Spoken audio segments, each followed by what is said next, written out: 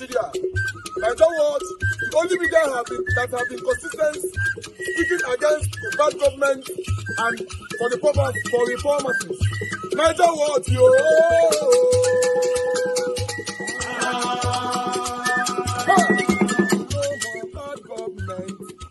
No more bad government. Nigeria what? No more bad government. Nigeria what? No more bad government. The only media that have been speaking. No more bad government. The voice of the voiceless. No more bad government.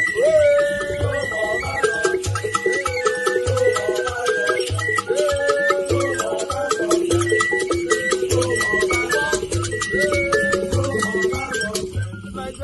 No more bad government. For the poor. No more bad government. Nigeria what? No more bad government. Nigeria what media? No more bad government. No more bad government. No more bad government. In Nigeria. No more bad government. No more bad government. No more bad government. The only media. No more bad government. The number one media in Nigeria. No more bad government. That have been speaking against government. No more bad government. Nigeria what? No more bad government.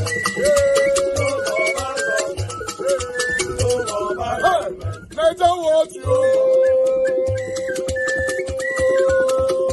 The voice of the voiceless. The voice of the voiceless.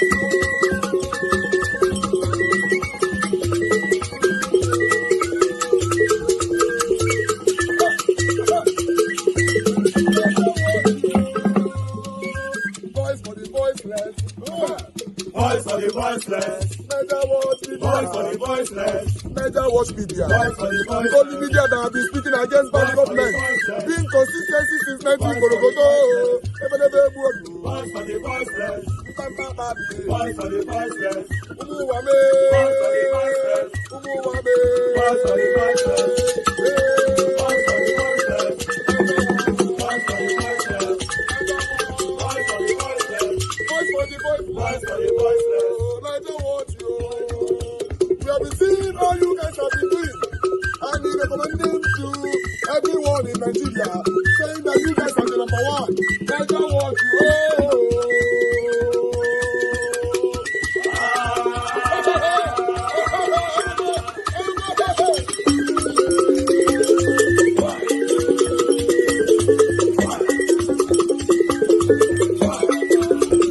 Leave them. Congress, come this way. Congress, come this way. Congress, come this way.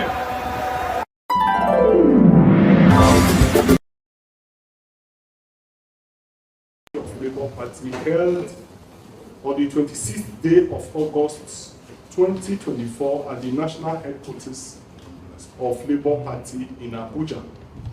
The meeting was convened by the national chairman, Barrister Julius Saburi, and National Secretary Alhaji Omar Farouk Ibrahim. Members of the National Working Committee were in attendance, and at the end of the meeting, the following communique. The meeting was called at the instance of the national chairman of the party to brief members of the NWC on his recent meeting with the governor of Abia State, Dr. Alex Oti, who was elected under the platform of the party,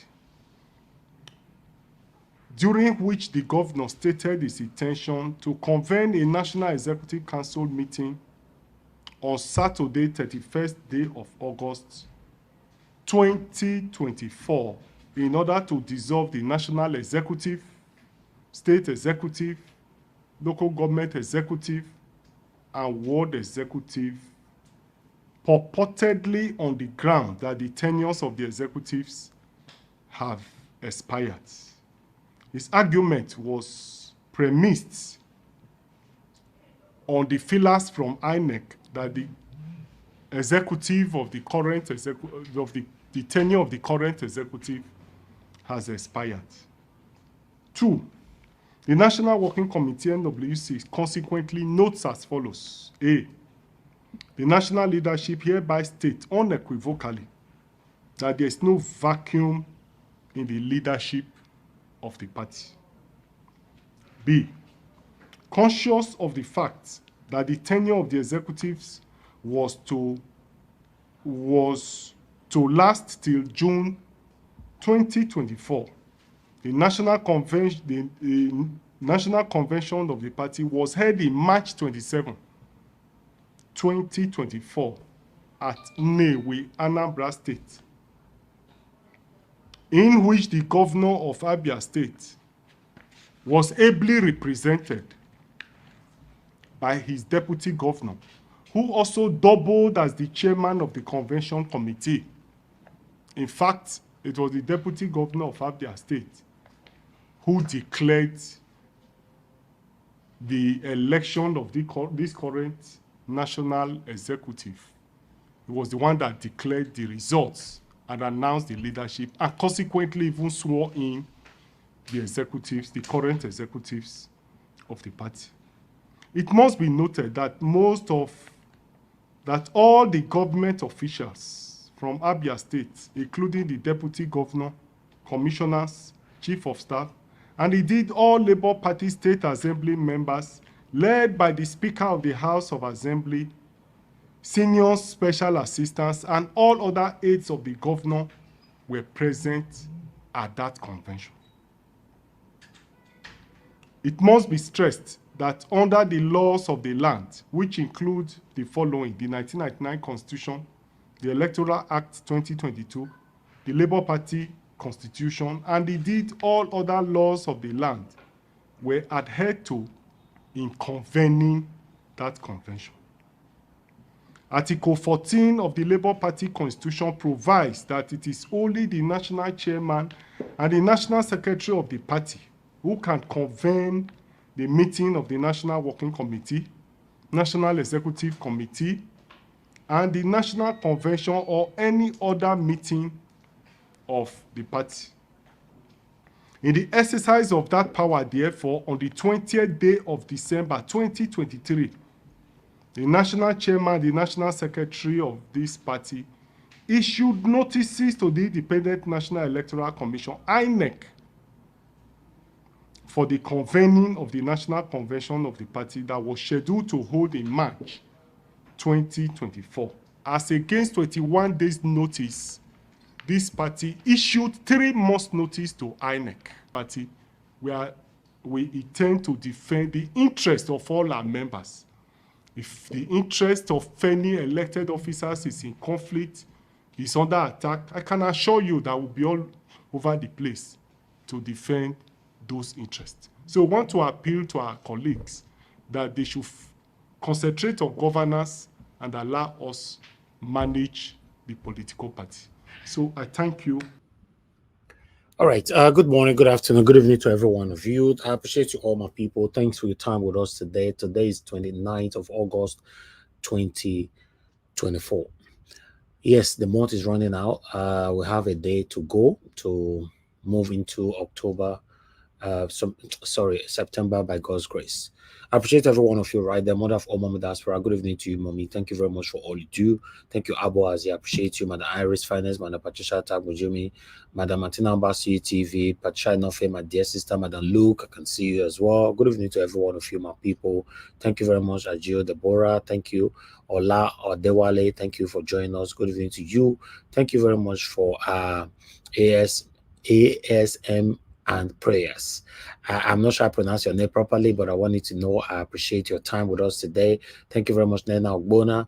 I appreciate you all. I've showcased everybody already. Patience Demodia. Thank you very much, Didi Anthony. Thank you, my people. Also, I can see right there. Good evening to you. Good evening to every one of you, my wonderful people. And God bless you. Now, I wanted to quickly come in because I still have presentation to present to you guys. But let me add this a little bit of monologue over the video concerning Bure and Peter Obi. You know, whenever I talk like this, some of you are not happy. And unfortunately, I'm not here to come and make anybody happy. Rather, I'm here to say it how it is. Because the whole thing that is affecting us in Nigeria is affecting everybody right now.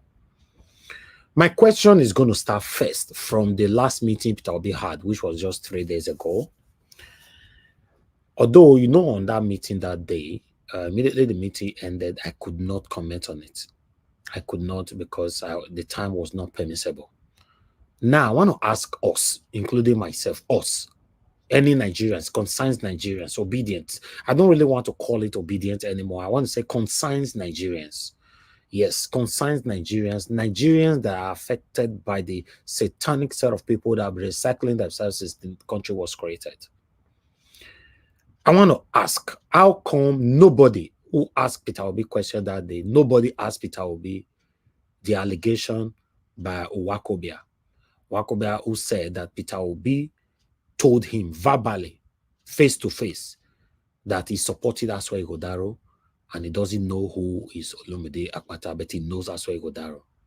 These are the kind of questions you need to ask people, but nobody, till now, nobody have asked Peter Obi in every platform he has been since that time. We call out Peter Obi here for Peter Obi to answer. Some of you lamented that we don't have the right to call Peter Obi because Peter Obi is too big.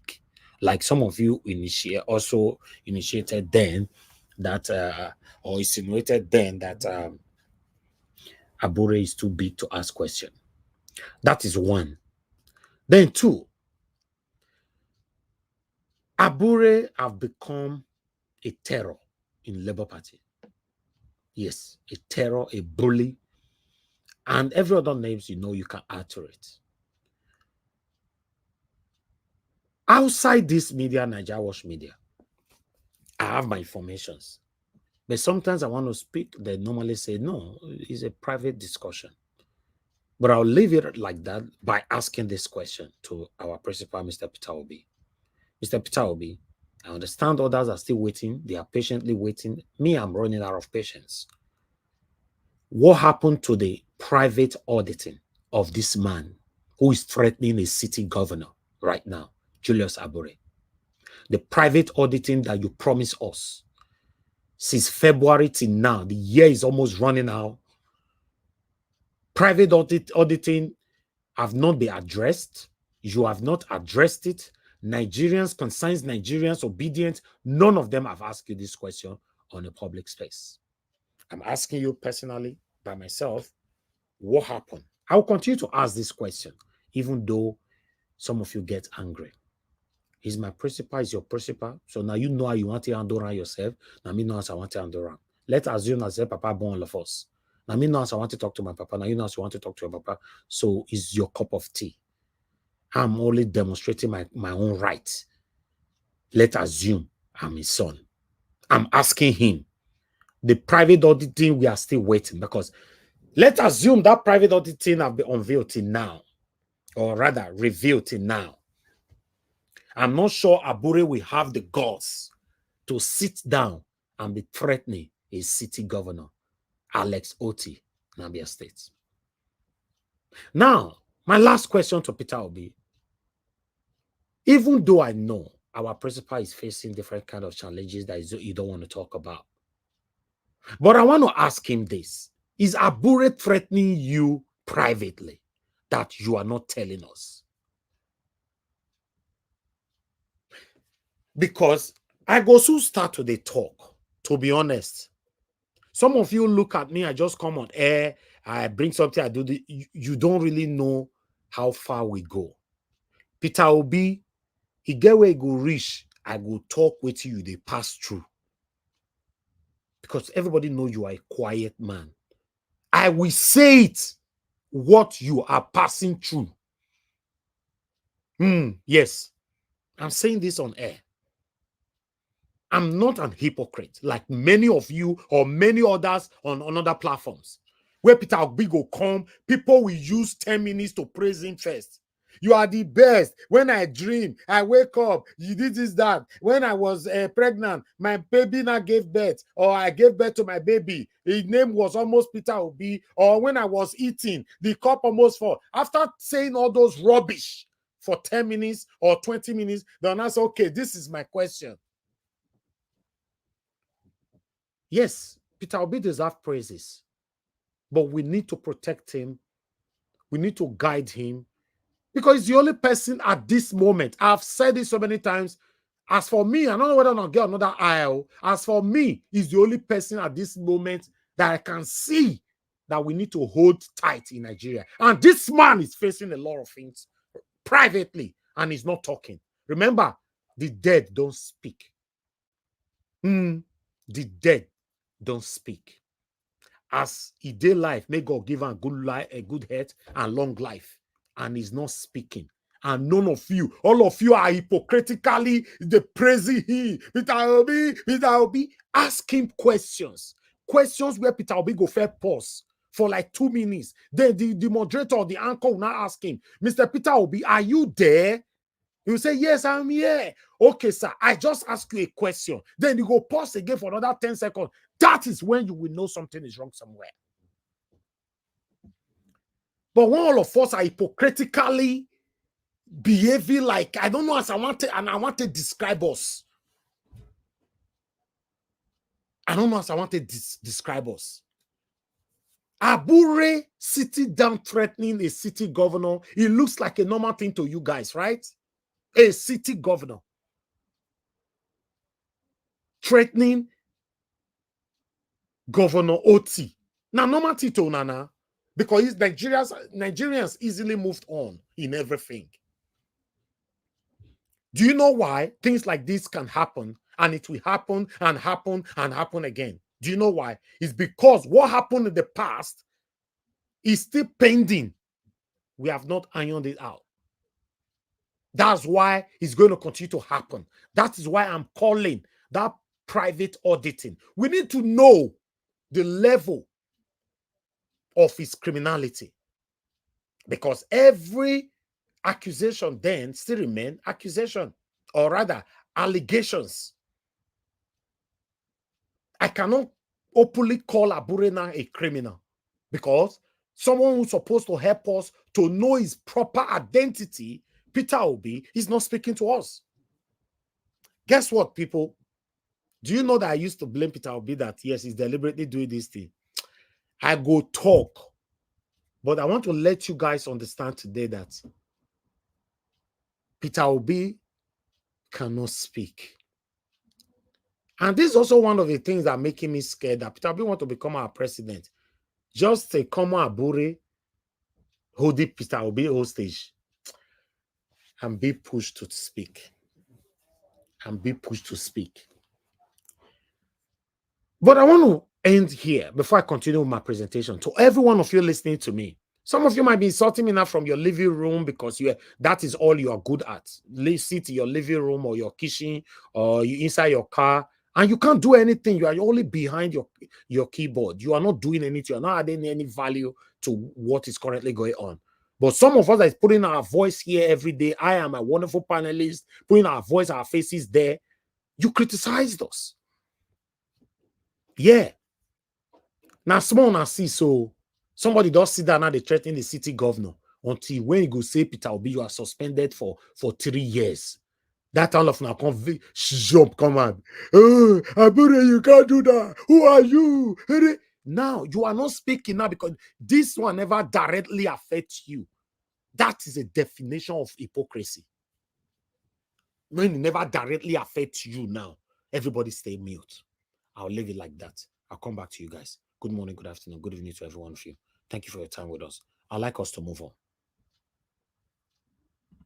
You are viewers, and here are some of the stories that are trending across the globe. Sorry, guys. I want this video to tally with others I want to play. Let me play this one first. First, we would like to ask you for a favor. We hope that after this interaction... Meanwhile, some of you might have watched this video earlier on. But for those of you that have not watched it, although I know some of you that have already watched this video, you're already disappointed. It's one of the disgraceful videos you have ever watched for the past a year or 2 or 3 or for a decade. But for those of you that have not watched it, I promise you, you are going to be very, very disappointed listening to this video. Watch it. Action with you. Your candidate, Senator Monday Okpebolo, will also come around. We have spoken to Asue Ighodalo. We have interviewed Olumide Akpata of the Labour Party, and we've been hoping that one day Monday Okpebolo will also show up before the election on September 21. And we're willing to conduct the interview in local language. We'll get interpreters, or we can even do the interview in Pidgin. I'm sure you can speak Pidgin. So if English language is the problem. But I would like you to start with, talking about this claim on both sides that Obaseki wants to rig the election for the PDP, and the PDP and Governor Obaseki saying the APC wants to use federal might. You say Okpebolo has been endorsed by the Elders Forum. If he's so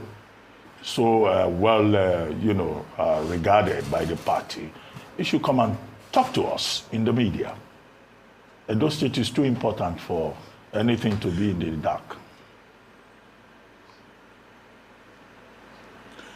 Well, thank you, Mr. Ruben.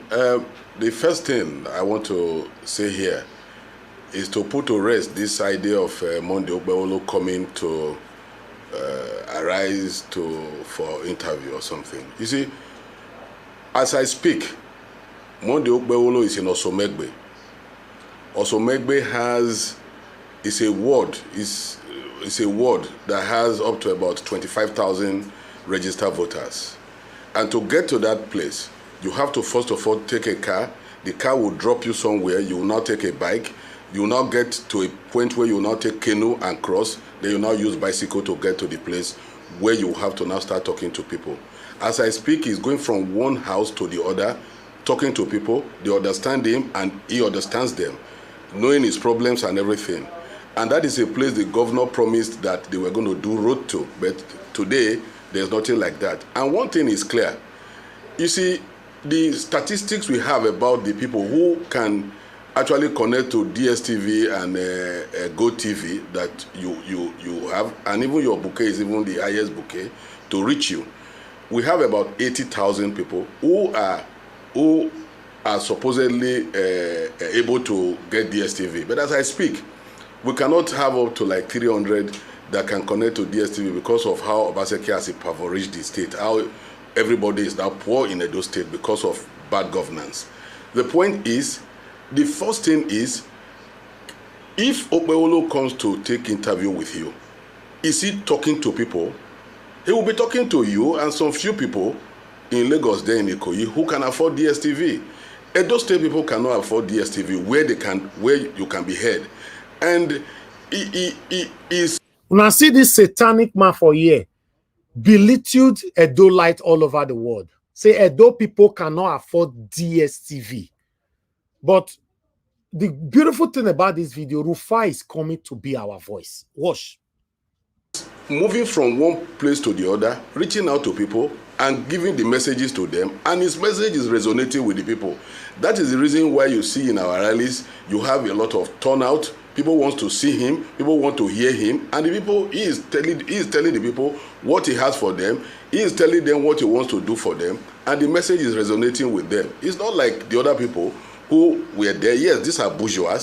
This is somebody who grew up as a poor person from a very poor background, and is reaching out to the same people. And these are the people that are in need in Edo as I speak today. And the only person who can be governor now and there's peace in Edo is Monday Okpebolo.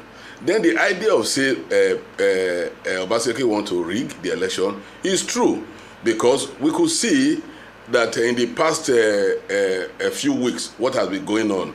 He has a militant group that he called the ESM that he wants to use to rig the election. He has armed them, he has bought guns for them, and we've been calling on government to proscribe that group so that they will not be used for that election.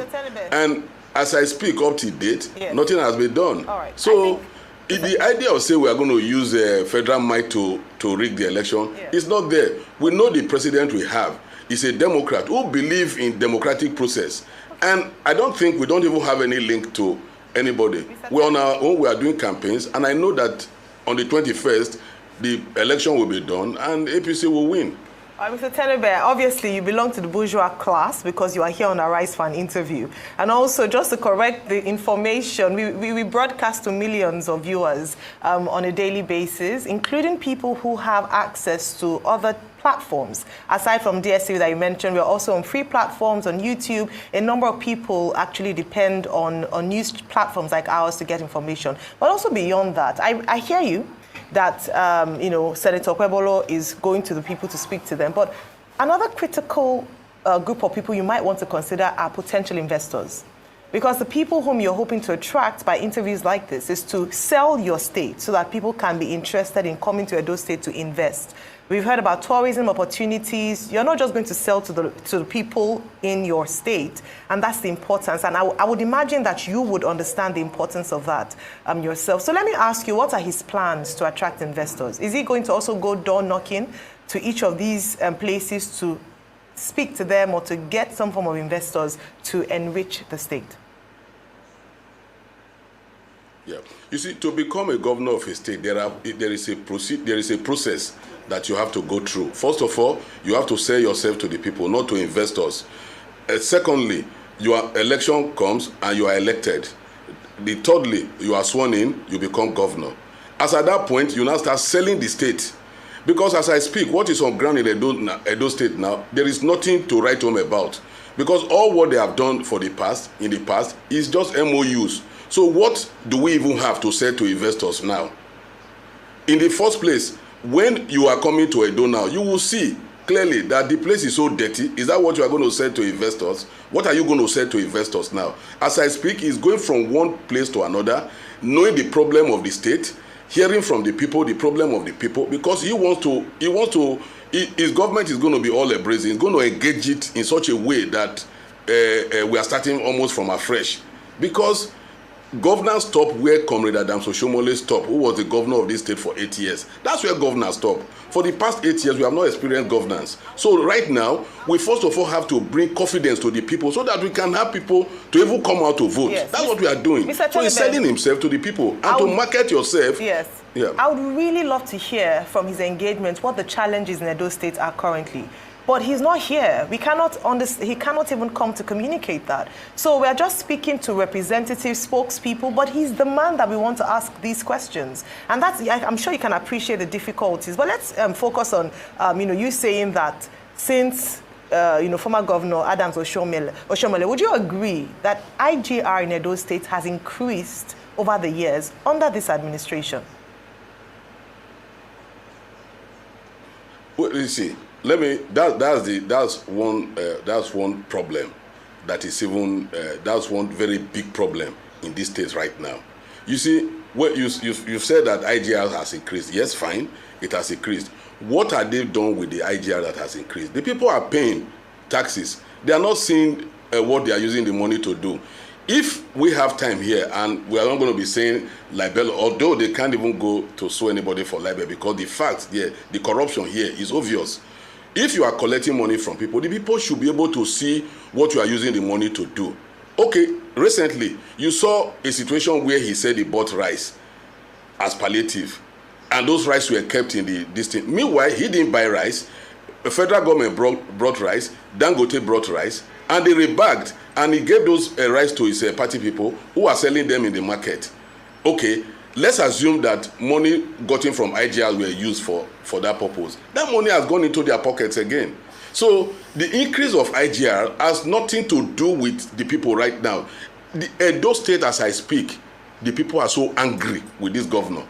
They are so angry. There are certain things I will not want to use here, but they are so angry to the level of if after the election, when he hands over, he has to just leave because the people are so angry. The people are not happy with him at all because of the fraud that is obvious. So yes. Mr. Tenebe, thank you so much, and thank you so much. But I quickly just want to tell you that your position that you put forward, that the reason why Monday Okpebholo can't come because it arises for the bourgeoisie is not true.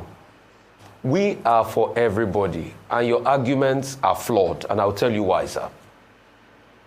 In Edo State, let me talk. Let me speak now. Let me speak. Can I speak? You won't let me speak. Let me speak now. Let me floor your argument. Make una dey listen. You know, all these satanic APC people, they don't let you speak. Just watch this man. Watch him. I'll floor it here. I'll give you empirical facts. Let me finish. Let me finish. Yes, okay. You will know when I have arguments or not. Based on National Bureau of Statistics data, there are 3.99 million internet subscribers in Edo State. The population of Edo State is about 4.75 million. So there are 3.99 million people. Wait, hang on a minute. Let me finish. Let me finish now. Based on Nigeria Bureau of Statistics, there are 3.99 million internet subscribers in Edo State. So when they say subscribers, when they say subscribers, that means they have subscribed to data. Let me finish. Please don't interrupt me. I beg you. Don't interrupt me. Please don't interrupt me. Let me finish. When they say subscribers, that means they subscribe to the internet. And Arise is everywhere on the internet. So you have just, by your argument, denied 3.99 million people that can subscribe to the internet and watch this interview or watch replays of it everywhere, the chance in Edo State to be able to see this. So that's why I say that argument is not tenable. It's best your candidate should come, because as I speak now... Your statistics is wrong. No, it's not wrong, sir. It's not wrong. You don't even know the meaning of statistic. Apart from Arise doing their job and reaching out to millions of Nigerians, both home and in abroad, Arise have a lot of other affiliated channels, including mine, that is rebroadcasting their videos daily. As I'm speaking right now, I have 720 people watching us across. Know the people, because at the time they were doing this video today, 12,000 were watching Arise at that particular time. And this man is telling us that the best way that a satanic principal can reach out to Edo Light by knocking on from one door to another. Let's move on. Rufai, your statistics is wrong. Give me your own. I am telling you that people can no longer feed in Edo, not to talk of subscribing to internet. Give me your own statistics. People can no longer feed, not to talk of subscribing to internet. Nobody is watching you. So that's the truth. Nobody is watching you, because give me your own don't have money. Just imagine, nobody is watching you. Arise is far bigger than my channel. As I speak, we have 700 something people watching us. When we finish, sometimes we now have 5,000, 10,000 people that will listen to everything we talk about every day. Then what is this man talking about? You see, the level of the kind of characters that is leading us in Nigeria, where we have a lot of educated people that's supposed to be holding that office, is baffling. To be honest, it's baffling. Just check it yourself and see 70% or 80% of the leaders that is leading us, they don't supposed to be there. Look, this is the APC chairman in Edo State. That is, let's move on. To what? If you give me your own statistics. If you want Monday Okpewolo to come to your, if you want Monday Okpewolo to come to your to your interview, try as much as possible to subscribe for the audience. Who is Monday Okpewolo for anybody to subscribe for him to come? Oh God, can you imagine that terms? We now need to beg Monday Okpewolo to speak to us on air. Asue Ighodalo came here to my platform and he went to Arise.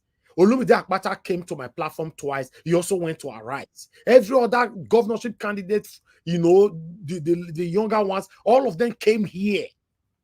Now, they said they've asked for $1 million before Okpewolo will appear. They've denied that.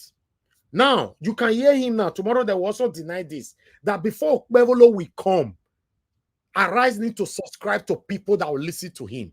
Just imagine that. And we have people that are still campaigning for these people just because they hate Obaseki. I hate Obaseki, so I prefer to choose even worse devil than keeping Obaseki. Now you hate Obaseki. You have another option there. That's why we have 3 horse race right now. Right? You hate Obaseki. How come you are not choosing Olumide Akpata? You jump Olumide Akpata and you are supporting Satanism. Let's move on. For the audience of Edo, then it will come. Because if you want... Mama Esho, thank you, ma. Thank you. To sell yourself. You sell yourself to the people. And if he's doing that, is he going to sell himself to Arise? No. Hang on a minute. Secondly, I also want to confirm. I am telling you that people are not watching you. Please. People are not watching you. I also want to confirm, Mr. Jared. Did Edo State... Just imagine, at the time this man was saying people are not watching you, because I was watching this live. At the time he was saying people are not watching you, 12,000. This is not waiting they tell me was listening to Arise at that time. 12,000. At the end of that video, after you give some hours for the video to balance, you surprise that the people that watch this man will be more than 1 million. And he's saying people are not watching you. APC at any point asked Arise presenter Rufai Oseni to bring $1 million to interview Monday Okpebolo. To come and do what? We can't be saying that. What I am telling you is, I'm just asking. You are saying people subscribe to internet. Yes, those people are they in Edo? With due respect, why are you here? What I am telling you that people don't even have money. Obaseki, your Obaseki, so if people don't watch Arise to the level. Just imagine, none and of us are the apostle because not everybody get this point. I know some of you do. Listen to what he said. Your Obaseki. Automatically now, Rufai is supporting Obaseki. The same way the label Rufai that was supporting Peter Obi. I will rewind that. Your Obaseki have impoverished people in Edo State. This satanic APC chairman in Edo State failed, and he could not have the guts to call out Tinubu. That Tinubu have put Nigerians in hunger. Not just hunger, in excruciating situation right now in Nigeria. He could not. But he's calling Obaseki. Let's move on. Okay. Because if people don't, because I can have respect, why I am telling you that people don't even have money. Obaseki, so why are you Obaseki, here? Your Obaseki, so if people don't watch Arise to the level. Okay. Because if people don't, because I can afford it.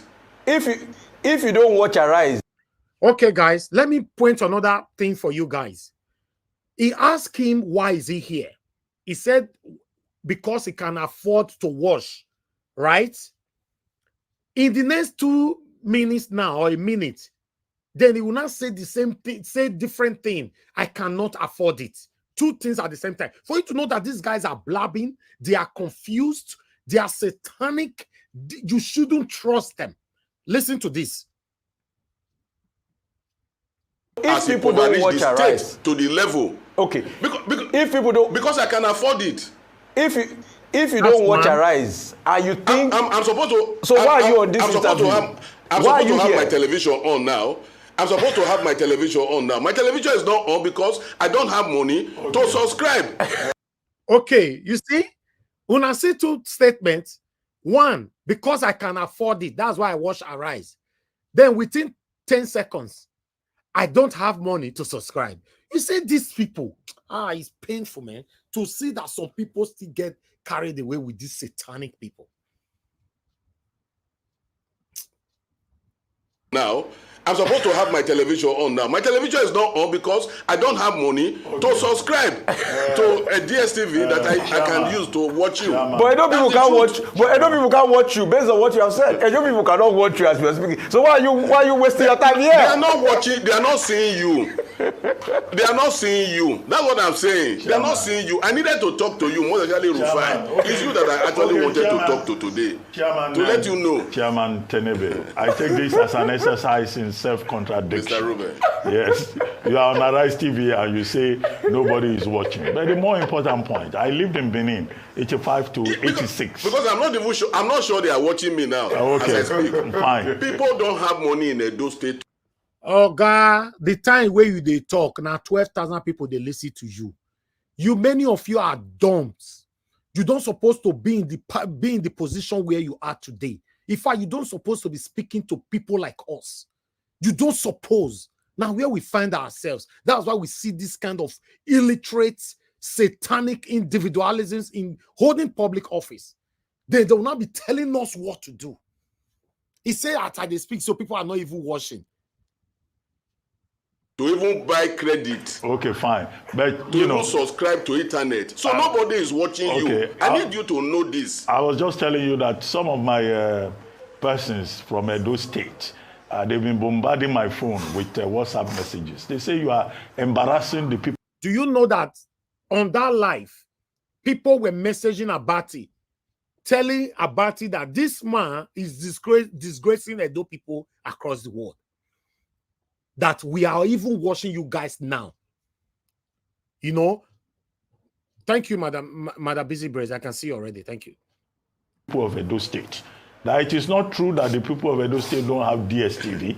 It's not true that they don't have GoTV. That they are civilized, very proud people. They have DSTV. They have DSTV. They have GoTV. But there is no money to subscribe because Obaseki has run the state aground.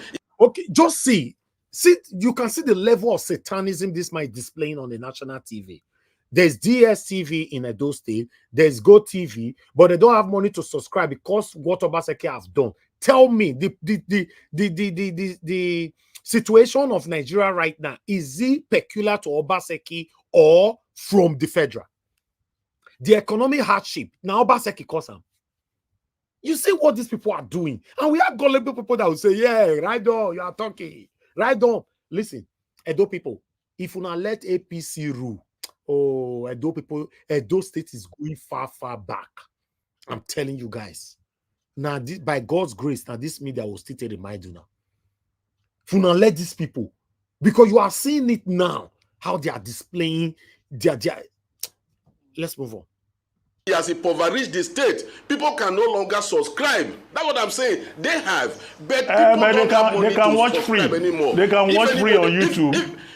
If anybody is calling you to tell you that it's an embarrassment, might be those are people who are in Ikoyi there, possibly with you, that does not even have a voter's card, that we cannot talk to. What I am trying to say, what I'm trying to make out of this is Monday Okpebholo is reaching out to the people he's supposed to reach out to.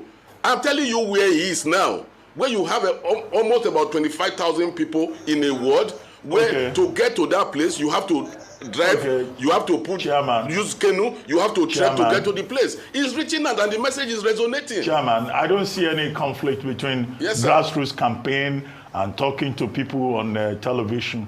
Arise News is in 54 countries of Africa. We're in UK, we're in Europe.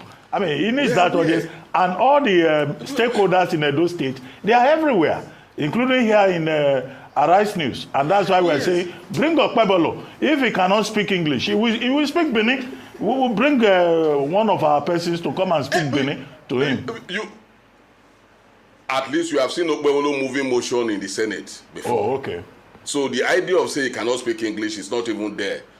You have seen him in live in our campaign live program. Oh God, we did not see any video where he moved motion for Senate at all. I don't do my research. I don't see any. You know your day. They see that for back there.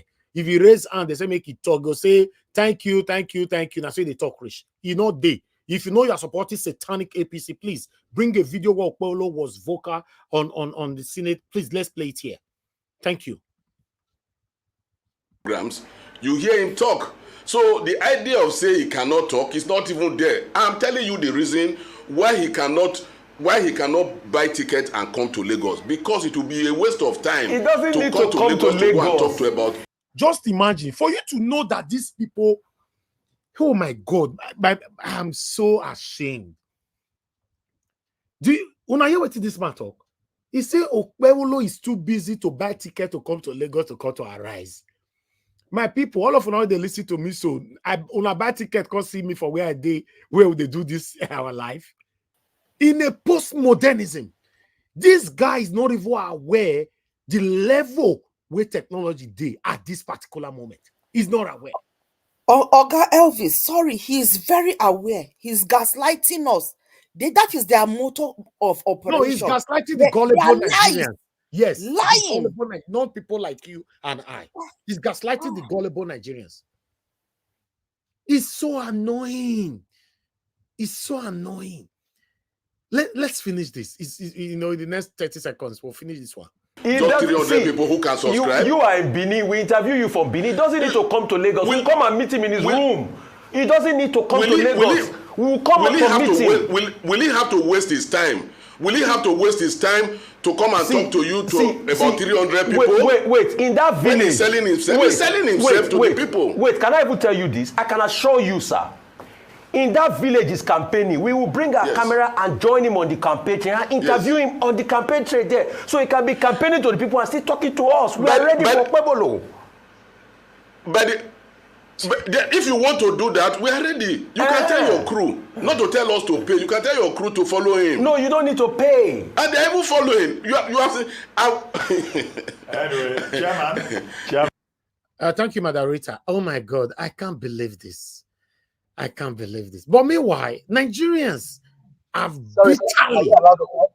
No, hold on. No, say what you want to say quickly because I'm still presenting. So when you said 12,000 watching, you would have probably make it clear that was on YouTube. Oh, that was just on YouTube. Yes. So now on DSTV and GoTV, they are more than that. Exactly. So that was just on YouTube on the live. Yes. But no, I was only saying that. I did not even include our own now. Safe. So you have to. I did not include the live DSTV and GoTV, and all that. That was only YouTube. Yes, I did not even had affiliated medias like us and all that. My people, Nigerians, not just Edolite, Nigerians have bitterly reacted to this video across all social media platforms: X, YouTube, Instagram, TikTok. Everybody is bitter about this whole thing. But we have one of our Edolites who made a video about this. I would like us to quickly listen to him, a little bit of it. In Edo State to be able to see this. So that's why I say that argument is not tenable. It's best your candidate should come because as I speak now... Your statistics is wrong, Rufai. Your statistics is wrong. Give me your own. I am telling you that people can no longer feed in Edo, not to talk of subscribing to internet. Give me your own statistics. People can no longer feed, not to talk of subscribing to internet. Nobody is watching you. So, hang on a minute. Second, would you? It's you that I actually wanted to talk. To try to use Williams and Anderson Scott. I needed to talk to you more than Rufai. It's you that I actually wanted to talk to today. Chairman, to let you know. Chairman Tenebe, I take this as an exercise in self-contradiction. Mr. Ruben. Whom the gods want to destroy, they will first make mad. That was what Reverend Williams and Anderson Scott said in his book Daniel, a model for young men, that was published in 1845. Unfortunately, people are seeing mad people everywhere in the APC, jumping around, trying to use any pedestrian excuse to establishing why they gave the ticket to a fake, clueless being by all standards. This is the worst you can ever get. This is the most embarrassing it can ever be. Unfortunately, a few of these guys who have reached out to me trying to lure me into campaigning for the guy has agreed that it was Adam Sumele that caused it. Yes, if you're an APC here, argue with me on this video. That they actually wanted to have a free, fair and credible process of selecting, but Adams wanted to impose Dennis Idahosa because of his ambition to be Senate president in 2027. So he needed the state treasury to be able to make that happen. And then a few other persons, people like Osage Yamu and some others, that felt that it is long overdue for Adams to remove his hands from the control of the state. He's been out of government for 8 years. These guys are saying, for example, we owe particularly bigger shares, larger shares. We've been here, we've been foundation members of this party, so to speak. And Adam should understand that things has changed. And so that's how they went to support Mondo Bevolo, whom later became a disaster. As I talk to you right now, in their WhatsApp group and private conversation, they are disappointed that they have a dull candidate. They are disappointed that at the time they are challenging to become to get into government of Edo State with the kind of lackluster performance of the central government. They should have somebody who is proven, vibrant, and understands the dynamics of the state politics. But now they have somebody who is even duller in the sense that what they presented in the last general elections. On that, but they are on public media trying to defend it. Do just anything. The other day they said, whoever wants to, who is he? Monday get sense? When they say me they bring $100 million, and now you are saying that this because Edo people cannot watch GSTV. Let him do Facebook Live. The few times he has appeared holding the microphone is being embarrassment. For the first time, we are seeing a governorship candidate wey carry chukuli. They don't give am paper and not work. They don't put earpiece or ear, they prompt and not work. Adams, they talk to Rancy, not work. It's not dull to assimilate anything. Even the one way Adams, You saw it in Uromi. They talked to him for a year. Baba no know what to say. 5-point agenda in the most simplest forms. He just talking like electricity, education, role. Babasi cannot chronologically put them in place. Is that bad? And then when somebody says that is a bad hat, a few of this time, I will not mention name. All right, I would respect the privacy of the people that reached out to me. Somebody in the APC called me and said he has had to be enrolled to a private teaching. And I say it's disappointing now. You cannot. This man, he wants to be governor of Edo State. In fact, beyond all the politics I mentioned right now of the drama in the APC that led to his emergence, he wanted to be governor.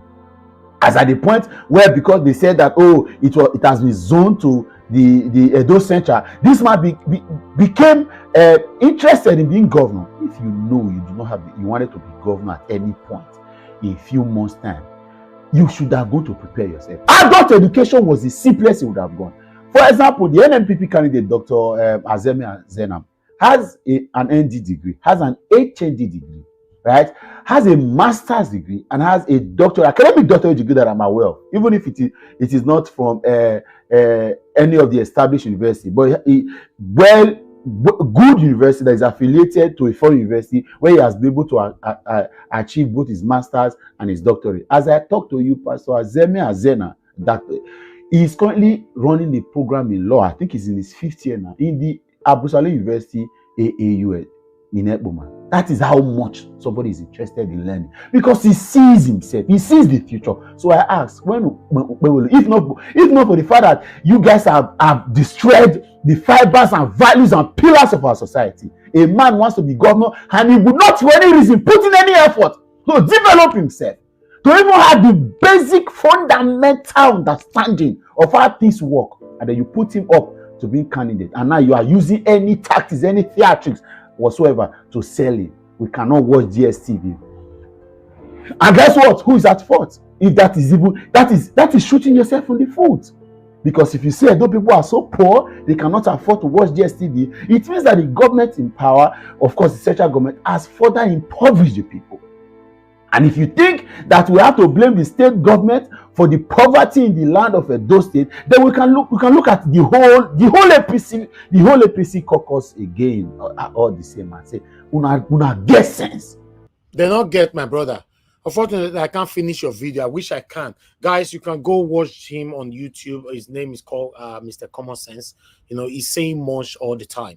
Because trust me, Edo people are not going to fold their arms to allow a lunatic, illiterate, satanic person to rule us for the next 8 years. No way.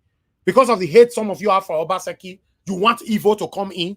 No way. You have another option there. If you know, say you hate Obaseki so much, choose the second option. You cannot jump a second option and go to a satanic option. No, it's not going to happen. But meanwhile, a lot of people responded to this, but I choose to bring some of it to your screen.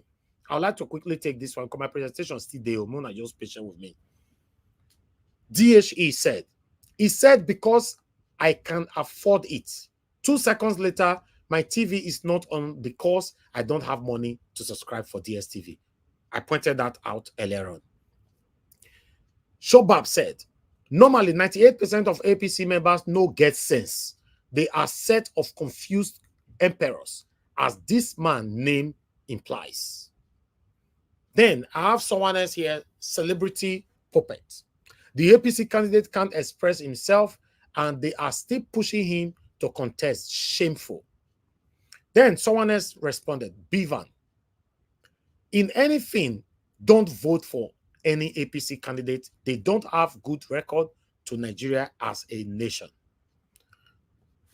Now, we have someone else right there. See propaganda. He's not putting the blame on president. He's putting it on governor because he's PDP. We know they come out for this slavery at any time soon. There's every possibility we are not. You know why? Because a lot of people still align with this kind of people. In fact, a lot of people are even hating me now the way I'm speaking. That is why I will align with this comment that anytime soon we might not live where we are right now. Then we have someone else right there. People are not watching, but you come on their channel to speak rubbish. These people really weaponize poverty. Yes, they weaponize poverty on us and they weaponize illiteracy on many Nigerians. That's why you see majority, if you look at it statistically, we have more Nigerians that is not educated than Nigerians that are educated. Do your research. Do you find this? Then someone else responded, we have used church to spoil thunder. If not, thunder would have struck this APC man. Then we have another person right there. Rufai roast this man. I just they laugh. Throughout the program, anything I see Rufai, anytime I see Rufai face, I just know if problem go day or not. Then the last one. APC campaign spokesman in Edo telling the whole world that because of APC government at the national level, people in Edo can no longer feed. And I can't subscribe to TV channel because how does he expect some people to vote for the same APC candidates? Yes, indirectly, that's what he was telling us, that Tinubu have impoverished Nigerians. So they can't watch TV, they can't eat, but he was using indirect speech to deceive the gullible Nigerian Edolite that Obaseki now impoverished the people for Benin, where they don't feel eat. All right, that is all I have for you in terms of the response. But meanwhile, I'd like us to quickly listen to this before I come back to, I have other responses to this as well. Let's take this one quickly. Starting here in Nigeria, a group of aggrieved women in the governing All Progressives Congress, APC, has accused President Bola Ahmed Tinubu of abandoning and refusing to appoint any of them after working tirelessly for his election victory in 2023. The group, under the auspices of the defunct APC Women Campaign Council, said despite contributing significantly to the winning vote for the president, he has in the last year and 4 months in office relegated them in his appointment, which they say has been badly skewed in favor of men. The APC women said the president has failed to keep the promise he made to them to increase the inclusion of women to at least 35% in line with the 2006 National Gender Policy. The APC women also said that Tinubu used and dumped them for persons who did little or nothing for his victory, stressing that in terms of gender inclusivity, the president had performed woefully and they feel strongly shortchanged about the turn of events. Let's have a listen. No, never see anything. We cannot allow any abandonment of these women. This class of Nigerians avails themselves through various groups and associations to galvanize the support for the actualization of President Asue Bola Ahmed Tinubu and the Vice President Kashim Shettima aspiration. Why must these women not be appointed? We worked for the APC. We went all out for the party and the presidential candidate.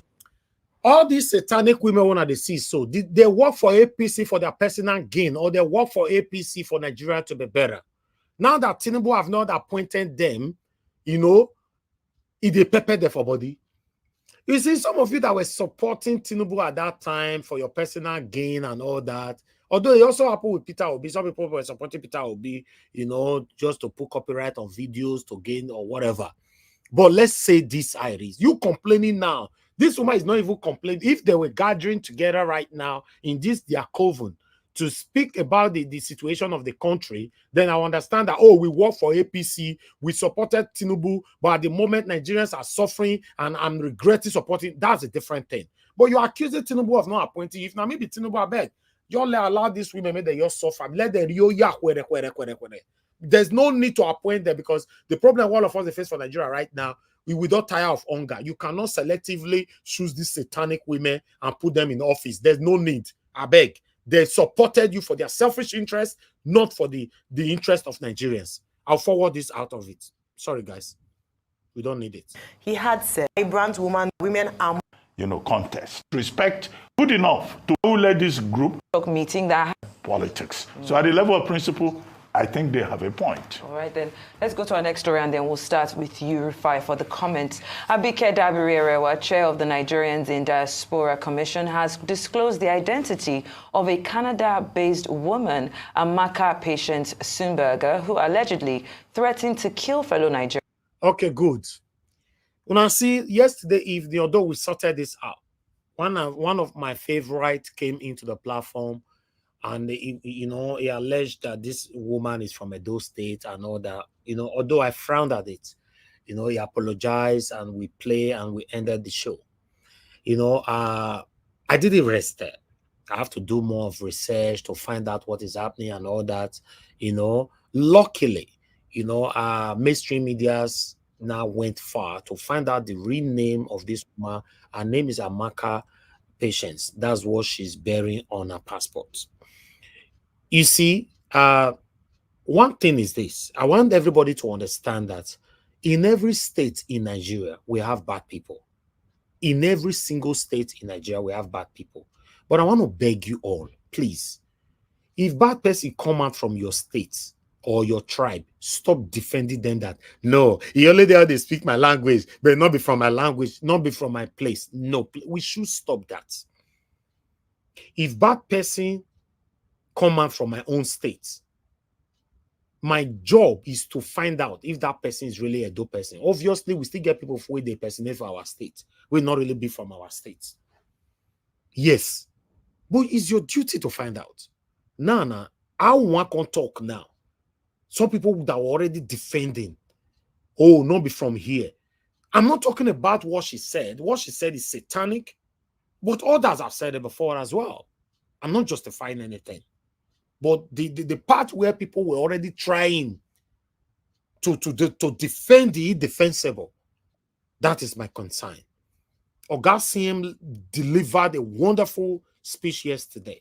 A wonderful, outstanding speech yesterday. And that is how it's supposed to be. If this person was your mother, you should disown her. If this person was your daughter, she should be disowned. But for anybody to try, no, now a dope person, how can a dope person be also saying one person a dope people? But thank God, it's all out now, right? Let's listen to this. Nigerians living in the country. In a viral video, Sunberger made tribalistic remarks during a virtual TikTok meeting that had slightly over 100 people in attendance, vowing to harm Yoruba and Benin people by poisoning them. Sunberger, who is a resident of Ontario, Canada, claimed her comments were in response to perceived hate against the Igbo people. The video has since sparked widespread outrage, with many calling for her arrest and prosecution.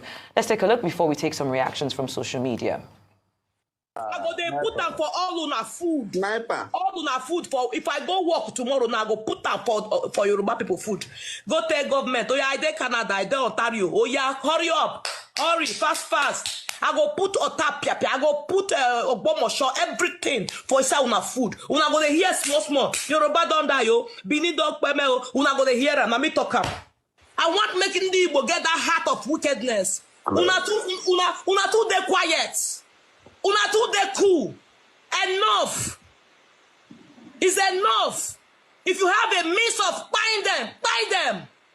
Let's take some tweets. The first one there, of course, is from Abike Dabere herself, where she put out the picture saying this is the picture of the lady behind the voice, as she has deleted her TikTok account, and a group of Nigerians in Canada are reporting her to the relevant authorities. Let's go to the next tweet there from Alhaji. He says, good thing her face is on the internet and should face whatever charges in due time. But what about the Lagospedia handler? Does he not incite violence and death threats on Igbos and Hausas in Lagos, or is his case not worth much attention? And the last tweet there reads, the hate is unprecedented from all sides. It's a spillover from the last elections in Nigeria, mostly in Lagos, that people were denied access to exercise their civil duties. You've planted this seed that has spread to Europe, America, and Blip are toiling that same line now. And I thought it was just important to, first off, I have friends from all tribes, Hausa, Igbo, Yoruba, and I love them dearly. This is not about who is right or who is wrong. It's about identifying that we have an issue when it comes to tribal matters. And this woman, of course, has taken it too far. Rufai, let's start with you. Very sad. And I think somebody also from the National Assembly also wrote a letter, to the Canadian authorities as regards this. You can just pull that up. And Abike Dabere has also spoken about this, but very sad. You see, we can't build a country with this level of bigotry, and I totally condemn what this woman has done, just like I condemn other people inciting violence in all ramifications. You cannot build a country this way. I keep telling people, our common enemies are not our Yoruba brothers or Igbo brothers or Hausa brothers. They are the politicians that bring about bad leadership. And because they have nothing to say to us about successes and achievement, they divide us. We must have a society where we can live beyond all of this and stop all this ethnic rhetoric. And I will quickly tell a story.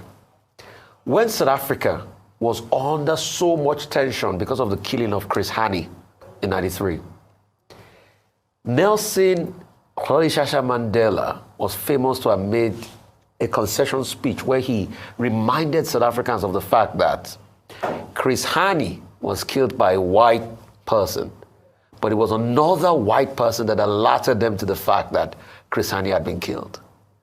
So we need not to go against one another. We need to stay together and be firm. Yorubas, Igbos, Hausas, everywhere in the world live together in peace and harmony. That woman should be found out. And I must say, she's not a representation of the Igbo people. Just like people like Lagospedia are not a representation of the Nigerian people. They are just very, very bad people within their own mindset that needs to be told that what they are doing is wrong. Okay, Dr. Abasi. Well, the thing to add is the position taken by the House of Representatives, a letter signed by Representative, I think, Olaleye and Representative Okere, complaining officially to the Canadian High Commission in Nigeria to say that, look, incitement to hate or threat to intimidate other people or, whatever, is an offense. First under international law, also under Canadian laws, also under Nigerian laws, also under the laws of Ontario, Canada, where I guess this patient, Amaka Sumberge, lives. So it's to be condemned. Incitement to hate of any sort. Again, second point is that we're seeing the abuse of the social media. The social media gives freedom. It's a democratic platform, but a lot of people abuse it. So it's good that the chairperson of the Diaspora Commission, Abike Dabiri Irewa, has spoken up on this to condemn it. And it is good that the House Committee on Diaspora Matters is also speaking up on this. To say that Yoruba people and Benin people should be poisoned with otapia so that they will pay.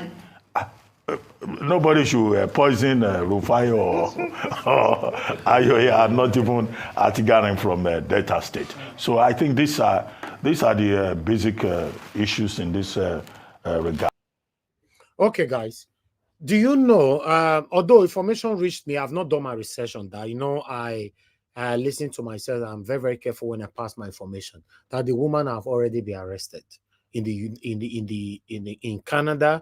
And the Nigerian government are asking for her to be brought back to Nigeria to face this. But a lot of people have reacted to this. A lot of people are saying, why is Nigerian government taking this too far and all that? And other people have done it before and all that. Yes, I agree. But in the other way around, we can't use evil to pay evil. Yes, we cannot continue this way. Use evil to pay evil.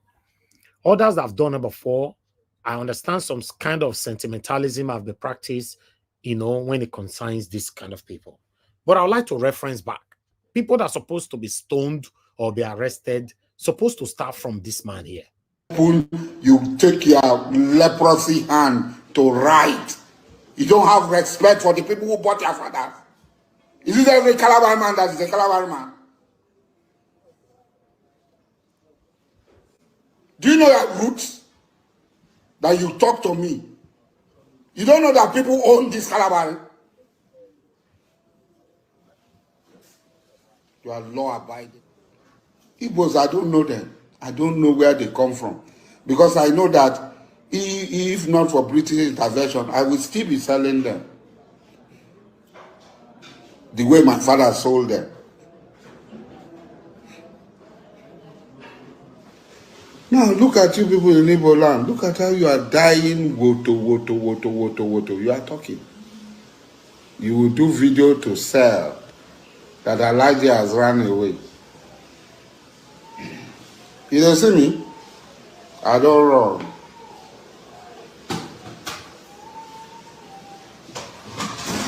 Hey! me alone. You don't see me? I don't run. On our head, no correct. On our head, no correct.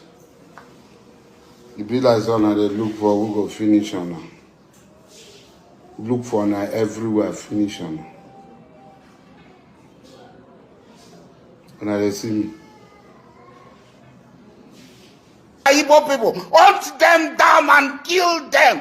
Don't show them mercy. They are worse than the devil. All right. I thought I should bring that on. You see why I normally say on this platform that you that supported evil today because he favors you, tomorrow that same evil will come to haunt you. When this man do this satanic video, our Senate not come out, may they write something, say, may they cash him, may they arrest him. And even follow us, they Nigeria. First way they Canada, and they say, may they bring come Nigeria, make us suffer so. Right? Although any suffer, they want to give that one, I support it. But what I'm saying, it be like, I make a scenario, you know, and instances on this platform. Say, if your pikin, they grow up, he carry remote one day, he try and meet your television, and he break your TV, and your response goes like this: oh, baby, don't do that. You know, daddy love you, mommy love you. Don't do that. The pikin go look you like this, eh? Oh, baby, wait till they worry this one. Next time, you make coffee, hot coffee, go carry and go pour for your head. Then I'll consider whether you can say, oh, baby, don't do that. You're not going to say that anymore. But if your pikin throw remote, you throw a meet telly, and you do the needful, next time, there's video where I see. When one pikin, they play with candle, maybe some of them will see a light, a candle where they on. Whether not candle or light, but candle with light, with fire. The pikin, they play with them. If they play with the fire, you want to catch the fire. I believe that my mama and papa dying, they record them. They don't spray. Normally, many of us will quickly carry our pikin, come off for them and not go burn in hand. No, the parents did not. That was a message they sent out. The parents they not carry them. The pikin, they play with the fire, they play with fire. Next thing, he can't say me catch the fire, he can't leave his hand for inside the fire for like 1 second. The thing burn out, the pikin shout and run. And they post them on social media. Do you know that forever that pikin anything to do with fire, you not go near him again? You know that? Now, because Nigerian government did not use people like Asari Dokumbo and some of the people that have insinuated the same hatred in Lagos and every part of the country in the past, that is what that pushed this woman to do the same thing. After all, people have been doing it before. We can't continue like this. No, we cannot. The last one that I have for you guys. Finally, Obaseki unmasked himself by campaigning for Asue Ighodalo for the first time. Okay, a lot of people have been saying, even our brother called in the other day, say, may Obaseki come and make a campaign for Asue, waiting the sup and all that. It don't come out now. He go campaign with him today. In fact, Obaseki wife make a lot of speech and all that, blah, blah, blah, and all that. But make I play short clip for now. I'm not going to listen to this one quickly. More take on from here. Now God bless our people. I know I take a lot of time. Understand with us. So hand over the microphone to the man of the moment. The man that we all want to listen to. Oh, Doctor. Asue. Ighodalo.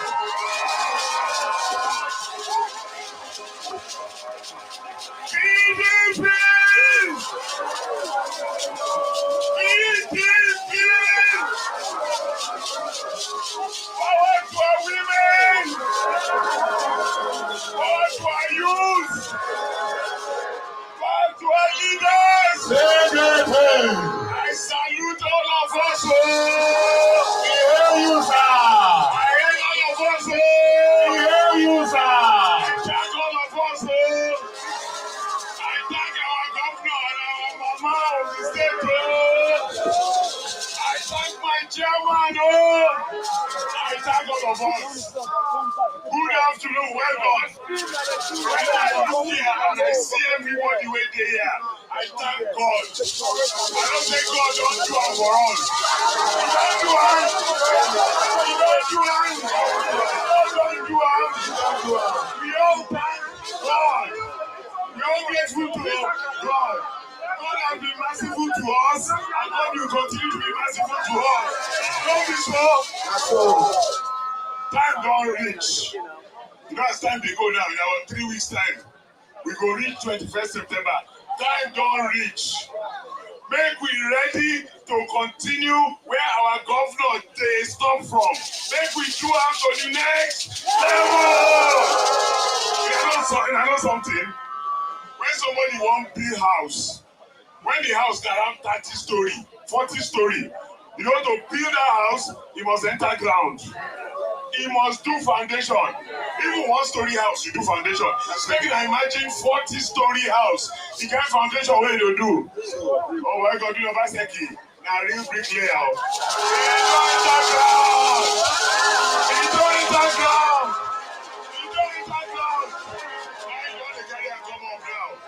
Then he look at Saroji and myself and he say, you guys, who for all this those states we try, make us go through this primary. If we are succeed, we will see when it will happen. Time don't reach now. Make we build to that 100 floors. All the work where they don't do for this state in the last 8 years, time don't reach, make it begin show. You know that they tell some people some time ago, saying about 1 year's time, everybody for this state go say, where Obaseki go? So I don't talk, say, we go try. Say, where Obaseki go, we miss them. But we go manage Osarojo and Asue. We go manage them. As we dey go so, I dey hear waiting all the people wey don't talk before me talk. Everybody talk the suffering where they land. Everybody talk the wahala where they land. People no fit go farm. People no fit go work. Many things where people they do before when they don't fit do. Because like from January last year, when they talk some things for Abuja, all of us see how our life just go down. You see where Obaseki don't they do since that time now make it protect us from that thing. We make rain no beat us. Because the rain we won't beat us plenty.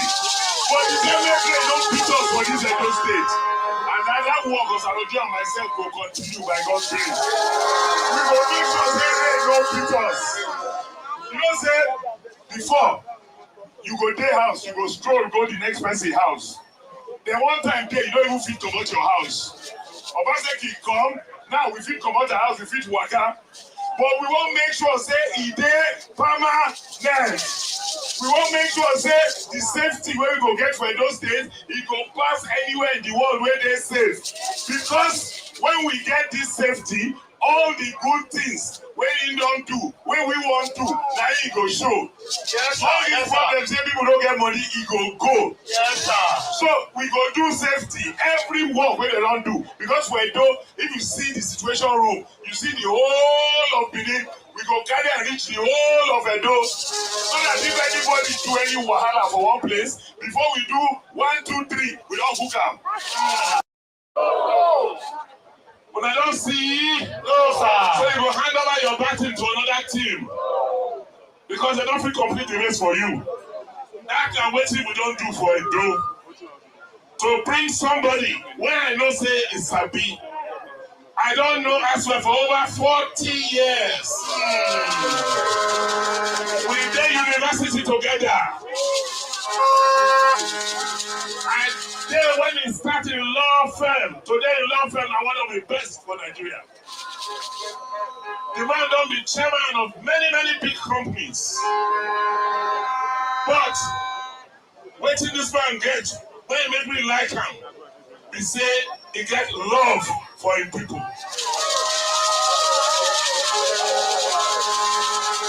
When we go ask him, they will go beg and make it all run. He look everything. He say, we not say this is a big sacrifice. We say we know. We know you. From Tiny Moriba, from Abiola time, in there with Nadeko to fight for democracy. I said, you're not going to be happy, man, with all this money when you get, if you not going to serve your people. He look up, he look up, he look down. He said, make I think up. After a few weeks, he said, okay, I go do it.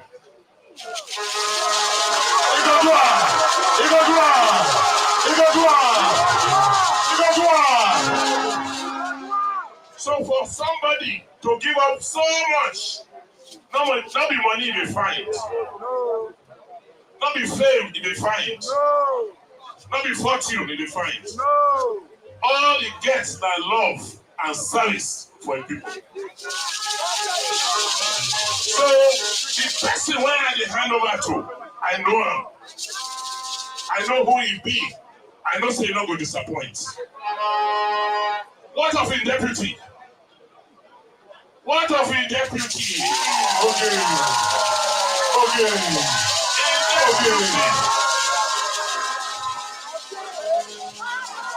He don't be commissioner for this state. He don't be chief of staff.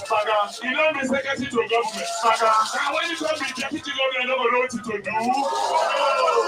go do what did they go do? First, they no say government when we start. On the 26th of every month, they must pay salary. They must pay pension. They're not going to play with Edo Best. Those people say they will come cancel Edo Best because they don't worst. And the problem when we get, if to say we don't start Edo Best many years ago, if we don't get the kind of person when they won't bring for their side. If we don't go school small, if we study read, if we study write, if we study think.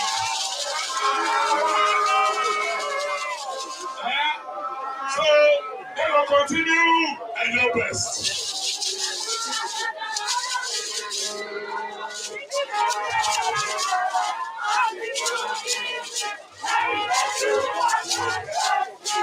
Good job, you! Good job, you! They will continue everything when we don't start. Now, the one where I won't hold them for. Because when I come out, I'm going to watch them from side, no? I say, you see where our budget stay? When I come become governor, the budget, my first budget, did not reach 100 billion. This year, our budget now 450 billion.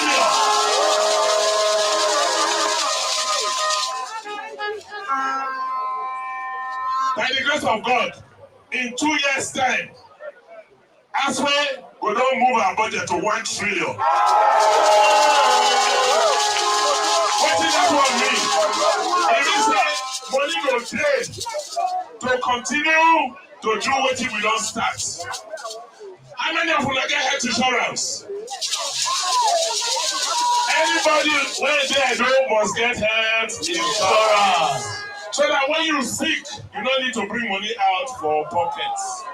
All the primary health care centers, long with the build, then go finish it. Every ward supposed to get 1 primary health care center. What about electricity? What about electricity? We just start up. We start Osiomo, we start Azura for Edo, for Benin. Then we'll continue to make sure say electricity today around Edo State. What about internet connection? What about internet connection? We just start.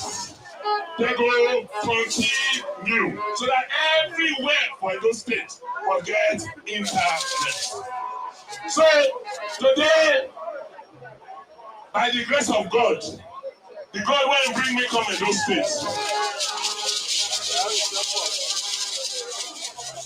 I don't ever lose any election. What's in my name? What's in my name? God win. Because God and the win for Edo, Asue and Oge go win.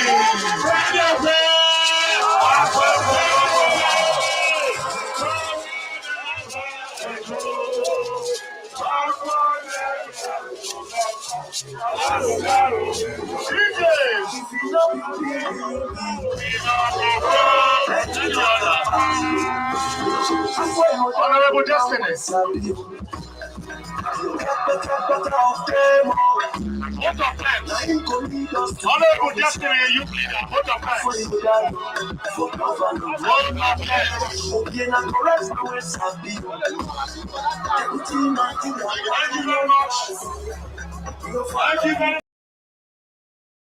All right.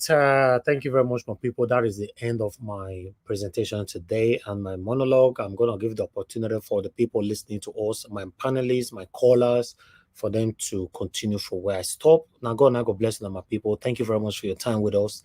Yes, it's because the election period, now because they spend almost 2 hours for our presentation. No worry. We'll soon go back to our 1 hour, 30 minutes or 30 minutes, 45 minutes again after September 21st. I appreciate every one of you. Now, God bless you. Now, I'd like to take the first call right now so that I'll come back to my panelists shortly. Thank you very much, Mother Deborah, for calling in. Good evening to you, ma. You have 3 minutes. Please make use of it. Talk to us.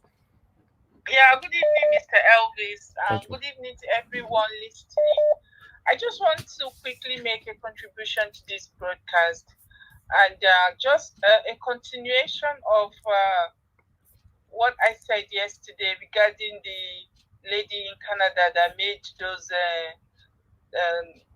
comments, those derogatory comments. Satanic comments. I want to say that I condemn in totality what she said, but one thing I want to say is that when you are dealing with a situation and you're dealing with the symptoms rather than dealing with the root cause of the problem, you're still not going to achieve your aim. It's so obvious to see how swift the Nigerian government were able to act in this case.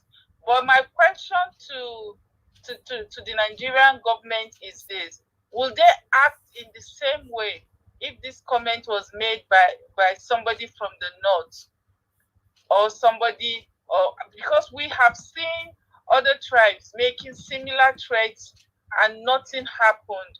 If you're making a system to be unjust, I'm not in any way, form, or shape. Let me reiterate this. I'm not in any way, form, or shape supporting what the lady said. But at the same time, I don't support any form of injustice because we have to be fair to one another. If this same comment is made by a northerner, will the Nigerian government act swiftly like what they have just done? Or if this same thing was said by another tribe against the Igbos, will the same Nigerian government act in this manner? And so long as they continue to show this unfairness, even if they arrest this lady tomorrow or do whatever they want to do, there's no any foundation that is laid on injustice that can stand. If you continue treating one person there's a double standard in treating people from the same country, you are only going to continue to fuel this kind of hate and continue to make people, many more other people, continue to inhibit, to try to create this kind of hateful remark. So that's what, because I've seen how quickly they have acted. Exactly. How quickly they have taken action. They are being selective. We see these things happening, and let me be strong on this. If this same comment was made by a northerner, nothing is going to happen. And if this same comment that this lady made was made by somebody from another tribe, preferably the ruling tribe, nothing will still happen. So this injustice should be called out. Exactly. What is good for the goose is good for the gander. We cannot have a country where some set of people are treated differently from other sets of people. So I think every people should see this level of injustice. Yes, I condemn what that lady does, but at the same time, if it is done by if this same atrocity is done by any other tribe in Nigeria, we want to see the same action taken, not treating one set of people unfairly, and then when the same thing is done by another tribe, we will see nothing done. Everywhere will be mute. The last time we heard somebody threaten even the wife of the president, and nothing happened. Nothing happened. Exactly. Because the person was from the north, yeah. If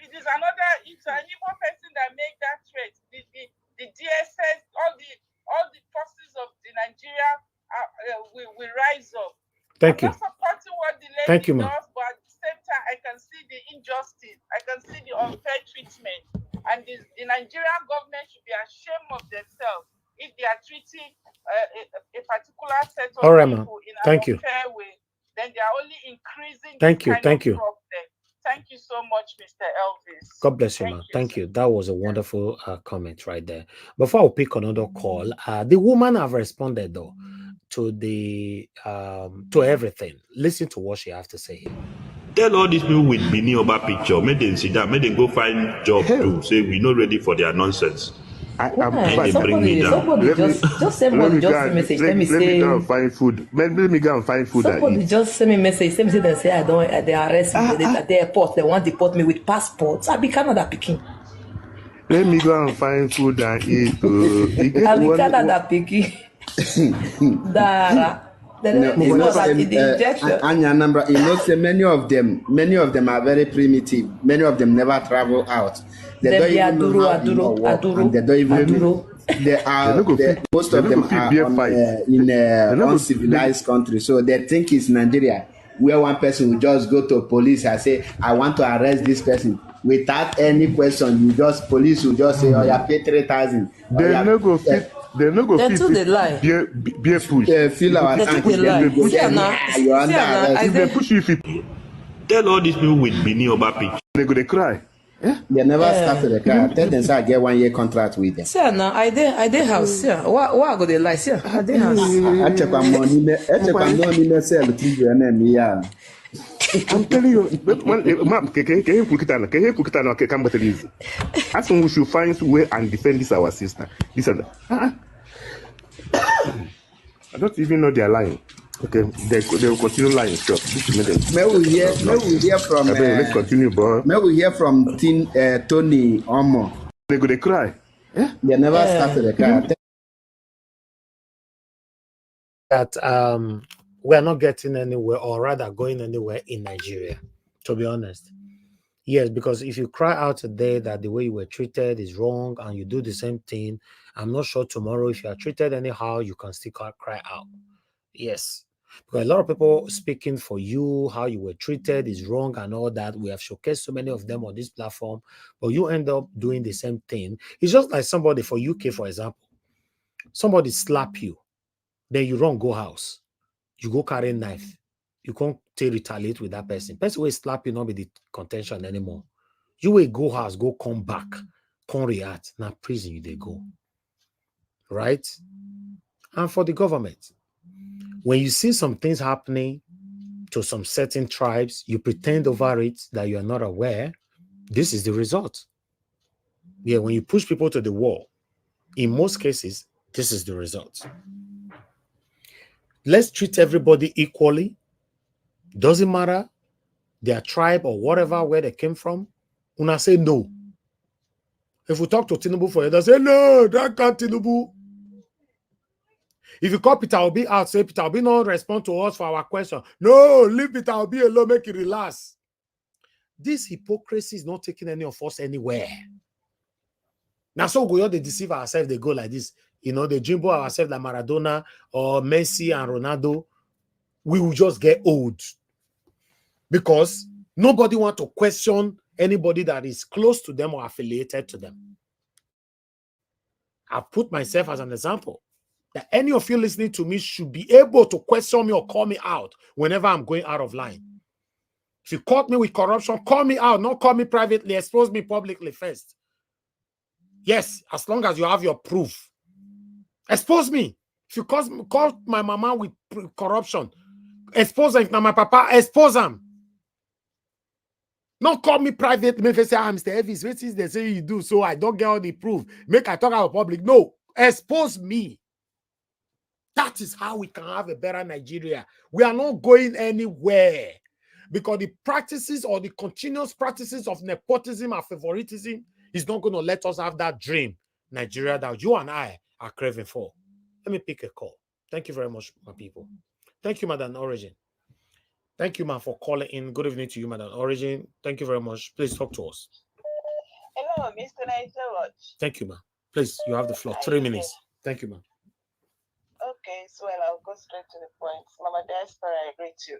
I was almost not going to say anything, but because I said something yesterday, so I have to do this as a follow-up from my submission of yesterday, which I, in total, 1,000% denounce that lady that spoke, spewing out hate from her mouth. And like I said yesterday, it does not matter whether she is Igbo, whether she's from Greenland, whatever. What she represents is hate and evil. She represents the people that are doing harm to us in that country, which is the politicians that have refused. But I am going to address Abike Dabri and the House of Rep that wrote a fast letter to tell them. I know the person that spoke, the first caller, just did justice. I would have just let it slide. But because I spoke yesterday, I wouldn't like to let it lie like that. I totally agree with her that this is outright injustice to a people. Asari Dokbo is still vomiting his God, is still threatening, and has declared how much he is buying the Igbos and all around this country. But the speed at which they were writing and going after this lady, I'd rather they do it for every other evil that is going on in that country.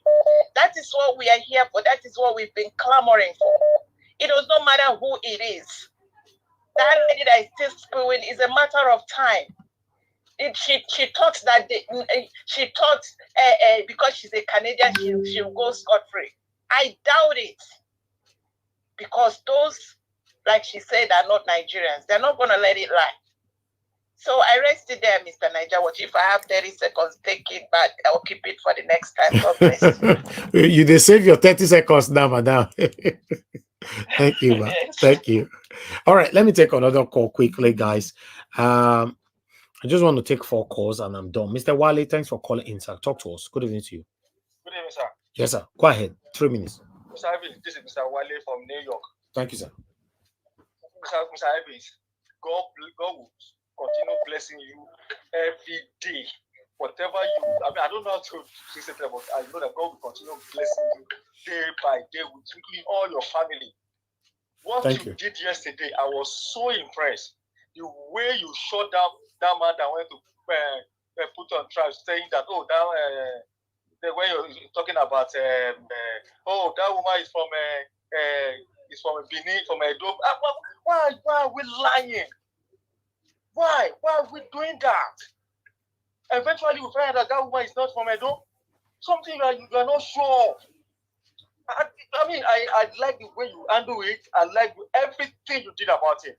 And that, in fact, one man went to Mo, should come and learn from you. See, that man should come and learn how to run the platform. They should come and learn from you. A lot of people should come and learn from you. Because the way you run your platform, there's no way. And secondly, Mr. Ivan, another one you said yesterday, you are saying the truth to people. If Tinubu fails, it's good. Now people go affect. It is not him. When Tinubu came to power, he bought yacht. He bought another car, he bought another private jet. It's not affecting him. If Nigeria keeps failing, it is people that will fail, it is people that will affect. And you also say something right now that, look, if because our man does not enter, everything will scatter. No! I'm not obedient, but I love Peter Obi. You say everybody loves Peter Obi. That does not mean, okay, if Peter Obi does not win, that's fine, okay, fine. Nigeria have to move forward. We shouldn't be saying because he's not there, everything Montamaru. These are people that will suffer. Tinubu is not suffering. It's not. It's enjoying. It's buying everything brand new. Thank you very much, sir. God bless you, sir. Thank you very much for your encouraging and your kind words. Thank you. I'm grateful. Yeah. Okay, let me take another call quickly. This is my 3rd call, and then left with 1. Thank you very much, Ogashimize. Ogashimize, thank you so much to you. Talk to us, sir. much. Yes, sir. Talk to us, sir. Good evening to you. 3 minutes. Good evening. Yes, sir. Yeah, good evening, Naija Watch. Good evening, all Naija Watch family. Yeah, it is what it is. I want to say something about that. This man belittled all Edo. The chairman of APC. That one need to just bring out on the public place and give him some like a 24 stroke of cane, so that he will get some sense, because it doesn't have sense. Doesn't have sense. I don't know why he just come out on the national TV be speaking stupid and like the way satanic they are. You see, there's something I noticed. There's one local government. He's just saying, Mondo Opolo is campaigning 25,000 people that registered. See, that place is number one. They will use to rig election. Just mark this thing, write it somewhere. You see, he keep hitting that place. He said he was speaking about people that registered there is about 25,000. So just they are already written that one on their book, on the result sheet. They are already getting that one. So, man, Edo people, you guys need to shine your eye and come to the reality that APC is doomed in Edo State. Don't allow this man to come up. Or show something. It's like the way he was speaking or talking on this campaigning, as if he's one that's running for this governorship. He need to have please don't allow this government, this 2024 to enter APC. Thank you, my Edo people. Please try as much you can and vote for Asue. He's man. He have the capacity and the capability to run for this governorship and to govern Edo as well as he has that capacity to do it. Then, and I want to say something about this something about this lady, Canada something. Please, Nigeria, you see, all this thing it started building back again. This thing now is building. This tribalism and everything. The way Nigeria is handling things is very bad. The way Nigerian government is handling some matters is wrong. What you do to Peter, do it to the other Peter. If Peter is right here, another Peter is the other side, do it the same thing. 2023 election, what happened? There's people that came out on the platform.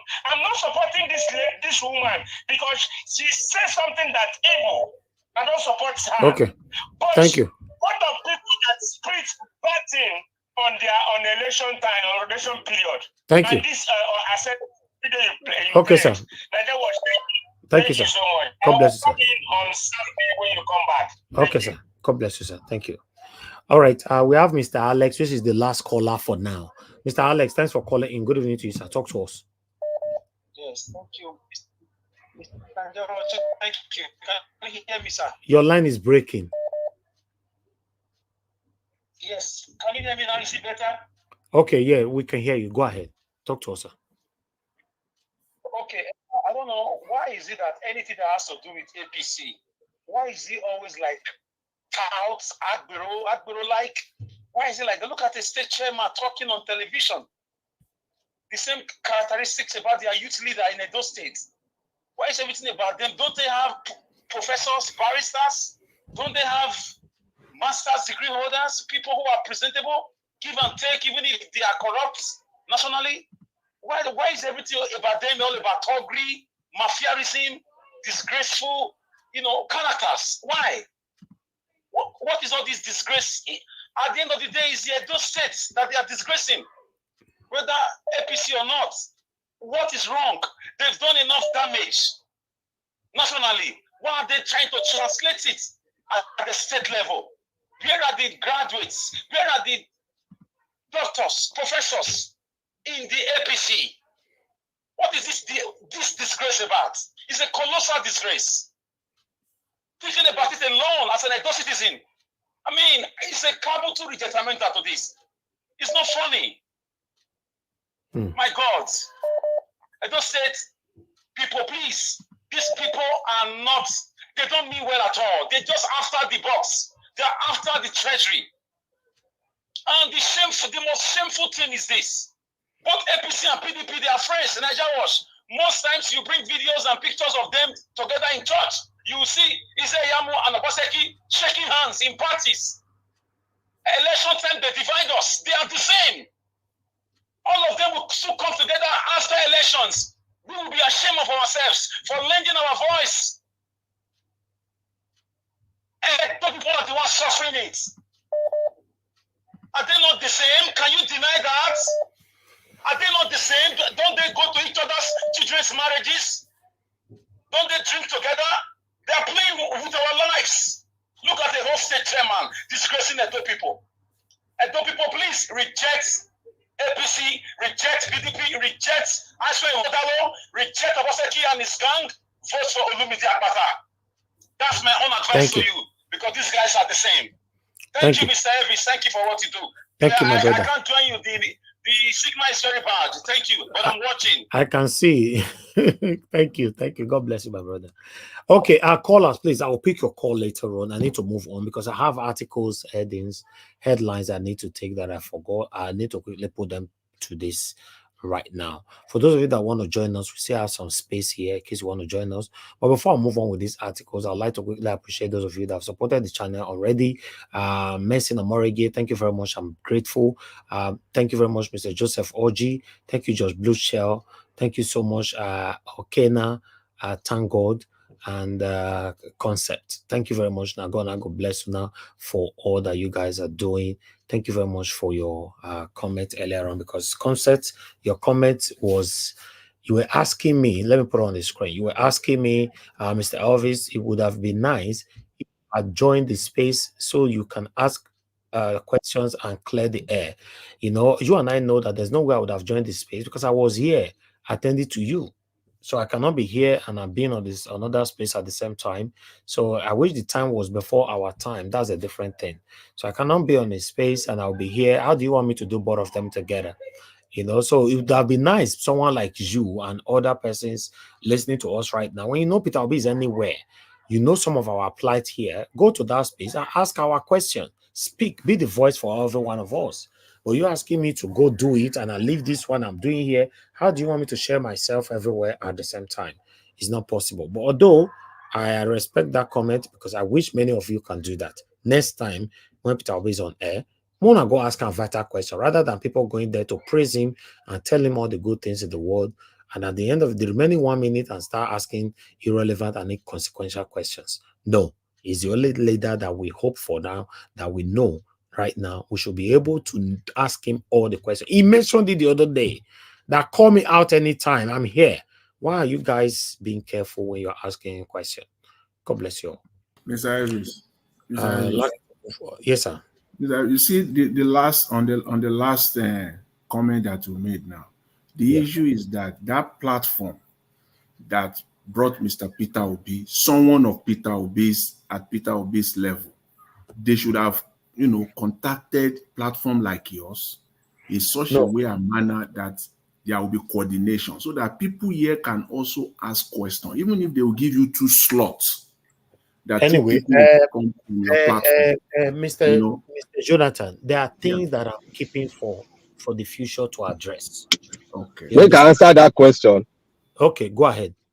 Okay, Mr. Jonathan, you see, the Nigeria we are is still happening in that place that they invited Peter Obi.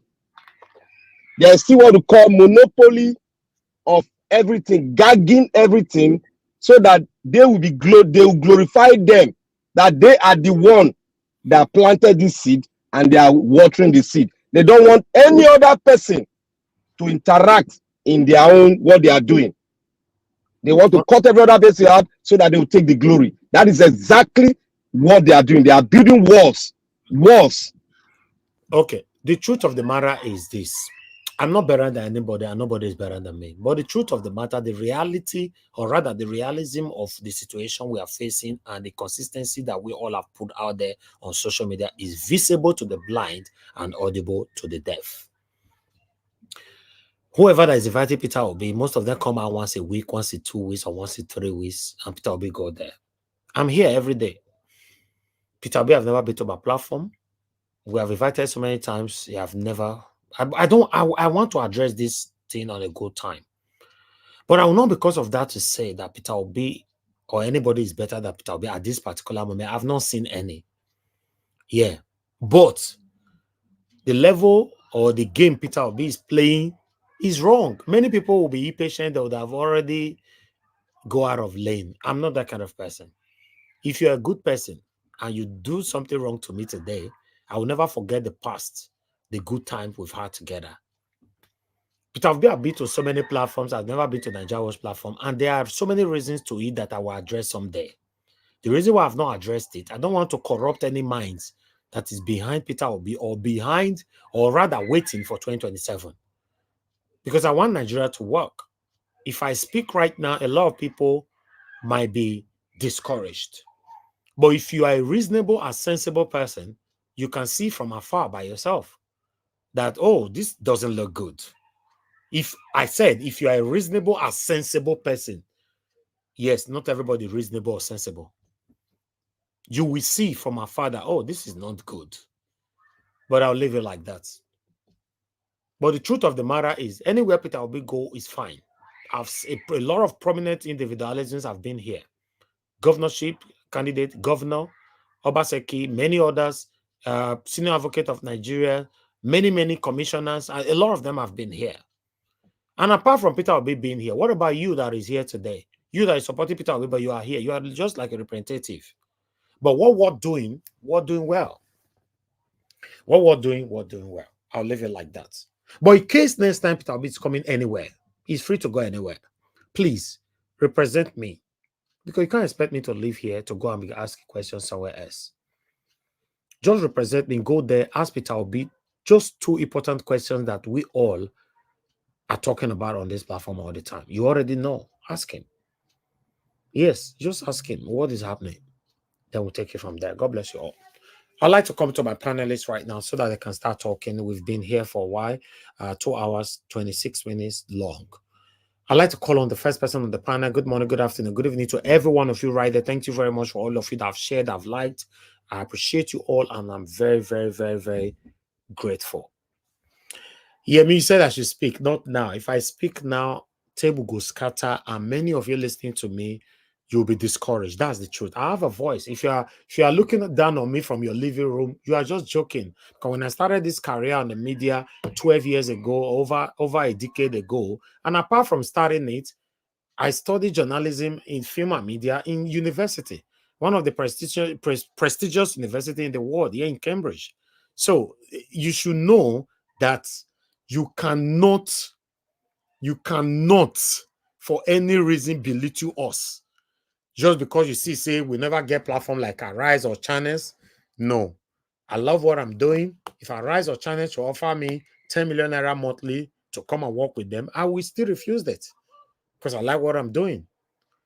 Right? I resigned from my own job. I was working with IBM. For some of you that's there, you should know what IBM means.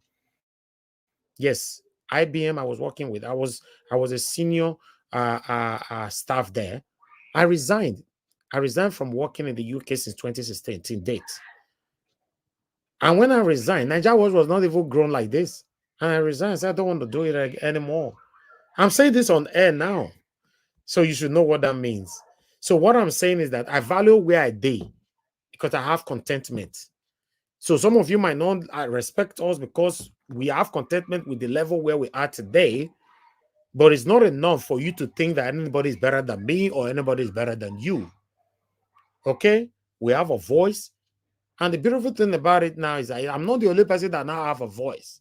Some of in fact, all my consistent panelists here, you can't even deal with them anymore. They have strong voice. There are people that come to listen to us, prominent individualisms, that normally say, this person not come yesterday, why not come? They reach out to me. That means that panelists have gained that person's as that person or persons as a follower. Right? If you come to this platform, you think you are doing me a favor, you are not doing me a favor. Although you are doing me a favor, because nobody on earth have ever grown without the help of a fellow human being. But in the other way around, you are doing yourself a favor because your voice is going very, very, very, very far. That's why I saw that satanic APC guy saying that nobody is watching you, nobody is listening to you. It arrives that is far, far bigger than us. You are saying nobody is listening. What about us? Thank you very much, my people. We have Mama Asue. She's the first person on the panel today. Mama Asue, I'd like you to talk to us, man. Good evening to you. Please talk to us. After that, I'll come to you. Destiny, if your network is stable now. Thank you, man.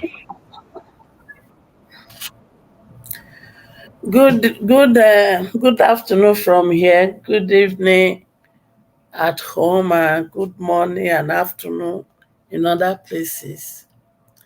And greetings to you, beloved Elvis.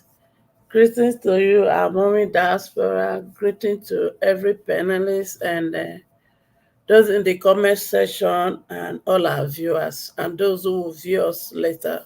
We send you greetings. You see, I was listening to you, Elvis, when you were analyzing each of the video and all, and you were pointing out some things, and my heart was gladdening. Thank you, man. I said, I'm picking and they talk so. And I also want to put before us once again, and I want us to take this serious and think about it.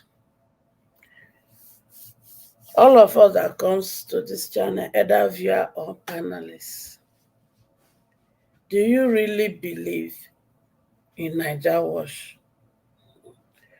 Or do you believe on what Naija Wash stand for? And do you believe on what Obi stand for? Do you? Because these are the questions we need to answer for us to be able to prepare for this new Nigeria.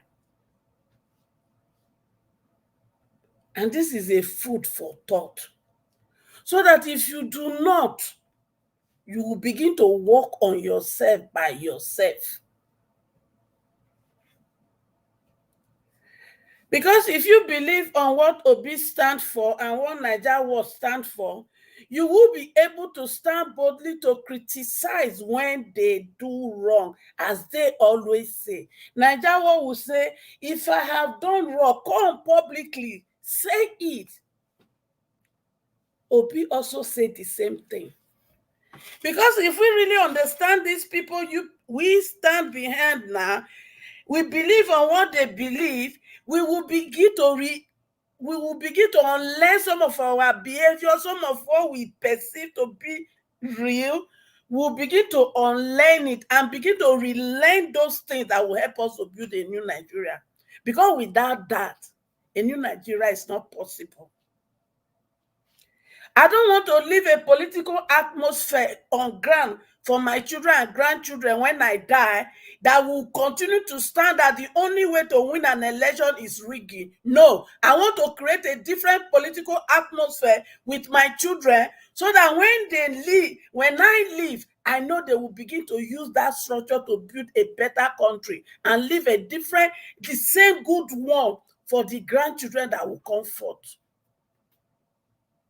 So my question once again, all of us here and those in the comment section, do you stand for what Naija Wash stand for? Or stand for what Obi stand for? I go to different platforms. The only reason I appear in some of those platforms is because some of the things they say, they are in my own agenda of giving birth to a better new Nigeria for my children. And I know that some of the platforms I have to go there and learn my voice, which is one of the weapons God has given to me to achieve this, in there, so that those children who has not understand that we have to have all these characteristics to be able to produce a new Nigeria, they will hear it and they will change. You see, we have, I think every day, in night and day, how do we really change this situation? And I realized one thing. As long as the good people of Nigeria, home and abroad, who have the capacity, integrity, and they are not ready to come forth to stand up, there is no way we can get rid of these bad leaders. So in any form, we will get this Nigeria, whether through Omoyele's way or through Obi's way, I know we will get it. But for us to do it, we want to ask ourselves. I'm not bringing Omoyele in because the truth is those following Omoyele, they are my children. Those following Obi, they are my children. So as a good mother that I am, and the good mother that want to stand as a godmother to ensure that if we are going to do election in 2027, from councillor to presidency, my children will get it. So therefore, for us to achieve this new Nigeria, we want good people to come forth and prepare. So the question is this: do we really believe in all what these three people stand for? Because I'm not bringing Omoyele in. And we have to look at what Aisha said today. I am not afraid of death. And the only death that will make sense to me is when I am afraid that they are going to arrest me, they are going to jail me, they are going to kill me. Therefore, I am not going to speak. He said that is the worst death, when my voice is taken from me. And just like Aisha refused, me and they fear death too. Because this death, when we talk, as for me, I know they die now until I put the political power in the hands of my children in Nigeria and in Africa as a whole. Because I will refuse to leave this kind of situation on ground for my children to continue. No, my grandfather did not fight, my father did not fight, and I and others like Evie, we refuse not to fight. We will fight and we'll get it, whether they like it or not. Thank you for now. All right. Thank you very much, Mama Esho. I really do appreciate you, man. I want you to know that, because your voice was very strong during the time of 2023 general election. You know, I understand you took some break at that time because of the shock and everything. Because according to your submission right now, you know, it's obvious that you took that break that time because that was not what you were expecting. You know, I'll continue to thank you because and every other person that have been there all this while. But meanwhile, I'd like to quickly respond to two comments before I call on the next person. The next person is going to be Destiny if he's ready. But let me respond to this comment first. I have two comments here. You know, one is saying from George Blueshell. George Blueshell, you said, I put it on the screen. I'm going to put all your comments on the screen. You said Elvis Nigeria was, but why not try to reach out and contact Peter Obi to show on this platform? Okay. That question, you know, Blueshell, you've been with us for a while, but maybe you just want to hear from me. You know, before me, I'll complain Peter Obi not contact our platform. You should know now that I have contact with everybody. I have Peter Obi personal number, not someone's number, not his PA number, personal number. And I have proof to all these things. You understand? You know, say there are some things you will do. Sometimes we kind of look like, say, it's becoming like, I don't know. I don't want to, don't force me to say some things I want to say. I'm waiting for the right time. Yes. But let me respond to another comment. God's Grace, you said, this is the question I have been asking on this channel at Nigeria was, you have been protecting Peter Obi after all you have been doing for him. He cannot say he doesn't know all you have been doing for him. Listen, I protect Peter Obi because it's the only one we have. Apart from me, I've not been to my platform. I'm not supporting Peter Obi for my selfish interest. I'm not supporting Peter Obi because of me. I'm supporting Peter Obi so that we can have a better Nigeria. A Nigeria where I can visit with my family, my children, and I can walk freely without any hindrances, without any fear of kidnapping or anything. That's why I'm supporting Peter Obi. It's not just because of me, it's because of me, you, and us. But protecting Peter Obi, yeah, like I said, because it's the only one we have. But in the other way around, there's a time we will address this whole thing properly. The only reason why we never ever address these things, if things are sorted out, two things. If Peter Obi is allowed to rule, I'm not interested in anything that didn't go well for me. I'm not interested. For me, I just want Nigeria to work. I live in one of the best countries in the world today. I live in UK, in case you're not aware. And I'm not just living in the UK like a normal person where they live for UK. By God's grace, we are doing well. We are good. You understand? But what we're doing well, what we're doing well. Maybe one of the panelists might be able to address this properly, because I don't want to. It's better when people speak for you than you are the one, better than you are the one speaking by yourself. Yes. But like I said, I'll round up like here. A sensible person and a reasonable person that have been following us for a while, you can see by yourself that Peter Obi have not been to this platform ever. Even to the extent Kenneth Koko frowned at it. But when it reached that time, I will showcase everything for you guys to see. And one or two persons that are behind this. But my question to these people is that, are you supporting Peter Obi because if Peter Obi win, may can give you commissioner, may can give you one position, or you are supporting Peter Obi to give us a better Nigeria? Is a question. But we'll address this when the time arrives, or when the time is suitable. Thank you very much, my people. I appreciate you all. We have a full stage, to Nigeria on the backstage, Midwest on the backstage. Please, we have full screen right now, but when it gets to your turn, I'll bring you in. To Nigeria, we don't miss you for a while, so please be patient with us. Screen not full right now. Let people give submission and put on the backstage, then I'll bring you in. Midwest people, please understand with us as well. For those of you that try to join, we have full screen everywhere. So everybody, please keep to your 8 minutes, because anything more than 8 minutes, I'm going to stop you straight away, because we have a lot of traffic right now. Let me come to the next person. Mr. Destiny, if you are there, talk to us. Your 8 minutes starts now. Good evening to you, sir. Okay, you're not there. When I come back to you later, you're going to get 4 minutes. Let me go to the next person, Mr. F. Emmanuel. Good evening to you, sir. Please, I would like you to talk to us. Good evening to you. You have your 8 minutes. Yeah, Mr. Niger Watch. Good afternoon. How are you, sir? Thank you very much, sir. I'm fine. Good to have you. We don't miss you more than 1 week now. My brother, la family activity now. You know how it is sometimes. Exactly. Thank you, sir. Yes, sir. Thank you so much for the opportunity. Yeah, for those in the panelists, I greet each and every one of you. Thank you for coming in to hear your voice for the betterment of our country, Nigeria.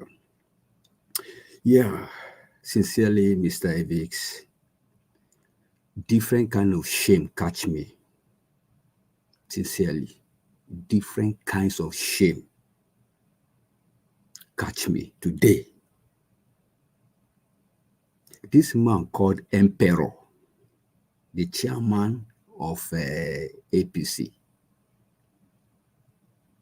who is his wife? Who are his children?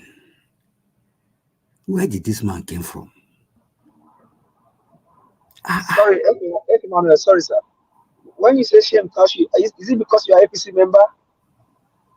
No, I'm not saying because I'm APC member. I'm just talking because the new way I know Edo people are highly educated people, highly enlightened people. That's what I'm asking, where did he come from? My wife is from Edo, so I know what I'm talking about. How can he come and say Monday Ekwewolo, travel to one village, and when he get to that village, he will fly boat. After flying boat, he will come out from the boat, enter keke before he reach the people. Now back of the world, is he going? Is he going to back of the world to convert for vote? Eh? What kind of thing is this? As educated as Edo people are, They cannot afford DSTV? Really?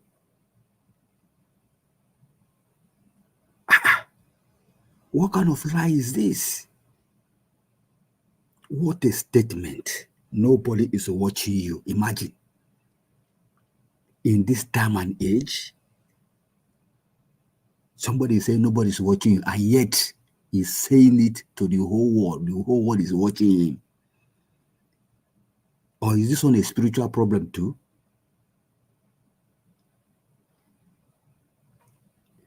In fact, Edo people, you guys are my in-laws. Let me advise quietly here. People like this is just a big signal to the person that is coming to govern you if the person is coming from APC. He said, show me your friend and I will tell you who you are. This man is a replica of the Monday Ekpogolo. Lying in the public, even when Rufai is showing him data. Even when people are pinging and contacting Abati, yet he's still lying, saying the people don't have money for data. Hey, I never see this country before. Anyway, that's for that. Secondly, I want to say something for the people. This gubernatorial election that is coming, mark my word today, is no longer going to be voting anymore. It's going to be about who is going to out-rig each other. And the rigging is going to be between APC and PDP. The power of incumbency and the power of Abuja. Mark my word, the power of incumbency, which is Obaseki, and the power of Agbado, which is Abuja. We are going to make sure they rig this election. But who is going to out-rig it one is what I don't know. But watch it. That's what's going to happen. That's for that. Then number two, the House of Rep that swung into action because of this Canadian woman in Ontario is commendable. Seriously and sincerely commendable. But where are this House of Rep? They are representative of the people. Where are they when people are shouting Ebim power? Where are they where they are killing and kidnapping innocent people in Nigeria? Where are they when Boko Haram is ravaging every territory in the country? Where are these House of Rep? By that word, House of Rep, meaning that they are representing people, both home and abroad. Where are they when people are protesting hunger? Did they speak? Did they write? Did they react? What did they do? Nothing. Rather, they are comfortably collecting Ghana must go. Comfortably collecting prayers in their email. Comfortable living large. They know what to do, and yet they refuse to do it. When it comes to the people, they fold their arms. When it comes to something that will affect their image, they swing into action. What a shame. I didn't in any way support what the woman said, but the question is, if they have the power to swing into action this way, they could as well do the same when Nigerian populace are crying. They are representing everybody. They have constituency that they are representing, and yet they speak nothing. They say nothing. That is unfair. that is unfair to the people of Nigeria. I'm not happy in that regard. At all, I'm not happy. I'm not supportive of evil, but they are there to represent you and I, but they are not doing their work well. So therefore, Mr. Evix, my encouragement to the people is shine their eye. Don't allow people like this man. He calls himself emperor. Emperor is somebody who has power and a ruler of a territory. Is that how you're going to allow the likes of Ekpolo and his emperoric cabinet to mess up the integrity of Edo people? Please and please vote wisely. Shine your eye before they mess up the integrity that we know about Edo people. Edo people deserve the best, and the best is Olumide Akpata and no one else for me. Thank you, Mr. Evix. I raise my case for now. All right. Oga F. Manon, I'm gonna go bless you, sir. Thank you very much for your wonderful submission. Thank you. All right. I would like to quickly respond to a comment. And I know that they read on a comment, although they miss sometimes, or maybe sometimes they draw my attention to it. Concept. You said, Mr. Elvis, the more you say you have things to say about Peter Obi, the more people suspicious and begin to pull away from that and blah, blah, blah. I don't have anything about Peter Obi. You are the one getting it wrong. Peter Obi is a plain person, straightforward person, and I'm supporting him, and I'll always support him. I don't have anything against him. I have a lot to say. When I say I have a lot to say, it's not specifically directly to Peter Obi. Okay, you should understand what that means. So Peter Obi doesn't have anything. Please don't twist that. It's better I clear that, because before those satanic people go hide underneath and say Peter Obi, they have done a lot of damage about that man already. I don't have any single thing about him. Yes, and I've done research left and right. I don't have anything to hold against him. All right, and me supporting him is not about me. It's not about my selfish interest. It's about to see my country work where you and I can enjoy our country. Thank you very much, sir, or madam, whoever behind that name. Let me pick this call, the far caller, this person. Thank you very much, sir, for calling in. Good evening to you, sir. Talk to us. Hello. Thank you, sir. Please talk to us. God bless you. Good evening to you, sir. And good evening. Wish you a very pleasant day. Let me not take much time. I will stand on all the existing protocol. First and foremost, I don't know if you saw the voice message I sent to you yesterday, because I joined you very, very late, almost 3 hours or so behind your time. So there was no way I could call in, I had to make that message when I had the message of this lady you just played back now. You see, maybe if you listen to my message of yesterday, you will know nobody will hear what that lady said without condemning it totally. Totally. It's absurd. It makes no sense. God bless you, sir. Just like when you played the orangutan's message there, all of them are so nauseating. They are so nauseating. I wonder, is this the same Nigeria we grew up in? Where I can mention the names from some Hausa children, from Yoruba children, Benin children, name them. We play together on the streets. We move from our house to this place, we go and eat here. We live there, we go here, we eat here. Particularly the very first day I smoked cigarettes, I was with my Benin friend, I don't want to mention his name now. A Yoruba man caught us. Left the boy, he said, no, I won't talk to him because I know his parents can do. But he called me. As I wanted to run away, he gave me a very hard knock. And I threatened to beat his daughter. This was the Nigeria of old. I was an Igbo man. The man that gave me the knock was a Yoruba man. The boy that I smoked cigarette with was a Bini boy. And he was shouting at us. He said, don't worry, I will get all of you. And we were threatened that, don't worry, we'll catch your daughter. That was how it was in Nigeria then. How can it be today?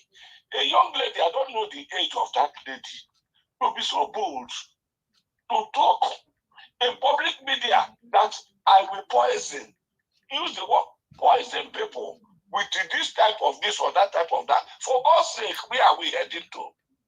Even if it's be the end of time, is that the way God said it?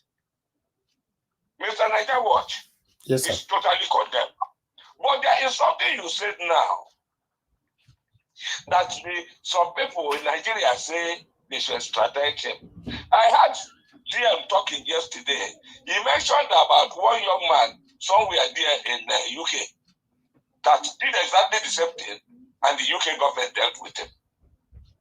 And I will join my voice to say, whatever the Canadian government in Ontario and do to make sure this lady is disciplined and disciplined very well, so that when she comes out of it, if they call her and say, hey, say this thing like this, she will avoid it. And we want to stop that like that. But then, the issue of extraditing this lady from Canada back to Nigeria into the hands of these devils that started this thing, into the hands of Bola Tinubu, one, Oluwamo should be brought into the picture. The orangutan there in Calabari land should be brought into the picture. Then they should bring all of them together. If they will put them together and pour fuel on top them and burn them, I will be in agreement. Are you hearing me, Mr. Najawat?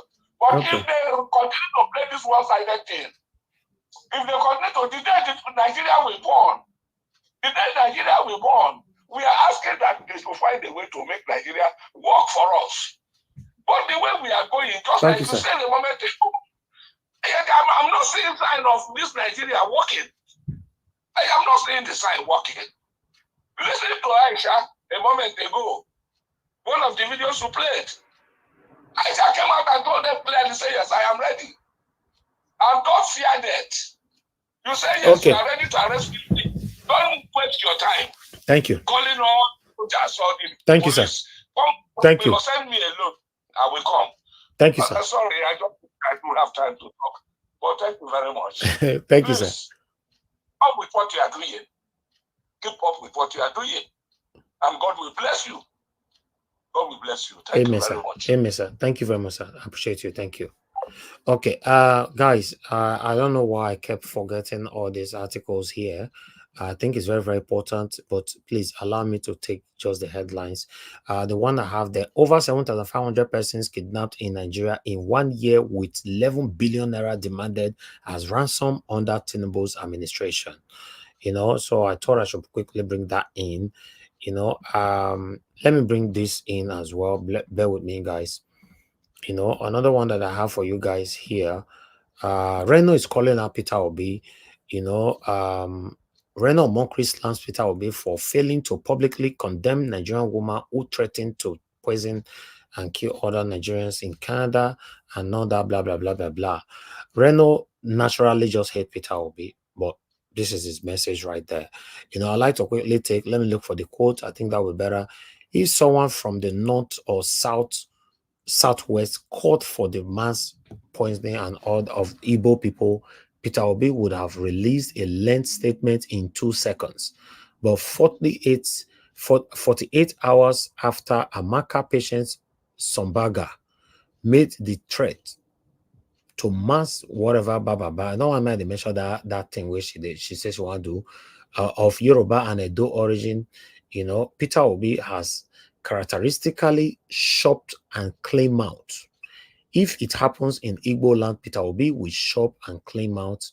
But if it occurs in the north and southwest, he will get a megaphone and dance naked in the streets. Okay, why this man hate Peter Obi like this? Although I'm not focusing on this message, but I'm just saying because his style of languages or that I don't know. Wow. Peter Reno and what's the other one's name? Buala. But let me quickly take this one quickly. Then I have another one here. Exclusive. Pastor Adeboye's son, Adiolu, abandons Kaduna project after taking over 8 billion naira from El-Rufai government, runs to court to stop probe. A old pastor's son, pastor that everybody look up to. Sarah reporters learned that Adiolu and his wife, who secured the contract through Russia's Global Resources PLC during Governor Nasser El-Rufai administration, have been evading accountability for the diverted fund and unfurnished projects.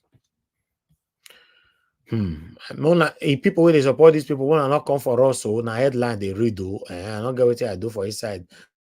But meanwhile, I'd like to quickly take this one right here. Wait till they report for this platform too much. I know now wait till some people they think with this. Anyway, this is coming from Daily Post.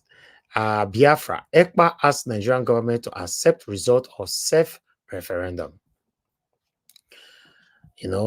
I don't get time for expatiate more on an verse.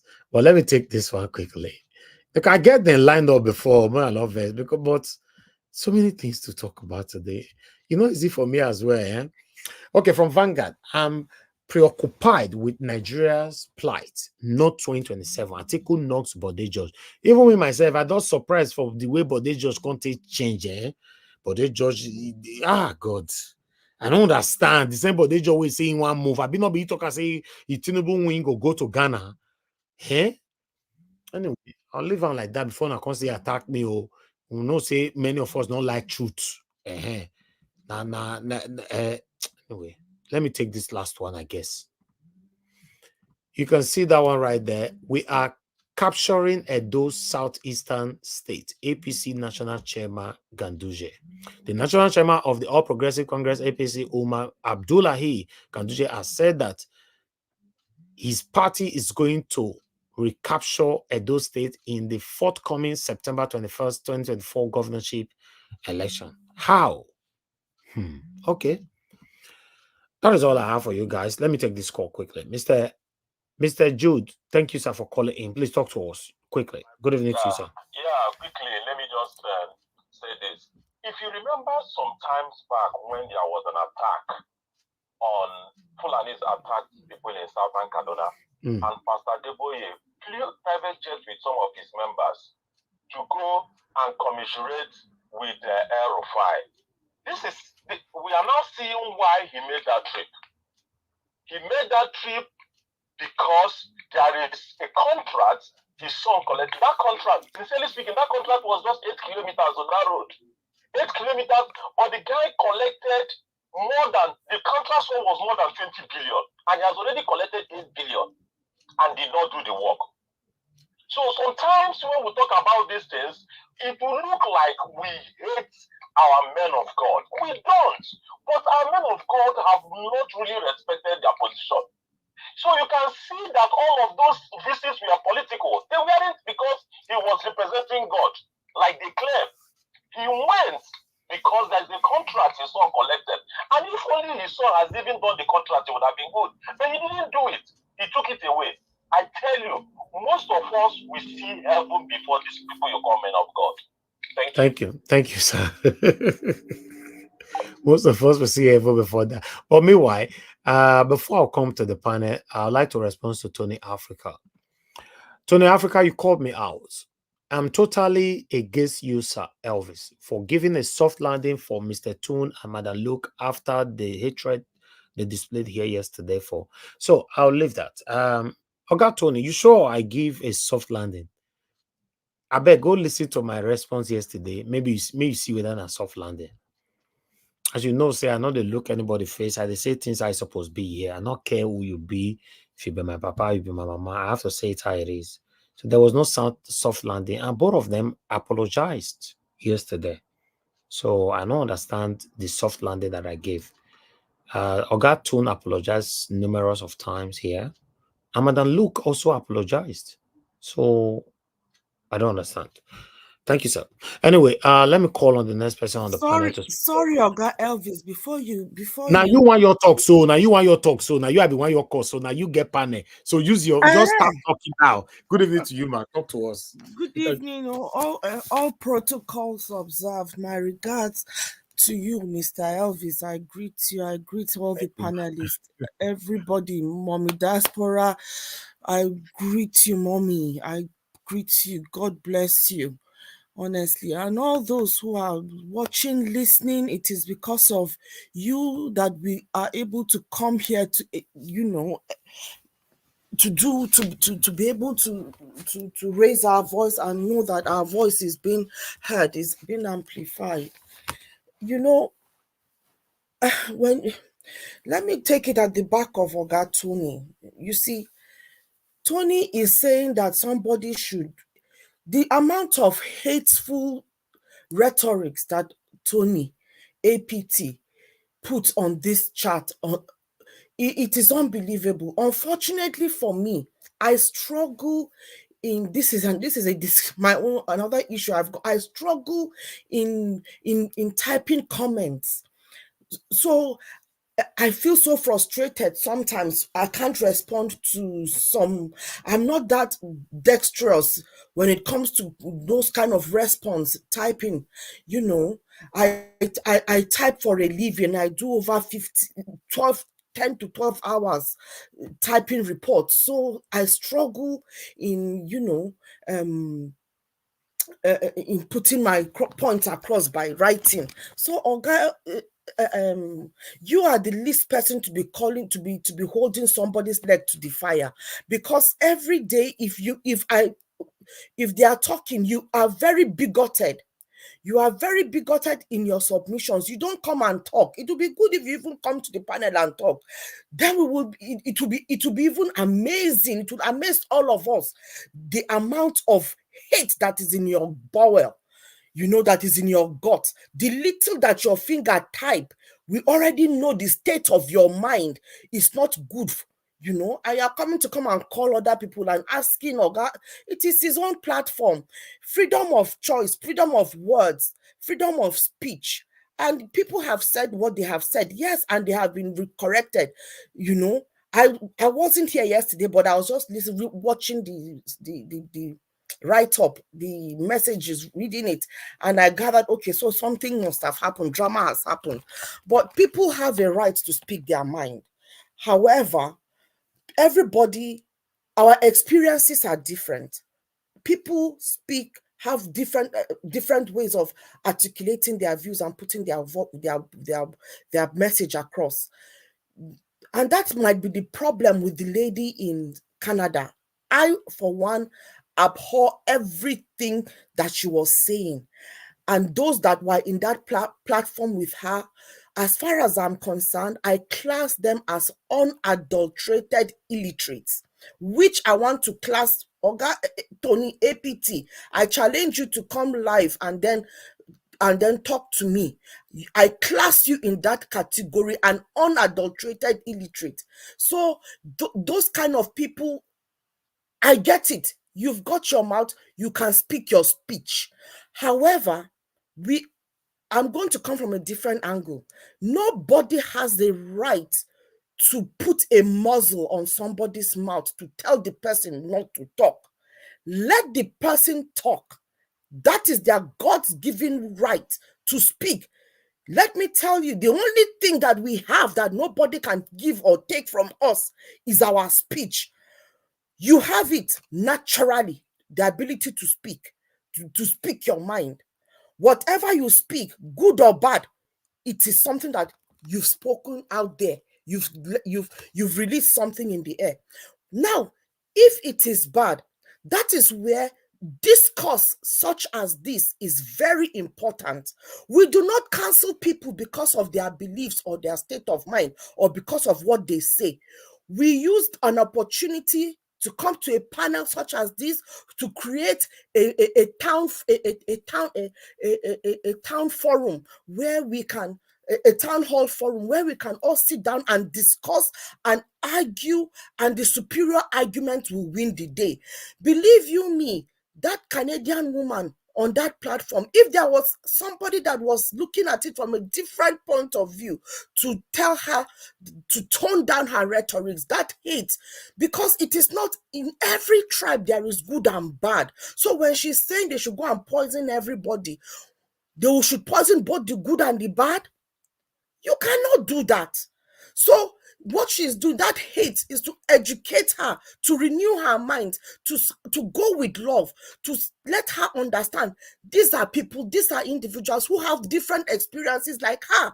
Her own experience, I understand, could be as a result of the frustration of the inadequacies and the satanic selective justice, jungle justice of the Nigerian government, where they will not, hold other people accountable that commit the same crime, and then when out of frustration somebody raises their voice and speak, it is you that they will go and catch. In this case, that is her own situation.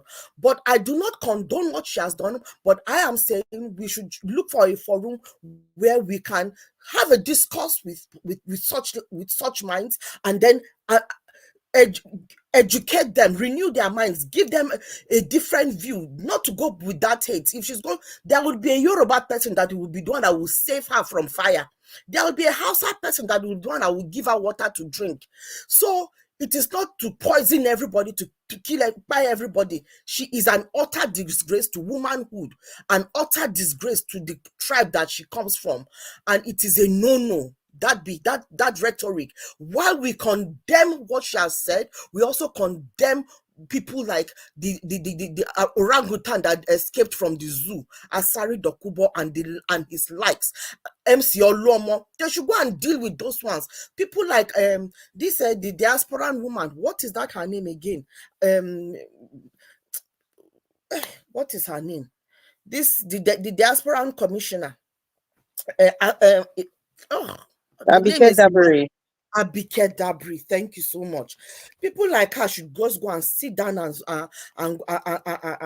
go and clean sheet, to be honest. Because as far as I'm concerned, she is quick to release the picture of the woman. But we are having Boko Haram, we are having bandits. She's not quick to release their faces. We are having people that are attacking other people. We are having people that are doing evil in the diaspora. She's not quick to release their pictures. I've not seen this woman congratulate Nigerians that are doing well. She's not quick to bring their pictures to show that these are Nigerians that are uplifting the flag in Obodo Yibo. She's not praising that, but she's quick to be able to get the name of somebody, the picture of a woman, and then she docks the woman. It is even that in itself is totally wrong. She has placed that woman at risk of harm, because what she has done, she has opened that woman for lynching. And for that woman, she is so stupid talking about she be Canada baby. Who told you that her passport can be taken away from her? As far as I'm concerned, that word, she was there inciting and concocting and planning on how to go and buy people. That is the truth of the matter. So if they are going to take it up, they've got reasonable grounds to take her out of social media, take her out of that country, and put her where people like her are supposed to be. Because when you speak it, it is seen as you have the intent to act on what you are saying. Going to this man that is refusing to show himself, I for one, I really, really, really, really, I'm one that I am a strong advocate for freedom of speech, freedom of me to act my own will. And that is why everything that Aisha said resonated with me. She was saying it and it was moving me. I was having goosebumps because that is my sentiment exactly. Nobody can, we don't buy. If they put hand on my mouth and say I should not talk, they have by me. You are by already. Your will, that everything God has. God created us and gave us our will. He did not tamper with our will. Gave us the ability to use our will as we choose. Then a mere human being like me will come and put a nozzle on my mouth and ask me not to speak. And then this man that is coming out to be a governor, it is a must that we must hear him speak. He does not have to speak to us. I'm not an Edolite. I am not, but I'm a Nigerian, and Edo is Nigeria, and Labour Party must win Edo because I have no faith in APC or PDP. As far as I am concerned, it is demonic. They have not shown me anything that will make me feel. In fact, Nigerians, wake up, wake up. Wake up. I mean, take your sentiments out of this. This is not time to be emotional or use sentiments to address issues. You are look at it. Forget the sentiments that you've been holding. He's my brother, now my tribe, now my religion, now my this, now my that. How has it translated to your lifestyle? How has it translated to your dining table? How has it translated to the roof over your head? For God's sake, take that out. And for people that come to this panel and are talking and in supporting of this demonic APC and PDP, I bow for now. No disrespect. I have great respect for you people, but I think I am patient of being diplomatic when I'm addressing this to people on the panel, that your voice is being heard, is being amplified. This is a time for us to change our minds, renew our minds, and say no to evil. Anything that is APPD, it is a no-no, as they are evil. What have they done in the past? The people that are touting these principles, they sit on the same table with the devil, and they die on the same table with the devil. And then they are not dragging these assistant devils to come and be governors in that state. It is a no-no. It is a no-no. Better wake up and just go to LP, whatever the case. The reason why is because they are not compromised. Akpata is not compromised. Nobody is standing to say he is the godfather of Akpata. Nobody is trying to put put words in Akpata's mouth. Nobody is saying that they are controlling Akpata. Please, better get rid of godfathers and the children of godfathers, and then go for those who are a standalone, because they are not compromised. They will do that which you, the people of Edo, want to be done, not what their godfathers want to be done. Imagine this one coming to tout himself that he's campaigning, showing himself the black devil, and then the other black devil, the two black evil, are there chasing themselves, trying to drag in evil into the land again. LP must be in Edo. At least it will give Peter Obi the backing, the strength, the motivation that yes, we are going somewhere. And that is why this man that they are trying to impose on you, APC is trying to impose on you, he must come out and speak. He does not have to speak in English. Nobody is telling him he must speak in English. We need to know what is in his bowel. Is it good or evil that is in there? And we can only know when he speaks. And the moment he speaks, he can get an interpreter. He can get a translator and do it in whatever language he wants. But we must hear his mind. We must hear him being interviewed live and his responses. Let him not go. This door-to-door campaign that they are claiming they are doing. What kind of campaign? Is it campaign of macaroni or campaign of rice or pure water? What are they telling the individuals? Are they there telling them or intimidating them? Those people that they are going to go to their houses to campaign are those people that have capacity to ask questions, to analyze the information that they are giving them, to challenge. No, these people will not have the ability to do that on a one-to-one forum. That is why I agree with Arise. Yes, they should follow him to his village with the mic and camera. Let them ask him questions, and he can get an interpreter or a translator so that we will hear what Madam Busy Brain. Thank you. Mr. F. Emmanuel, just say what you want to say. You don't have time. Okay. Sorry. Like what Madam Busy Brain just said now, if eventually they successfully rigged the election in favor of Monday Ekpowolo, how is he going to address people on the day of inauguration if he cannot start by now for people to hear him? He will not. He will not. He will just get in like that, open the front door and enter house and start rolling you. That's all. Simple as ABCD. That's how it works. Yes, now he will just open the door, enter and start rolling. Elvis. Yes, sir. Why Mr. my brother they ask that kind of question? You know, best way don't win. That's a very funny question. Now, best way they contest, he go tell her how he go take talk. If you talk any jaga, nothing concern anybody. You don't enter power now. Not be Nigeria you did. Don't win that time now. Anyway, thank you very much, my people. A lot of people are waiting to speak. Madam Busy Brace, wow, you scatter everywhere. You know, I like to hear this, your vibration sometimes, because I used to hear more of it then. Yes, listen, the only way we can send our communication on this platform concerning the things that are affecting us in Nigeria, that vibration has to be there sometimes. When we are too calm, you know, the message might not be sent. Thank you very much, man. I appreciate you once again. To Niger, I'm going to bring you to the panel soon, but it's not your time to speak, but show yourself so that I'll know that you are the one there. Nobody's impersonating your name, so that I can bring you in. But the next person to speak to us right now is Mr. Jonathan. Then I'll come to Madam Rita. Mr. Jonathan, it's good to have you on the show, sir. Good evening to you. You have 8 minutes to talk for Mr. Elvis.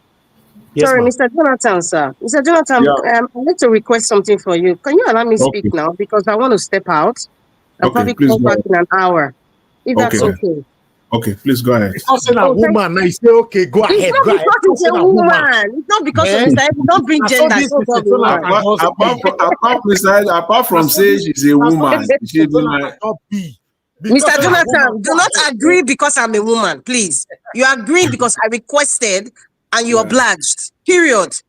Mr. Evix, Jonathan is securing his black soup. Don't mind him. Exactly. Black soup, man, you're the secure for them. I better go ahead, but I'm going to be quick, Mr. Elvis. I'm going to step out and probably come back if there's space. And you know, okay. Thank you very much, Mr. Elvis, Mommy Dede, my lovely Mommy Diaspora. I love you very much, and my brothers and sisters, everybody there, Madam Luke, Madam Irene, all the great men and women out there, and the panel. Good afternoon, Mr. Jonathan. Thank you so much for this opportunity. Okay, I'm just going to pick on different stuff. Okay, this woman from Canada who is spewing this hate speech. Listen, the poison that is lingering in Nigeria is going to consume everybody. It's going to consume everybody. Apart from the poison, the selective judgment, the selective, the ways in which we select who does something wrong or who does something right, especially who does something wrong in Nigeria, is too obvious that it's eating up Nigerians, both home and abroad. It's not just physically being in Nigeria. There are a lot of Nigerians all over the world, and we are seeing a lot of injustice happening. It's eating us. Take it or leave it. It hurts us. And so this woman, I look at her as someone that has some sort of depression. God, you know, I'm just assuming. I'm not a doctor, but that's what I see. And I don't think she knows the consequences of what she did. Guaranteed, this woman, there's no job that she's going to find. And when she said put something in their food, she seems to me that someone that's working in the healthcare, department, there's no way this woman is going to look for a job. And if the employer wants to really scrutinize about her and her social media platform, she would not be employed. And I can bet you, if this video has been sent to her current employer, I don't know if she's working on her own or she has a business, her current employer, I hear she lives in Brampton. Well, I think she'll be fired. I think so. So I don't think she knows the consequence. And you know how Nigerians, when they're really passionate about it, and because she's evil, people, all of a sudden, we have an overzealous government that can even trace where she's from. They can find out her immigration documents, who her father or her mother is. Yeah, people, they can go that far. Yeah, the government can go that far, the Nigerian government. That's why I say they can catch anybody they want to catch. They just need to, make the deal with the people that they need to make the deal with. And it's just unfortunate because this woman does not represent Igbo people. There are so many good Igbo people in my life, presently and even in the past. I can stand and say, yes, this person is a good person. It's a shame that she has put her children to this shame. However, we should also not exclude the fact that in Nigeria, where judgment is selective, the likes of the overfed orangutan, the likes of Bayo Anonuga, who is in the present administration, has even MC Oluomo, even the likes of Reno, that spews nonsense for wherever he is. I don't see Madam Mabike putting out his name like, hey, stop that HP. That's why I said it's going to consume us. If you live in a house where it is so obvious that you are picking one or two children all the time for all the goodies, guess what? The other children are going to be rebellious. There's going to be bad blood and a bad viral blood that can scatter the entire family, if not decimate them. That is what is happening in Nigeria today. So, you know, we should start talking on two sides. This is an opportunity for us to start calling it out. And I expect someone like Arise TV and Rufai, if they're putting out that woman's video, they should also mention Anonuga. They should also mention the overfed orangutan, Asari Dokubo, and then make people understand this is what hate speech does. People who are already frustrated in the mind, they're sick in the mind already, and they absorb this kind of negativity constantly. It is seen. The keyword, seen. They are seeing it. It's not I they hear them. I they see what thing that they do. I they see what thing that they do, and there's a lot of selection. It goes deeper and deeper every time. And this woman has just displayed it. What she's saying, there are many Yoruba people, many Benin people, Hausa people, Fulani, name it. They all say this kind of speech in the comforts of their house. But because she has said it out now, which I condemn, and which if the Canadian government need to put her in jail or whatever, she deserves it, because she needs to teach. As a mother, head is a mother. A mother like that needs to know what is right and the kinds of things that you say in public. Because what she has done right now is spew bad blood. And that is the truth. And knowing the kind of country that we come from, people would overexert this message. They will twist and turn it. They even use AI, artificial intelligence, on top of it and add more things. That is not the kind of society we have now. And that is why we need to condemn this thing. I'm not going to talk much about it because I think, Madam Busy Brain, I'm just giving you a big hug. You're just a lovely sweetheart. Thank you for your disposition. Everything that you said was just on point.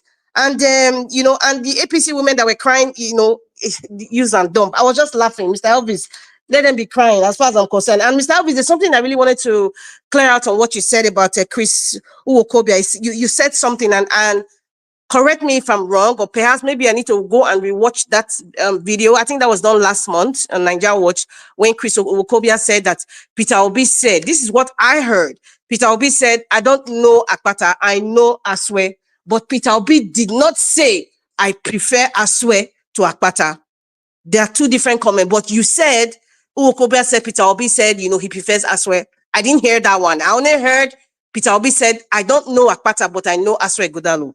Now, the question you asked about the auditing, I do not think Peter Obi, you know, is in a position. Madarita, sometimes yes? I know they understand on our statement. Somebody say, you know, talk say prefer this, but he say I don't know what I know Asue. What does that stand for? Must he say it exactly how you want him to say it? I am surprised you said that because Mr. Elvis, you have always told us in this channel, never assume what the person is saying. You are just assuming that comment meant Peter Obi is preferring Asue Ighodalo. You see?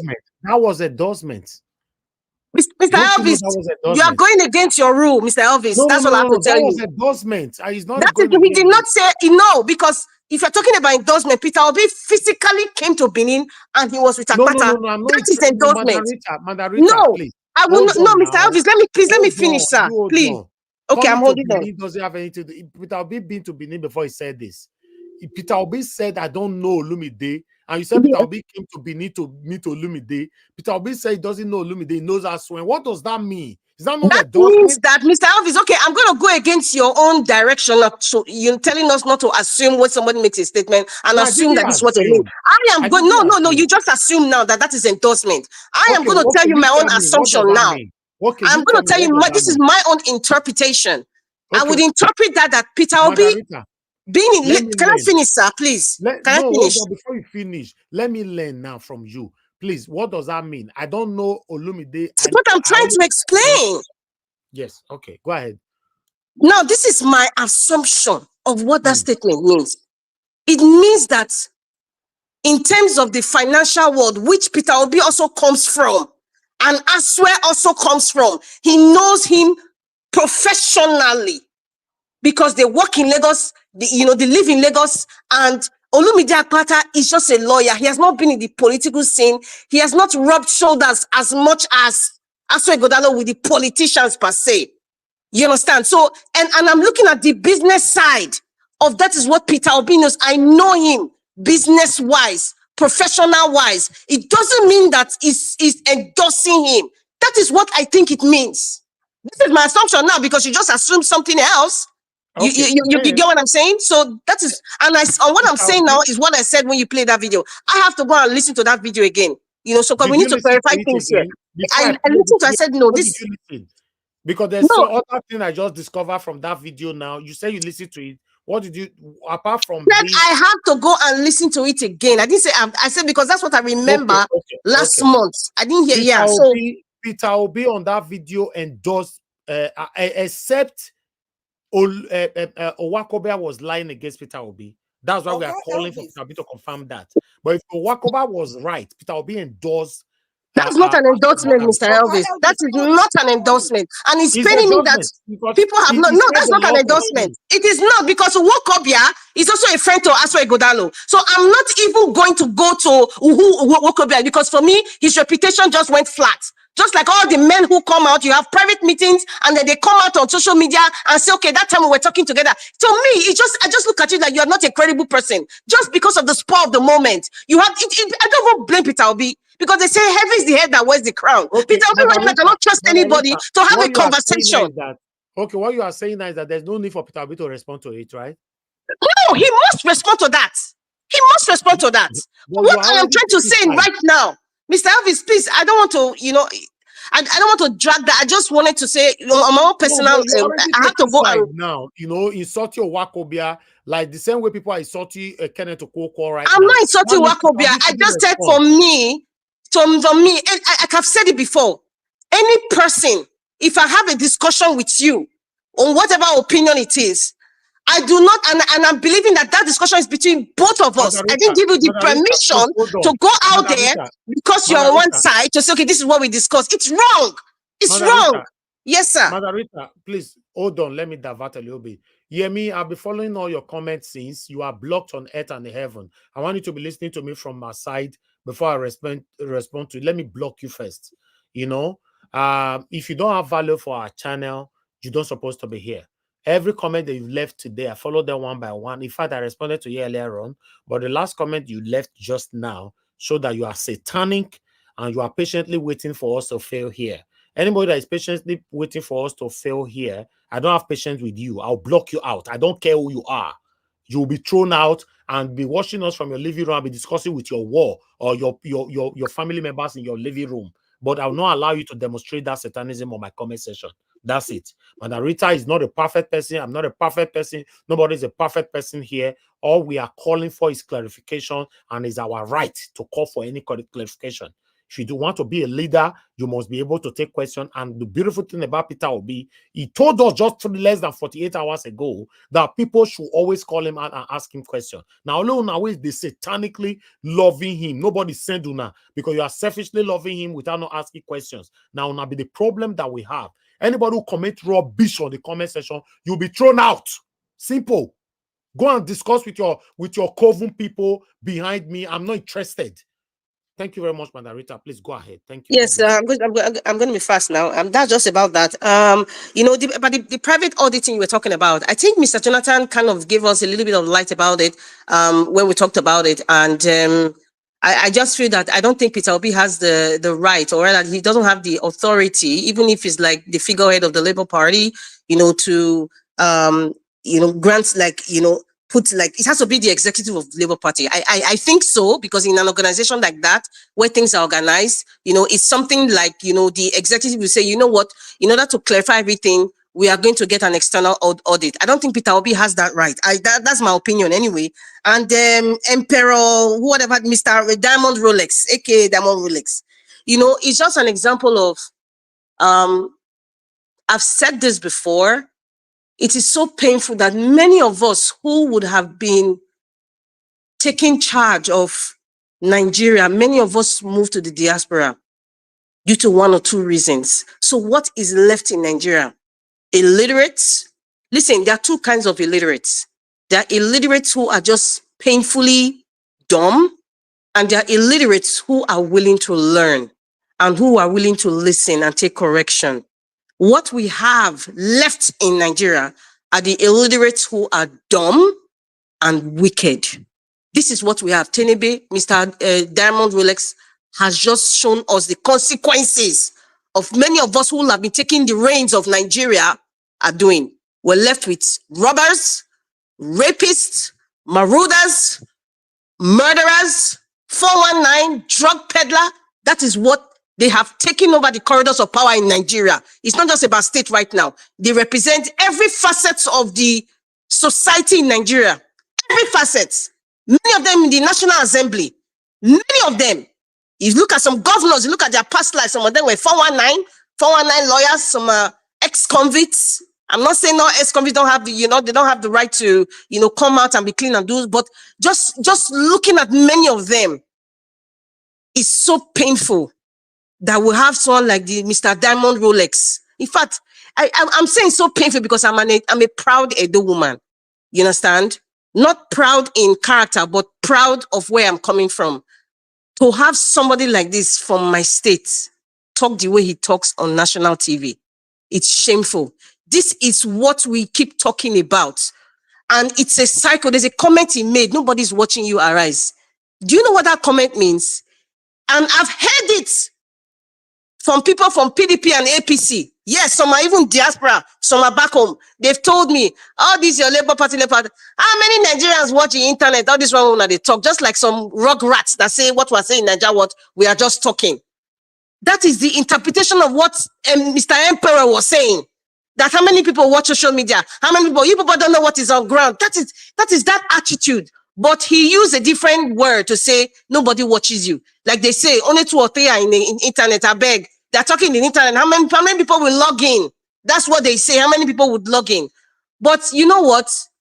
It is a kind of rhetoric that keeps playing every 4 years. And many people fall for this. It's the same way people are picking the APC and PDP that has destroyed Edo State, either by it is now my tribe turn, or this is my party. That is why men, and they will never admit it. Oh, I dare many of them, they will never admit it. They will tell me I'm being emotional. But it's like, I don't know. Many people are kind of like what this guy was saying, Olu Akpata, it's like people are just jaded. People are just not enthusiastic anymore. Like, okay, we have APC and PD, let us just pick one. Why? We have people in this channel, people like me telling you, listen, wake up from that slumber, wake up and smell the egusi soup, wake up and smell the black soup of Edo State, my Edo people. PDP and APC, they have nothing to offer. Asue Ighodalo, listen, I can smell somebody who is not straight from afar. I smelled it in 2020 with Obaseki, and I'm still smelling it with this guy, Asue Ighodalo. And the APC is nothing to write home about because both of them, they are all parties of godfathers. What is left, and the people should start with Olumide Akpata because that is what we left. We have our votes. He has the people of Edo State, and I'm begging you people, open your eyes, vote the right person. And that is Olumide Akpata. He deserves to be in Osadebe Avenue to change Edo State from this useless godfatherism and talks. All of them, look at their platforms. I see that pastor that was talking about attacking people on Asue Ighodalo's panel there. All filled with tongues. Thank you, Mr. Elvis. I'm logging out now for who want to enter. I'll be back again. Before you log out, because you said I'm going against my rule, and I can see Lord Lucan there say I'm going against my rule. I don't go against my rules. I say things how it is here, and I want to prove it to you guys.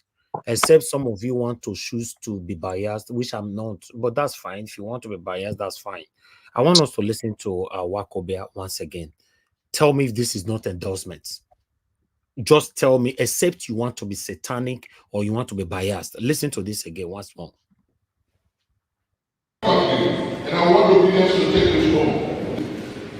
I have no doubt whatsoever. When I spoke with our principal, Peter Gregory, 2-3 days ago, and he said to me, I swear I know. I do not know the candidate of our party, and that's the error of the party. And I'm saying this, I have no record. But you know what? purposes of appearing like you're not destroying the family, I will come and say vote Labour. Okay. For the purposes not to look like I'm destroying the party, I will just appear to people, to the gullible people, some of you listening to me now, that vote Labour, right? For the purpose. There's a big, in fact, the case I don't know what this video mean. This video, where Peter will be not respond to it tomorrow.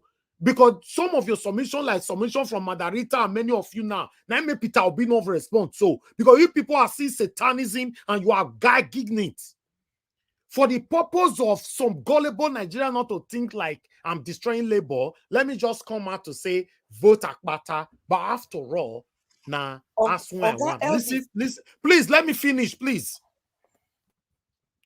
But you know what, Chris, for the purposes of appearing like you're not destroying the family, I will come and say vote Labour. But I trust that Asue will get the job done. Then the last one, I trust that Asue will get the job done. So what is the definition of endorsement, for Christ's sake? Because he did not publicly endorse it? People should tell me definition of endorsement. Mr. Elvis, what can you say about this video? Okay, I would say that, yes, that is some sort of endorsement. However, Mr. Peter Obi has to come and explain to us what exactly he meant by those statements. Going against my rules now, Madarita? Well, no, you're not going against your rule. To be honest, what he's saying is kind of an endorsement, but I will not take it wholeheartedly because there are two sides of the story. If Peter Obi comes out now and tells us, yes, Mr. Peter Obi comes out now and tells us, you know what? Yes, I said this to him as at that time because of ABCD. However, now I have seen the capacity of Akpata because really and truly, there's a lot of Nigerians that know Asue Ighodalo. Madarita, hold on. No, please, I want to leave now, but that's why I'm talking very fast. No, before you leave, you need to hear this one.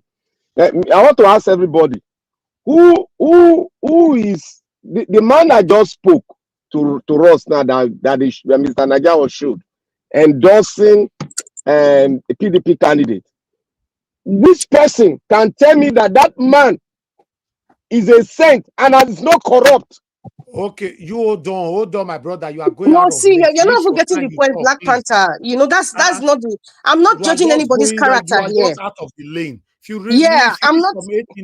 Use and take talk out of the lane. That's not a problem, please. Yeah, I'm not judging his character now. You know, in terms of that statement, the only part that I don't like is when you have a conversation with somebody, you understand, and then you come out in public, you know, just to stir the pot in favor of the person that you like or is your friend. You are not a trusted person. So that's why I feel sorry for Peter Obi. Because Peter Obi sits there with anybody today. He cannot trust anybody. Because when push comes to shove, the likes of Nwokobia, I expect him to, excuse me, sir, please, I want to finish. The likes of Nwokobia, I expect him to even come out again. Come out again and repeat what you said in the presence of come out again. How would you look in the face of Peter Obi, Mr. Nwokobia? So that's why, so that's the point of what I'm making. Peter Obi will come out and tell us what he meant by that. Thank you very much. Thank you very much, Madarita. Thank you. Lord Lucan, you said it looks like we no go anywhere for Nigeria. For hypocrisy too much amongst us. Look what you are writing, Mr. Elvis, that you say you know someone does not mean that you prefer someone. I hope Asue get the job done. How do you define that statement? If for real, Peter will be talking. Although Peter Obi have not responded. Because of Unana, Peter Obi not feel respond.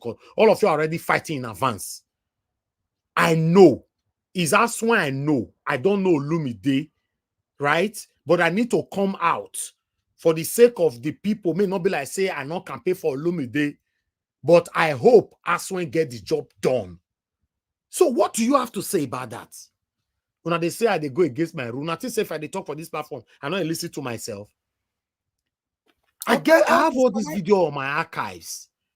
In case you people accuse me, I'll play it for you so that you can use your common sense to listen and digest the video by yourself. There is very vital statement there from Nwokobia. I don't know Lumide. One is Asue I know. Then two, I have to come out for the sake may not look like say I'm destroying the party just to endorse Olumide. That's 2. Then the third one, I hope Asue get the job done. Our biasness is becoming too obvious on our heads. It's becoming too obvious. In fact, many of us are becoming more terrible than Tinubu. The Tinubu one they criticize. Many of us, to be honest, our hypocrisy is becoming too obvious. Mr. Evix. Except Peter Obi not talk this thing. But the responses from some of you defending this. Now wow. Mr. Evix. Yes, sir. This statement is visible to the blind and audible to the deaf. There's no some people wait blind for you, not see them. Now you they talking like that. They don't see them. Can I please ask a question? Do we know the time frame of this statement when it was done? I think. Adi, you said what? That video. At what point was that video shot? And that was in June 28th of this year. Okay. And yes, then just less than 3 months ago, 2 months plus. Yeah, and at what point did Olobia have that conversation with Peter? He said 3 days ago. That if the video was 28, that means the conversation was on the 25th of June, according to him. And I've been calling out Peter Obi since then. The same people that defended this satanism now, they don't let me talk for this platform. Some of them will attack me privately. Some of them will attack me publicly. They will attack me through email. Hey, you don't need a capital B. You don't need this is not what I'm doing here, my people. Everybody, they your lane. It's not what I'm doing. I want a better Nigeria. If not Tinubu, the person I'm calling out, I'll call him out. If not Peter Obi, I'll call him out. If not Wakobe, they'll call him. If not Madarita, if not Mr. Jonathan, that is how, if not me, that is how it's supposed to be.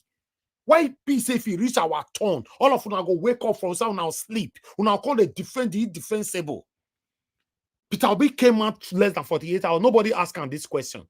Now, so now Sebo take get the better Nigeria now. Where would they want, Abi? What would they look for? We all are just joking. We are joking. Hypocrisy is just too much amongst us. Not talk to this one, not talk to this one, not talk to this. Woman talk yesterday. People on this platform were saying, oh, now I do person, I do this, that. And madam, look, please, I want to call you out. I saw your comment earlier on, and people are already calling me out that we need to address it on the comment section. You said Edo people or majority Edo people or whatever are illiterate. I don't know why you'll be saying this on a public space. I don't know why. What are you trying to achieve with this kind of statement, for Christ's sake? What do Edo people do you as an Edo woman? Eh? Why do you guys just like to push people? Eh? Can't we just commit, live your life? Nobody's gagging you out to speak, but indictment. Yesterday, somebody talking for a year, say, Sis Edo. You never even talk finish. You jump out by saying that, yes, she be really a Edo woman. Later on, you apologize. Please, madam, look now, please. If you type, before you post it, read it over and over, then you post it, please. You are an elderly woman. I have so much respect for you. That's all. I have so much respect for you. Please, ma. Let's move on to the next person to speak to. To Nigeria, I call you before me on your camera. The Midwest people on your camera. If no, go you did that bastard, they listen to us throughout. You know. Let me call on the next person to speak to us. Black Panther, please talk to us. You have your 8 minutes. Thank you. Mr. Elvis, it's me. I'm not passing that. Okay, Mr. Jonathan, sorry. You compromised earlier on. Thank you very much. Sorry about that. So let me take my spot now. Yeah. You fight for your right to. I fight for my right. Oh, God, Jonathan, are you through with the black soup? Yeah, that's so funny, man. Mr. Elvis, I thank you. Thank you for the good job you are doing. God bless you. I greet all the panelists. Welcome. Mommy Diaspora, I greet you, man. God bless you abundantly. And I know those that are in the comment section, those that are listening. I greet everyone. Welcome. Mr. Jonathan, I'm so sorry that I have to come in. Somebody asked me a question on the comment section. Sir, they follow with they talk for a year, Okay. You said, Mr. Elvis, do you mean that Peter Obi is trying to deceive us? No. It's not that one you define, never. But he's being indicted, and his name is being called for rubbish. And Owakobe and Peter Obi, they are extremely close. And this is a Edo State election, and this kind of statement needs to be addressed. And Peter Obi cannot address it by himself, except somebody bring it to his attention. For example, the way he was attending to us 2 days ago, somebody asked him, you want to tell me say Peter Obi say skip? Peter Obi will never say skip. He go address him. He go say, no, there's nothing like that. Only there's nothing like that. Everybody can move on. So that question say if Peter Obi is better than any of your candidates, any of them where they hide anything, is better. Your present candidate Peter Obi is better than them. And I will never call those people to answer me question because I know they are satanic. I'm calling Peter Obi because it's the only one we have. In case you are not getting it, I will not call your satanic leader, principal, to answer any question for me because he doesn't have anything to answer. Go ahead, Mr. Jonathan. Thank you, sir. Yeah, thank you. Thank you, Mr. Elvis. Sorry, sir. I'm not sure if you have called me, but you can just make me come last. Let me those behind the stage, they can come in before me, then I'll come after them. Thank you. That's fine. Thank you. Okay, thank Go you. ahead, Jonathan. Yeah, I greet everyone once again. Yeah, you see, I think, first of all, Mr. Elvis, thank you for that. You know, whenever I see brilliant journalism, I like it, and I will touch on that again. Thank you for that brilliant journalistic work that you presented today. I will highlight it, you know, later on. See, in Nigeria, we all know, as I always say, is a country of lies, a country of deception. I always like to start with that, so that we can know where we are coming from. It's a country of deception. It's a country that is chronically lawless, not just lawless. Mr. Jonathan, I believe I will stop it tired today. Oh, not your yeah, go ahead. Yes, just hold on, because I got another. Even though you played that video 2 million times, some people still don't understand what that means. So this Victor Ogbede is saying that some of us are psychologists here. Yes, I am a psychologist. I studied psychology in University of West of England, abbreviation UWE in Bristol. So yes. So don't tell us who you are. We know who you are. You will also, if you push us, we'll tell you who we are. Before I came to Cambridge to do my film and media, Owakobia was quoting Peter Obi. He was not saying he said, I don't want it to be seen that I'm destroying my party. He was saying Peter Obi told him. Listen to that video again. Play it back now. Rewind this. We don't play this video reach many times for here. Peter Obi was quoting. And he now ended up by saying that I hope Asue do this job. Simple. You be psychology, you cannot digest a common video. Thank you. Go ahead, sir. Anybody who give me this evening, I will give una. As you they give me, as they drop out, they give una. Anybody who give in a hatred way, and you'll be blocked on earth and heaven. Simple. Go ahead, sir. Oga, before he goes ahead, I just want look at Mr. Tunaja. He's saying he's in backstage. Mr. Tunaja, they've been asking you to put your video so that he can pull you in. May you only Tunaja for that. Don't call and reach 2 million. May on video. They drink pine wine, they go. You not on any video. Naija watch. I beg, no medicine flow. No forget these people for backstage. I beg. Okay, all right. So you know, as I was saying, so in Nigeria.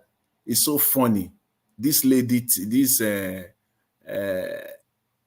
Nigerian lady in Ontario, in Canada, it's so funny. We talked about it yesterday, and for my part, I think I said most of what I wanted to say, but I didn't know that this thing will still pop up today.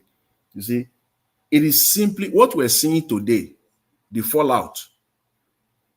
It is just the fact that, simply put, it proves that law, the rule of law, works in Canada.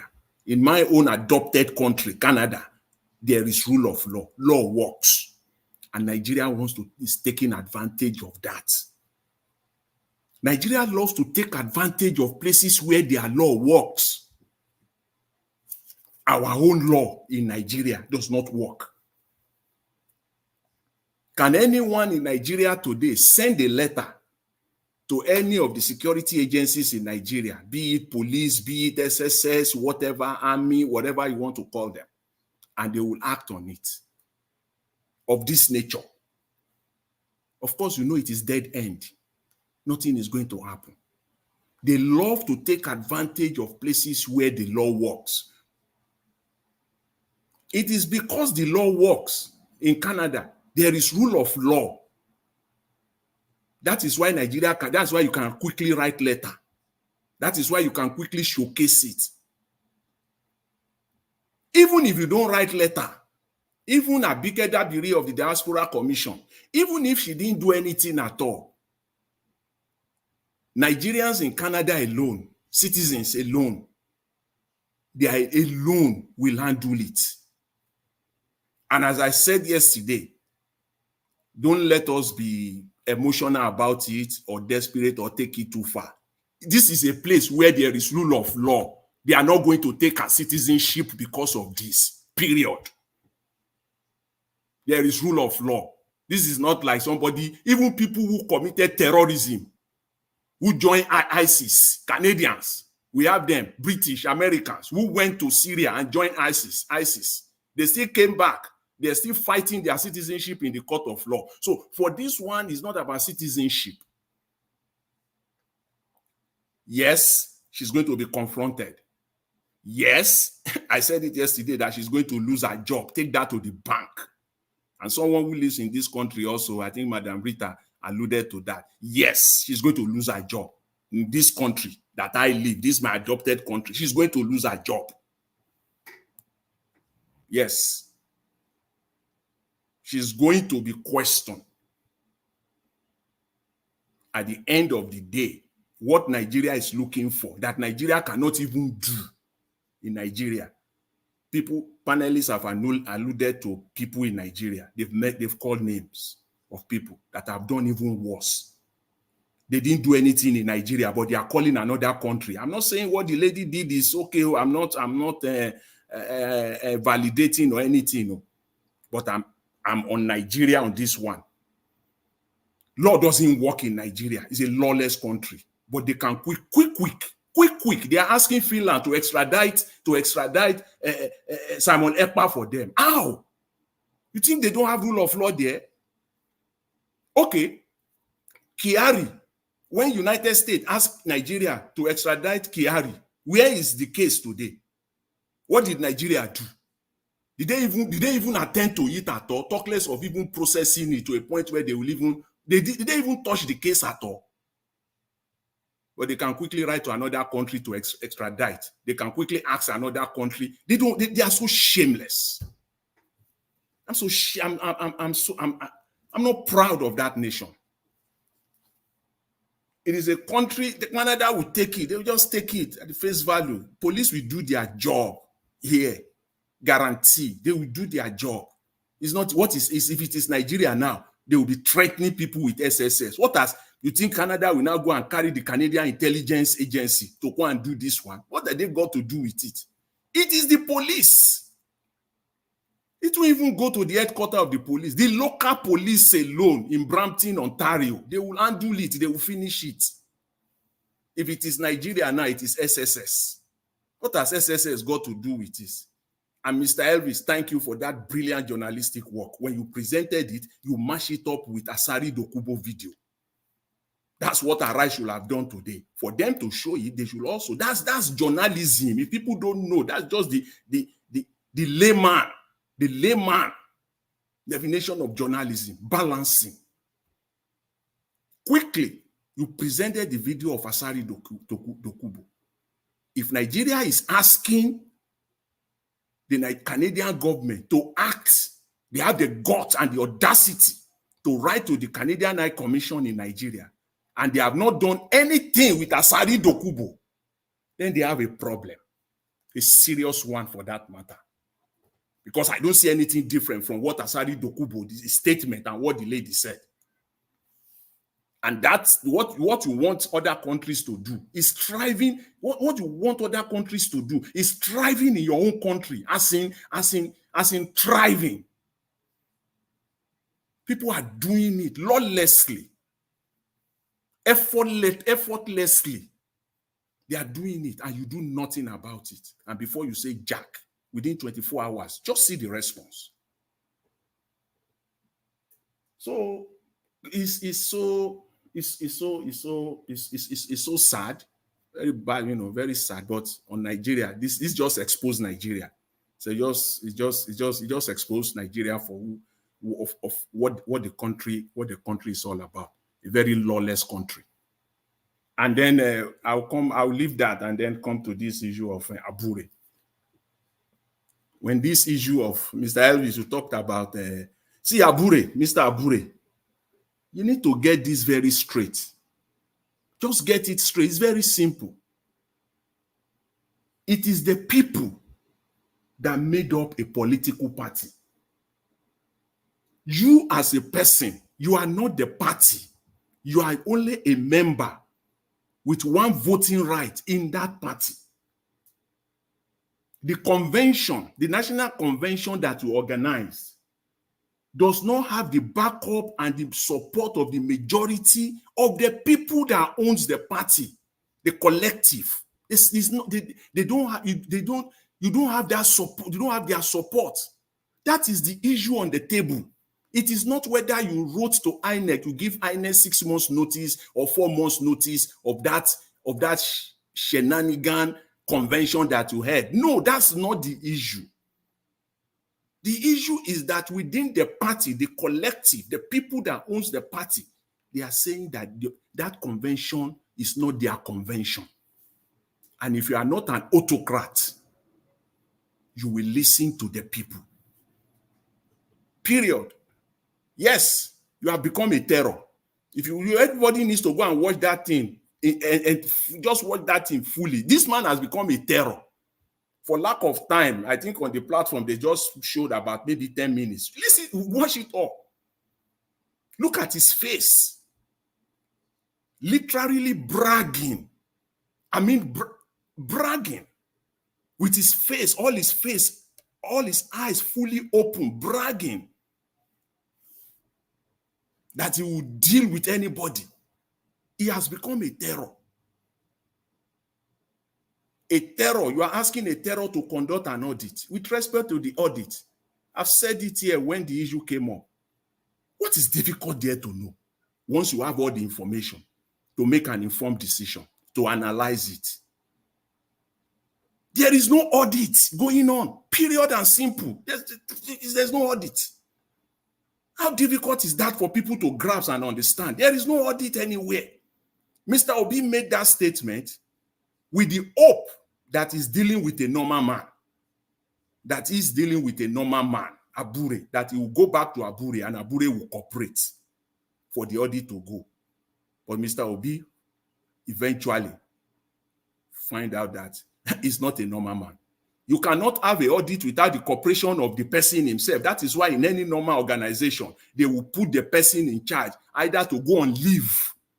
On leave. You will go on leave. Or if it is so serious, they will terminate you, because that is the only way the audit can be transparent and can be truthful. You cannot be the judge in your own case.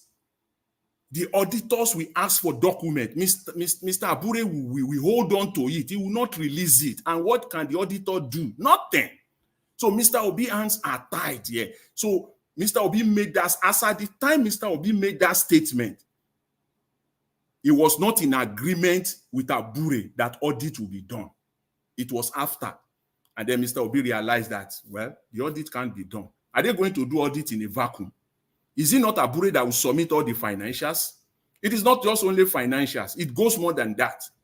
There will be a meeting between Abure and the auditors. There will be a meeting between the financial secretary and the auditors. The auditors, Abure will have to sign a letter giving the auditors the authorization to request their bank statement directly from the bank. It's not the one that Abure will send to auditors. That is what is called forensic audit. It is not that it is Abure that will send it and say, go to the bank account and download and then send a file to the... No. Abure will write a letter. He will give the bank, he will give the auditors the authorization to request for the bank, for the account statement from XYZ date to so date. So giving them that authority, the auditor will now write to the bank and the bank will release it directly from the bank to the auditors. That's how it works. That is what is called forensic audit. That's what is called transparent audit. And Abure, as it's clear, he will never do that. So there is no audit. So we should just put that to rest. There is no audit at all. How long does it? Is it going? Will it be in perpetuity? Will audit go on in perpetuity? It's not going to be. So, Mr. Elvis, that's the time that I have. That's all that I want. That I have time to say. But even though I still have 2 more things to touch on, but that's okay. I will deal with that. Next segment. Thank you very much, Mr. Elvis. I really appreciate it. Thank you, sir. Thank you very much. I appreciate you. Thanks for your for bullet pointing them. I like that. You actually bullet pointed the most important of my presentation today, so analyzing them. So you can finish with them at the second session. But meanwhile, I'd like to come into the next person. I know that Oga Chris on the backstage, Madam Luke on the backstage. I'll bring them into. Okay, let me bring Madam Luke in. Oga FM, and I'm going to put it on the backstage temporarily for now. Then Madam Luke is in. Oga Chris, I'll bring you in shortly. Let me quickly call on the next person to speak, which is Black Panther. Then I'll come to give us some. Okay, give us some ideas to leave him for a while. Then I'll come to Abdul Malik before Oga Midwest. Okay, let me go to Black Panther. Black Panther, if you're there, so talk to us. You have 8 minutes. Okay, you're not available. Okay, if you're not available, you're getting. Oh, I'm available. Sorry. Okay, if I call anybody now, you know they're available. If you come back, you get. I was talking to myself. Okay, talk to us, sir. Good evening to you. Your 8 minutes starts now. Good evening. Are you hearing me clearly, or is my voice going up and down? You are very good. You are good. You are good. I want to thank you, Naija Watch, for what you presented today. May God enrich you and give you more wisdom to do some fantastic presentation that you did today. I want to also thank our mother, Mommy in Diaspora. May God bless you, ma. We thank you for following everything up and your consistency. We are learning from you. May God bless you, ma. I want to thank everybody here that has spoken. You people are hitting it. Mr. Jonathan, God will bless you. You spoke part of the thing I wanted to say. Really that you did, because I want to go the other way route now. I don't want to put it in such a way that people will not take advantage. This is what we do when we love somebody. Sometimes we chastise them, and sometimes we say some other things that people will think that we are against them. No, we are not against them. We're trying to play our own role of, trying to make sure they are still on point. Now, I will start with Peter of the last video Naija Watch played. Mr. Agwakoba coming to the Edo State to finally say he is in support the nomination of Asue Ighodalo, the PDP candidate for governorship in Edo State. In coercing and in confirmation with Peter Obi that he spoke with before he came to Edo State to say what he had to say. Now, I want to play the role of chastising the one you love. Now, Peter Obi is indicted. And this message has been sent almost a month or 2 months ago, a month ago, and yet Peter Obi refused to speak on this issue. Now, I want to say this. What we heard from Peter Obi, was it yesterday or 2 days ago when he spoke in one of these network? I don't want to mention the network. He spoke and somebody asked him, why is he not speaking? He said before he speak, he has to analyze the issue and how to digest it before bringing it out.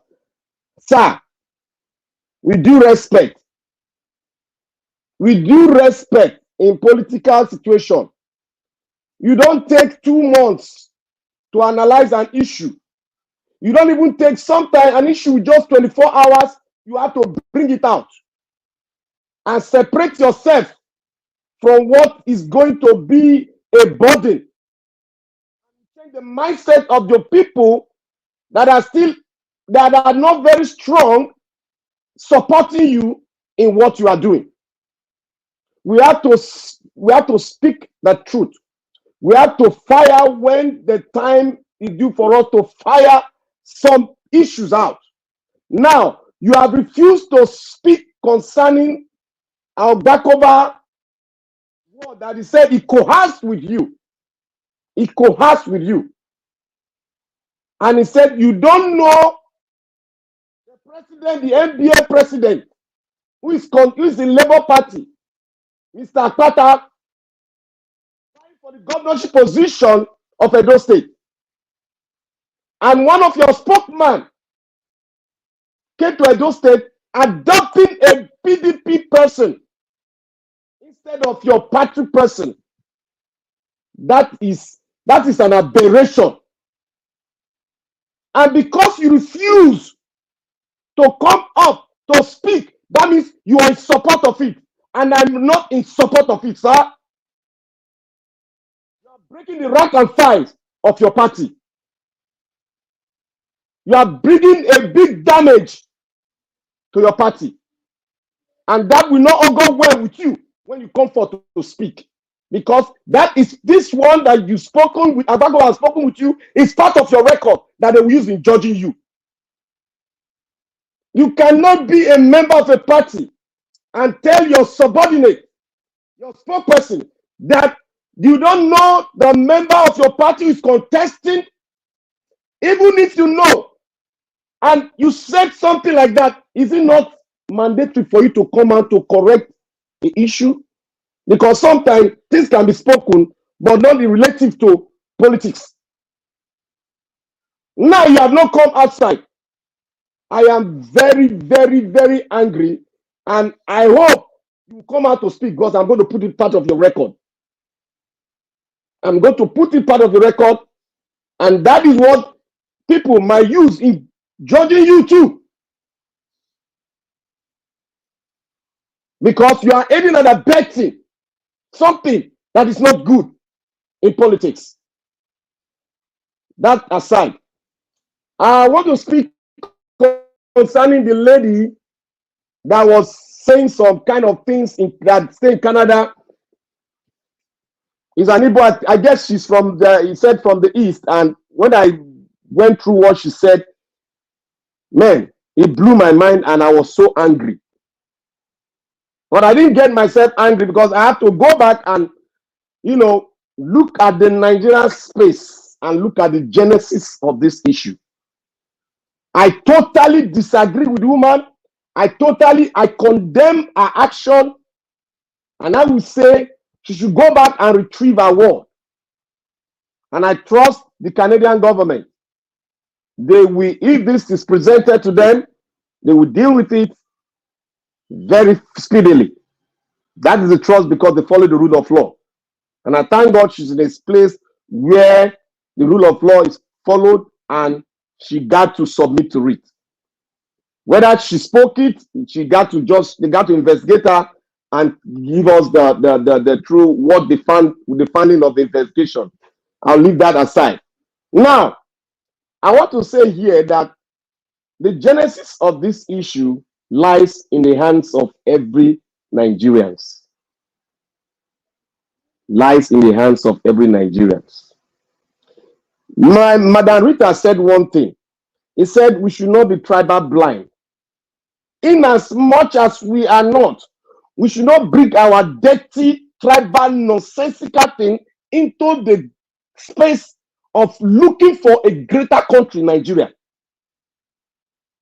We should not bring that. That is why I always say that this Edo election is a tribal thing that many of us are not seeing. And this issue that this woman brought to the international space now has provoked the Nigerian government, which I look at them, I just laugh. Why are you being provoked? Because you are even aiding and abetting the same crime this woman was that committed. So what right do you have now to speak to this woman when you yourself, from the head to the bottom, members of your cabinet during election, you were speaking against a tribe that have not done anything, a tribe that you have lived with for more than how many years? You are not trying to play tribal war, driving them out of the Nigerian space, a state that they gathered their resources, they pay tax to build a state. You even went to the extent of bringing down their buildings because of one reason, that some people are supporting them. But let them bring the whole thing on the table. Let the whole world see why and the purpose, why they're doing this. We should think back. Nigeria will never move forward if we continue in this tribal nonsensical thing that is in depth in our blood in Nigeria. Now, I want to ask a question. What is the problem of Nigeria? Are we ready to solve the problem? Are we ready to face it point blank and solve it once and for all, so that we have a better Nigeria that is sufficient for everyone to aspire for anything, the highest position in the land, with a good standard? Now, most of us are not thinking that. Most of us are still playing to the rhetoric of not solving the issue, but bringing some factors that are around the issue, using that factors to cover the eyes of many. But the question still remains: how do we solve the problem of Nigeria? If you say you want to solve the problem of Nigeria starting from the Electoral Act, will the Electoral Act solve the problem of Nigeria? Will it make other people not to ask for their own country inside Nigeria? Now, let's look at ourselves, point blank, where we are living. Have they not sat down to solve their problem point blank, face themselves, cause themselves, and finally they came out with a solution to their problem? But have we come into that space where we can say, this is our problem, let everybody galvanize the power, everything that you have, to solve this problem once and for all, so that we can say we are one Nigeria, and we can boldly say an Igbo man, a Kanuri man, an Efik man, a Yoruba man, Ondo man can vie for the presidency of the country if he can convince every part of the country that he can do it. That is a country I want to see. That is a country that I want to live for my children, to come into Nigeria and say, yes, this is a democratic country where the rule of law is being followed to the latter, where every constituency has the right to question the government, that this is not what we asked for, where everybody will see evil and will say this is evil, where everybody will see the goodness and say this is good. Come to Edo State. Like I said, Edo State is not ready for anything. If you think that the APC will not come and rig that election, you are joking. If you think that PDP will not rig the election, you are joking. I want us to take our mind back to what happened in Rivers State. Look at that Rivers State very well. Why did Wike win that election with every oppression from the opposition, the APC, but he still won? Why? Because the people were behind him. The question now goes to Edo State: is the people behind the incumbent? The answer, you all know, is no. Now, the incumbent will fight with the presidency. Ask yourself the question: who is going to win that rigging? That's the question I'll put forward to you people. Question: is it not the federal? Yes, it's the federal. And we know what the federal can do. And Obaseki is the mind of the federal. That's the question. So When we stand in the gap, when we stand for Olumide Akpata, people were thinking we are standing. Look, if you see evil, call it evil. If you see a man that is upright, call that man upright. People come here to say, we don't know Olumide Akpata. You don't know the president of NBA? That means you are not a Nigerian. That means you don't mean well for Nigeria if you don't know the past president of an NBA, Nigeria Bar Association. Nigeria, well, thank you. I'll continue with my work at the next quarter. We're about to close. Thank you very much for giving us this platform. May God bless you. For every Nigerian, the question I've asked, make sure you answer that question and treat it personally to yourself. Thank you. Thank you.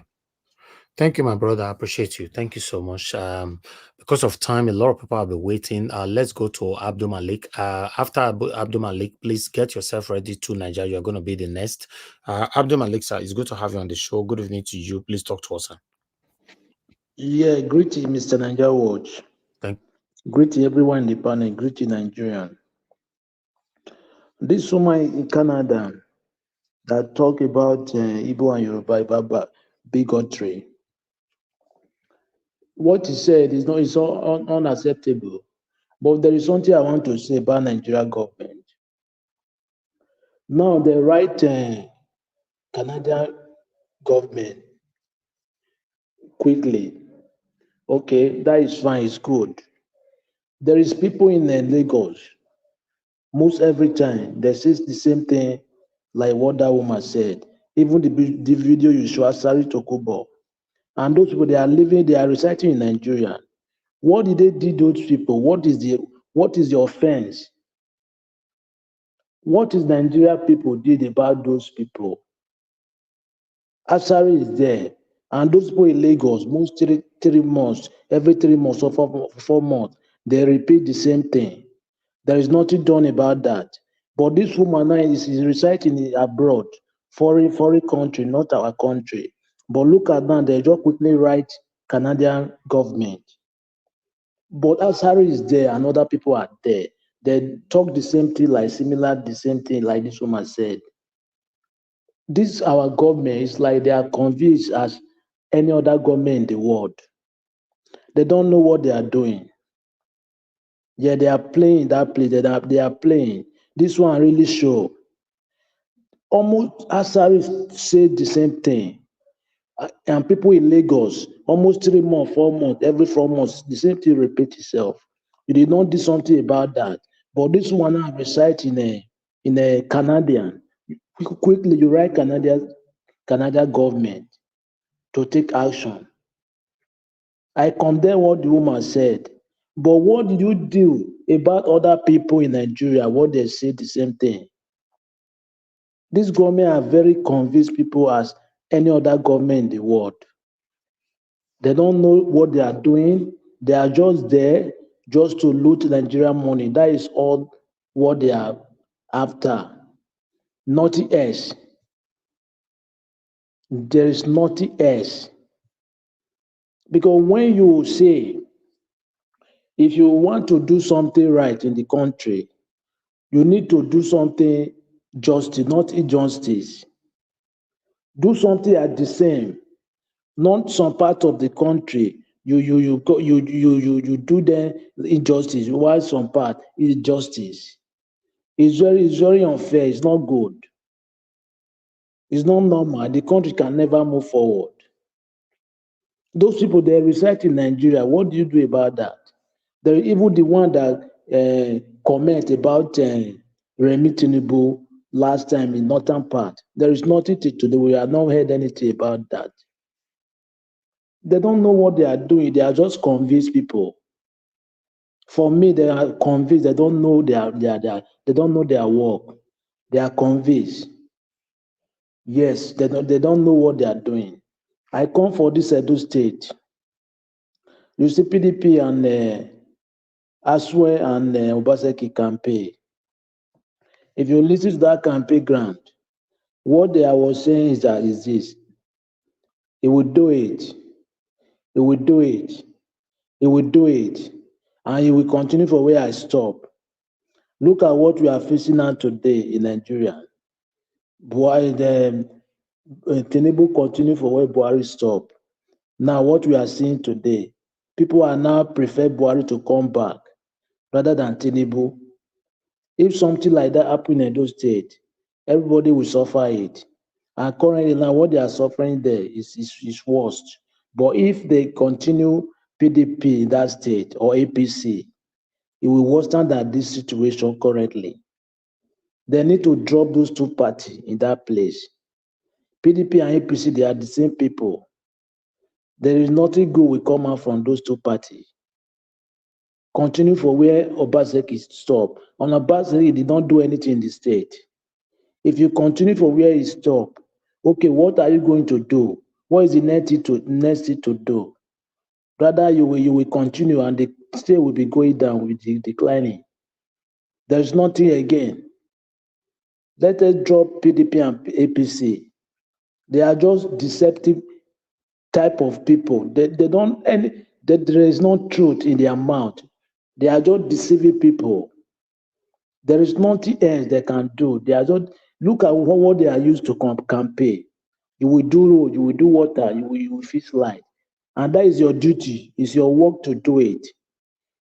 How many years? Instead of for now, we're supposed to be talking how you will tie the street, put the street light in the street, but you are still talking how you will do major road. It is a shame for our government. We have a very long way to go. If we continue this way, the country will never get better. It can never.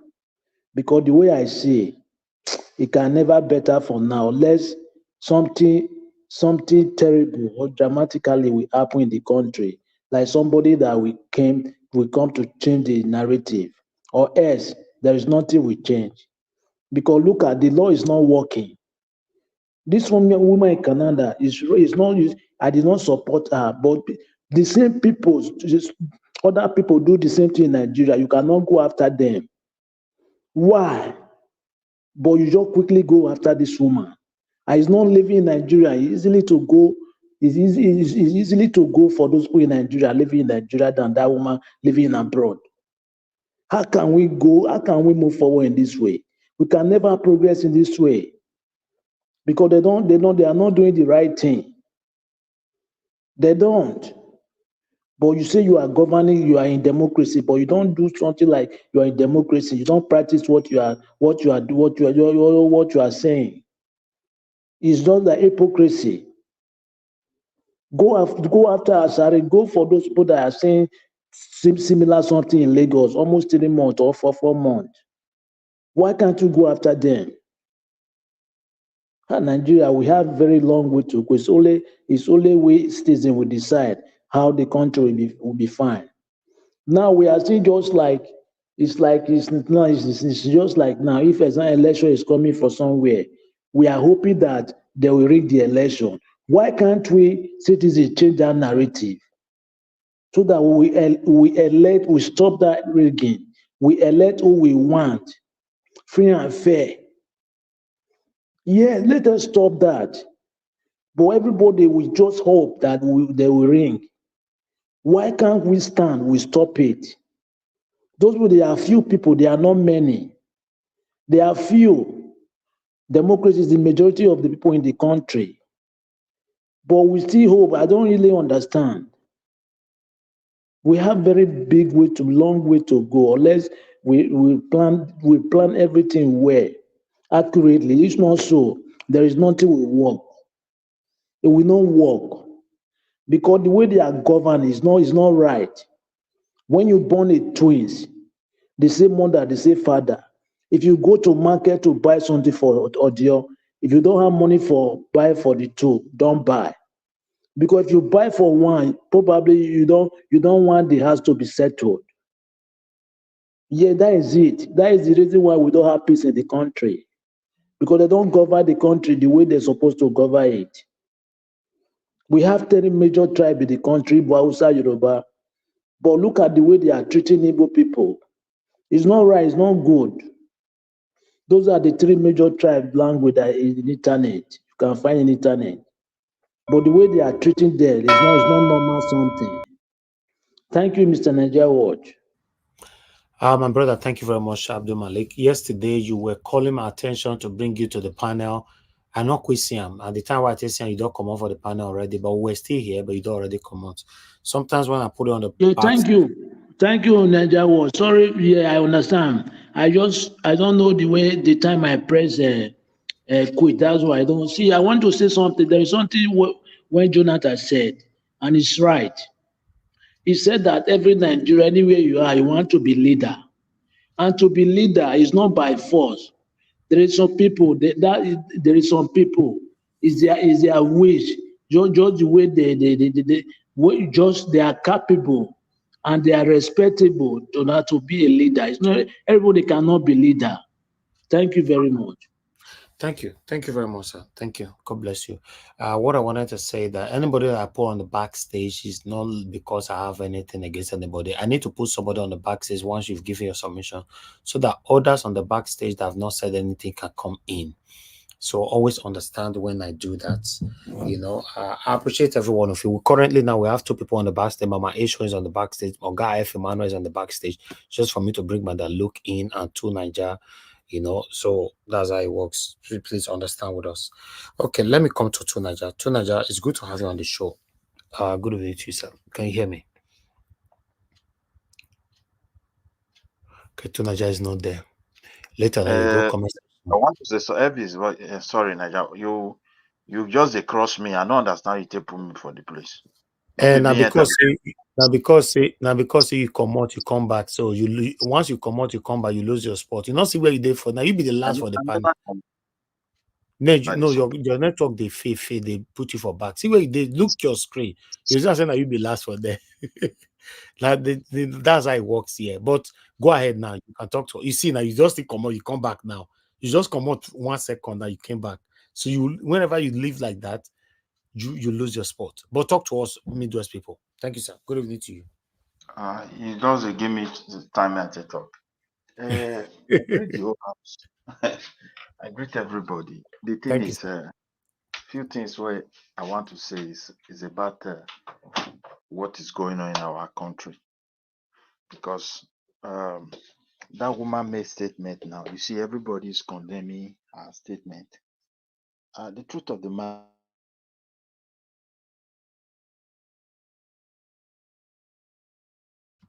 We can't hear you anymore. Your network is failing. That's why they put you for back. You know they hear me at all. Now they hear you again now. Say your APC people talk out today, so now not get network until they talk for social media. I don't know whether they affect you now, sir. You see, Anna. So now leader talk out today, say not be like that. So the thing be say, Oga, you hear me? Yeah, I hear you, but I know sharp well.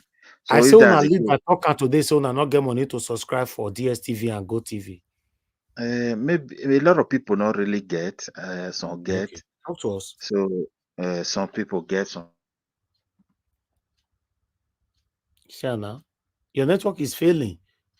Because your leader talk on today, so I'm not get network for that area. Eh? I don't know why my network they fail. I don't know. Your network is failing. It not be like this before. Okay. Go ahead. So maybe I've got time not to go. The thing be say, what I want to say is this: the danger is real, because when a country fail to treat issue and they decide to bypass it, the time is coming that issue will rise again. Even before the independence of our country, all these tribal crises, they were all there. And that tribal something is what led us to the first war. If not, that war wouldn't have happened. And that festival, and the way this one is going, I think is already out of hand.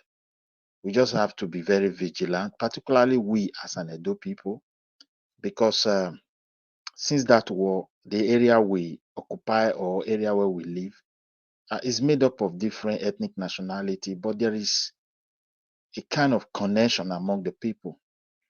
And we don't so much have this tribal crisis. But however, people come into our space, particularly the young generation from Southeast, since IPOB became a lecturer of the histories of Nigeria's by the past war and how Benin is their brother and all those kind of things and what they are doing. And also the Yoruba themselves.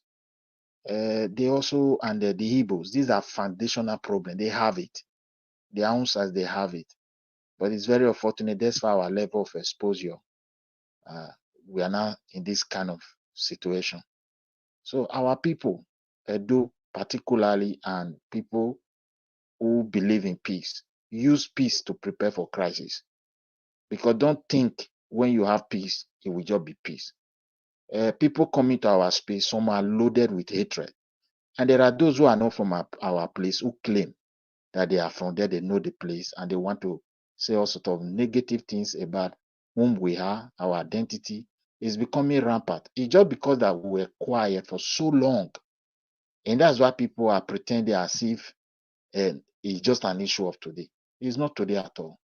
And we should be vigilant, please. I will just relate it to the campaign that is going on. You see, we particularly, I also use ourselves as an example. Tribalism is what is killing Nigeria. And the people who lay foundation for tribalism are the three major tribes of Nigeria. Their crisis from the beginning is still what is still affecting us today. And therefore, this idea of supporting people, maybe when we support one person, then they will come and liberate. I don't think that one is possible anymore. Look, when this guy came to power, what is his name, Buhari, most of the people, because he got power from Jonathan, most of Nigeria army that were trained, sent overseas, huge number, he retired all of them. Obasanjo did the same thing himself. Just because they are not affiliated to his tribe. Look at this one that is there. He did the same thing. I'm just telling on a federal level. Look at appointment. Look at promotions in all government institutions. So we Edo should not be deceiving our people that it is not there, so that it is there, it is visible, and it is real. So that is why we encourage my people. All this deception of we are all one, that oneness of Nigeria is not producing anything, because from top, it has already been hijacked. It has already been mismanaged. It has already been neglected. They never treat this issue.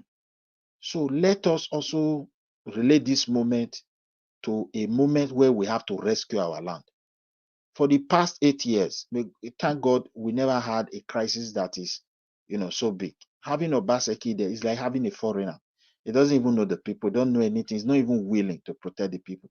And that is why he was willing to give more than 20% of the land so he can settle people that were highly rejected across Nigeria, even in their own places. We saw it. It was from this channel people were fighting that issue then.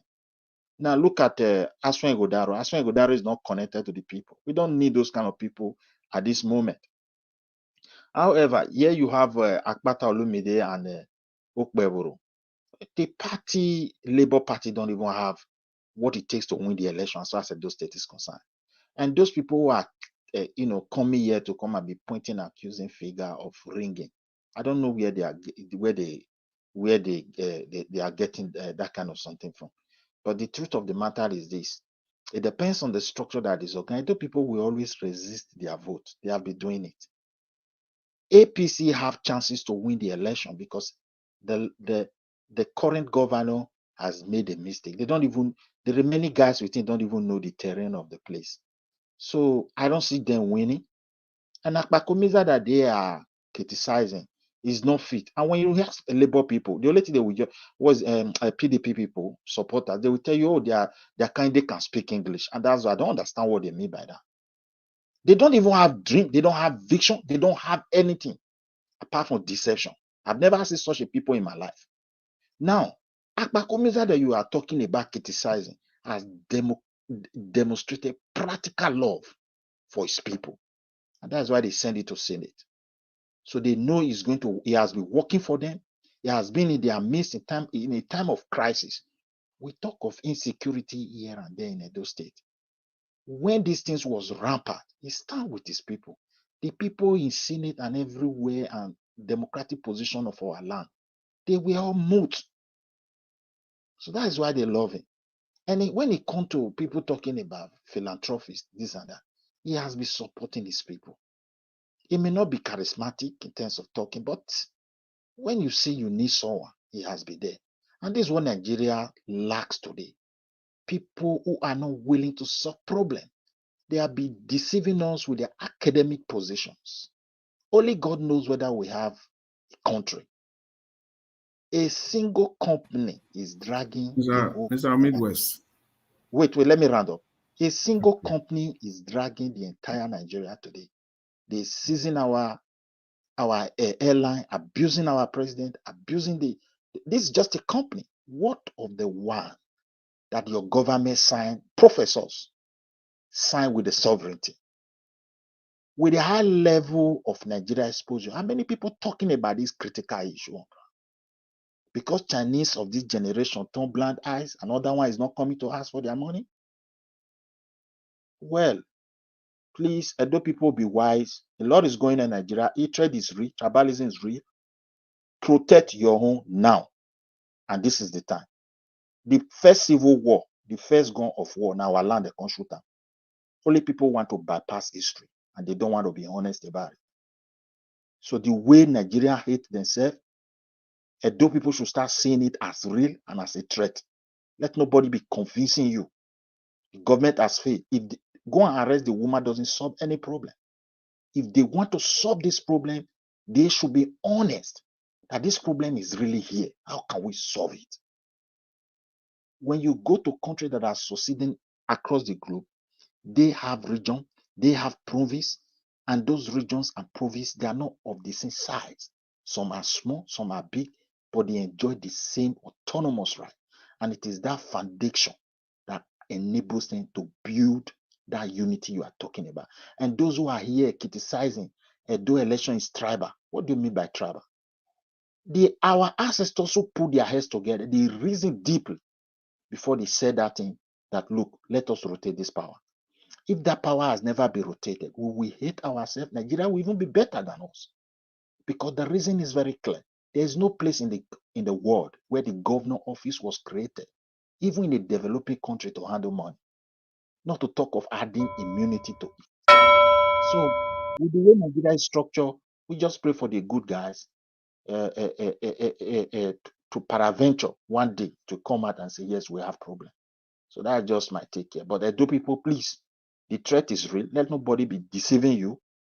The hatred has been there for many years. Watch YouTube. Just because we are quiet does not mean we are not seeing what has been going on.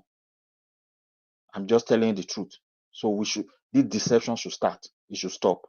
We should look at the history. We were the first victim of Biafra War, and the soldiers that came to shoot that gun in our left. Yeah, thank you, my brother. I give chance to another person. Thank you very much, sir. Thank you so much. I appreciate you. Thank you. Okay, let me come to... Naja, sorry. I have a 10 question seconds, for John. Midwest. 10 seconds. I was trying to kind of interrupt me. A quick question for Mr. Midwest. Oh, yeah, go ahead with your question quickly. Just a quick one. Mr. Midwest, you talked about Okpeolo working. He has been working for the people of his constituency in the Senate. Is that for real, or should we just take it as a campaign rhetoric? Not even when. Is it for real or just a campaign talk? If you say it's campaign talk, I'm fine. Naija watch. Let them hold on. Make you never answer any question. I want to ask him. I want to say something here. 10 seconds. To him, please don't say our ancestors tell us look they rotate governance for Edo State. I beg, just carry that inside your pocket, sleep for our JJ. I beg. Thank you. Okay, respond to that quickly. I need to move on to the next person, please. That I'm happy you gave me this 1 minute, my brother.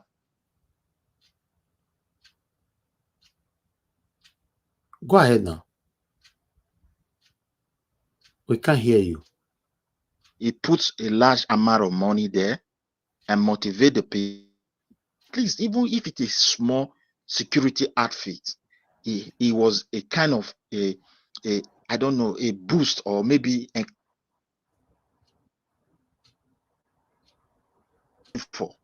he was with the Edo State governor. He only went there to put 50,000 naira.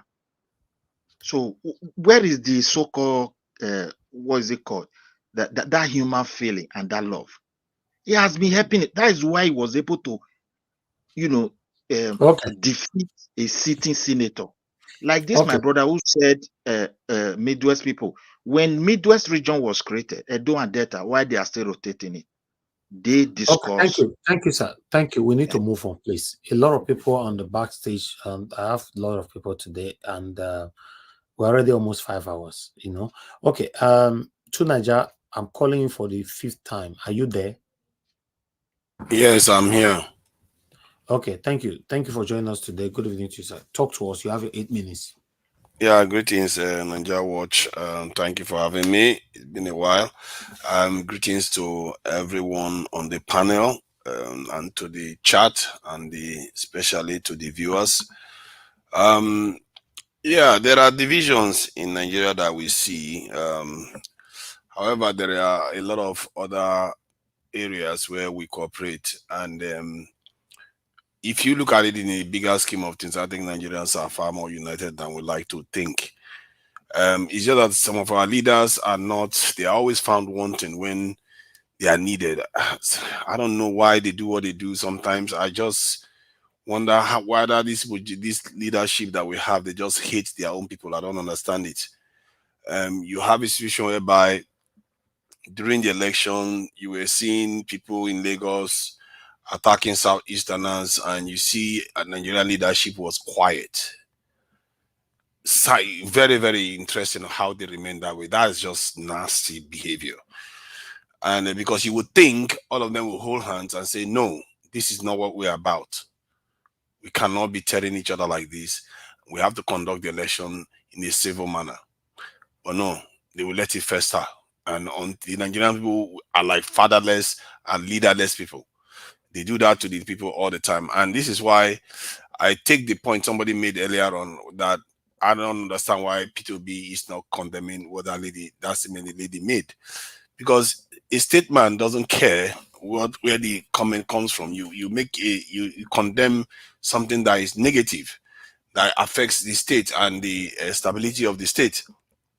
Obviously, I saw that Atiku was happy to criticize this one. I remember when the stuff happened with Deborah in the north, he criticized and completely removed it very quickly. When he criticized, these are the kind of problems we have in our leadership.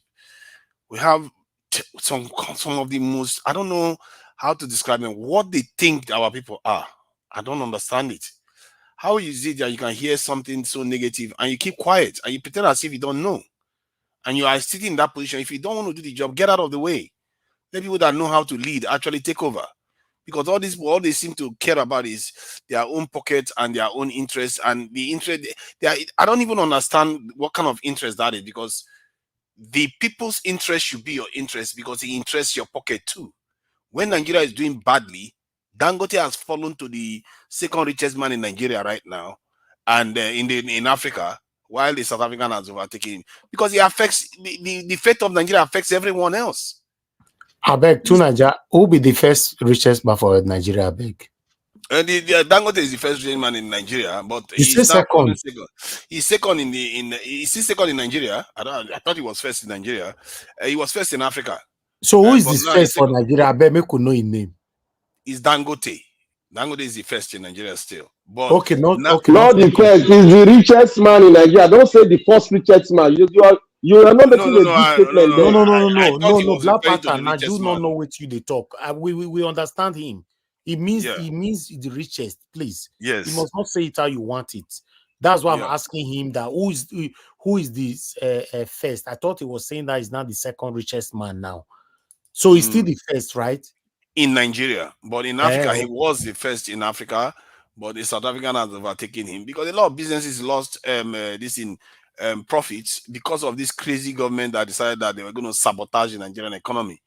The reason why people seem to be thinking that Buhari was a great leader now is because this government has done so badly, and Buhari laid a foundation that the government would have found easy to build upon. But what did they do?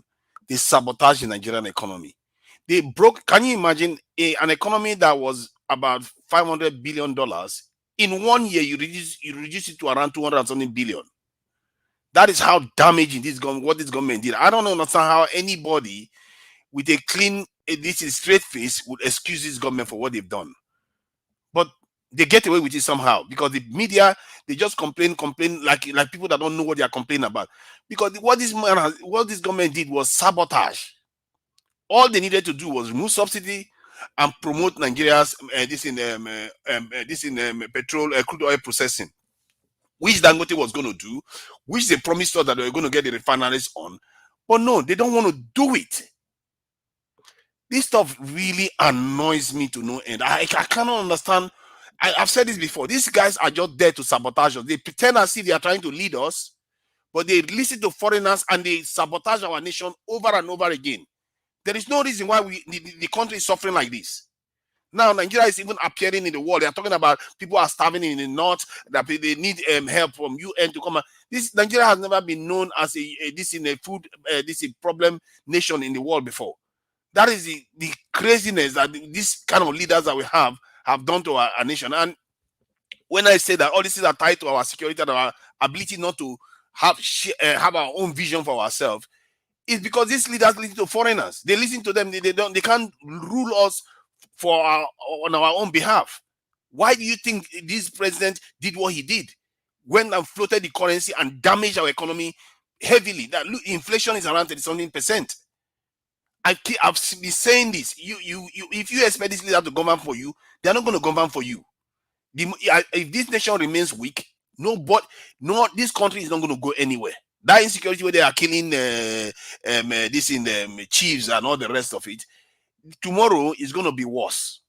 What we are going to be seeing happen in this country, tomorrow you will find foreigners march here into the country as soldiers, and we will not be able to stop them. Because we just think this is a joke business. This is life and death situation we are facing here. And some people just don't understand the nature of the world, that if you allow other nations that are militarily stronger than you, technologically more advanced than you, and you don't see them as a threat, you are asking for trouble for your children.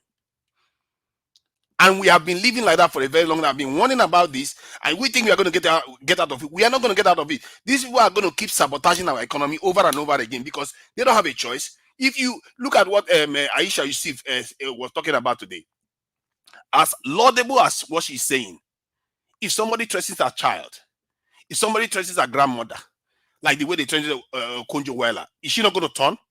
She will shut up. Sooner or later, you don't know the forces you are up against. And I think until Nigerians wake up, and I don't think Nigerians are going to wake up with any simple event. The reason why I say it is because you know how when we won the World Cup, when we beat Brazil in that World Cup, and Nigerians were like going crazy, people that were around during that time, Nigerians were going crazy and they were so united during that time. What is needed to solve Nigeria's problem needs to be like that 10 times over. That's when Nigerians, our head will clear and we will face reality and deal with the problem we are facing in this country. The truth is that we are not as divided as we like to think we are, because other people are more divided. It's just that they are more united in terms of solving their problems. That's the key. In the UK, they are divided too. Look at all the riots that they are busy attacking people in the UK. Even the man that you call the Nnamdi Kanu of the UK, he doesn't even say half of the things Nnamdi Kanu says, and they are looking for a way to jail him now. he has barely said one thing. They want to jail him already. Julian Assange just came out from jail. In Spain, the leaders of the Basque separatists, they are in jail. They jail people all the time in the West because those people understand that anybody that wants to cause trouble for the economy, cause trouble for the ordinary people that are living their life peacefully, they are a problem. You can't, that lady that said what she said, I can understand why she's pained. But you can't cross the line and expect to get away with it. You have to answer for whatever you are saying. If you threaten the people, you should face the consequences. And anybody that threatens the people of Nigeria, they should, and we all should support that. They should face the consequences. We can't keep allowing people to just be dividing us all over the place and falling for it. If they divide us, we are all going to be poorer for it. They are going to pick us to pieces. This world doesn't owe us a living. The world out there that we are seeing, we think it's a joke. It's not a joke. They've done it before. And what more lesson do you need? They've done it before. And they are going to do it again if you carry on like this. That's my own warning. Thank you. Please, I need clarification, Oga Elvis, please. Okay. Mr. Tunaja, you said something about Julian Assange being in prison.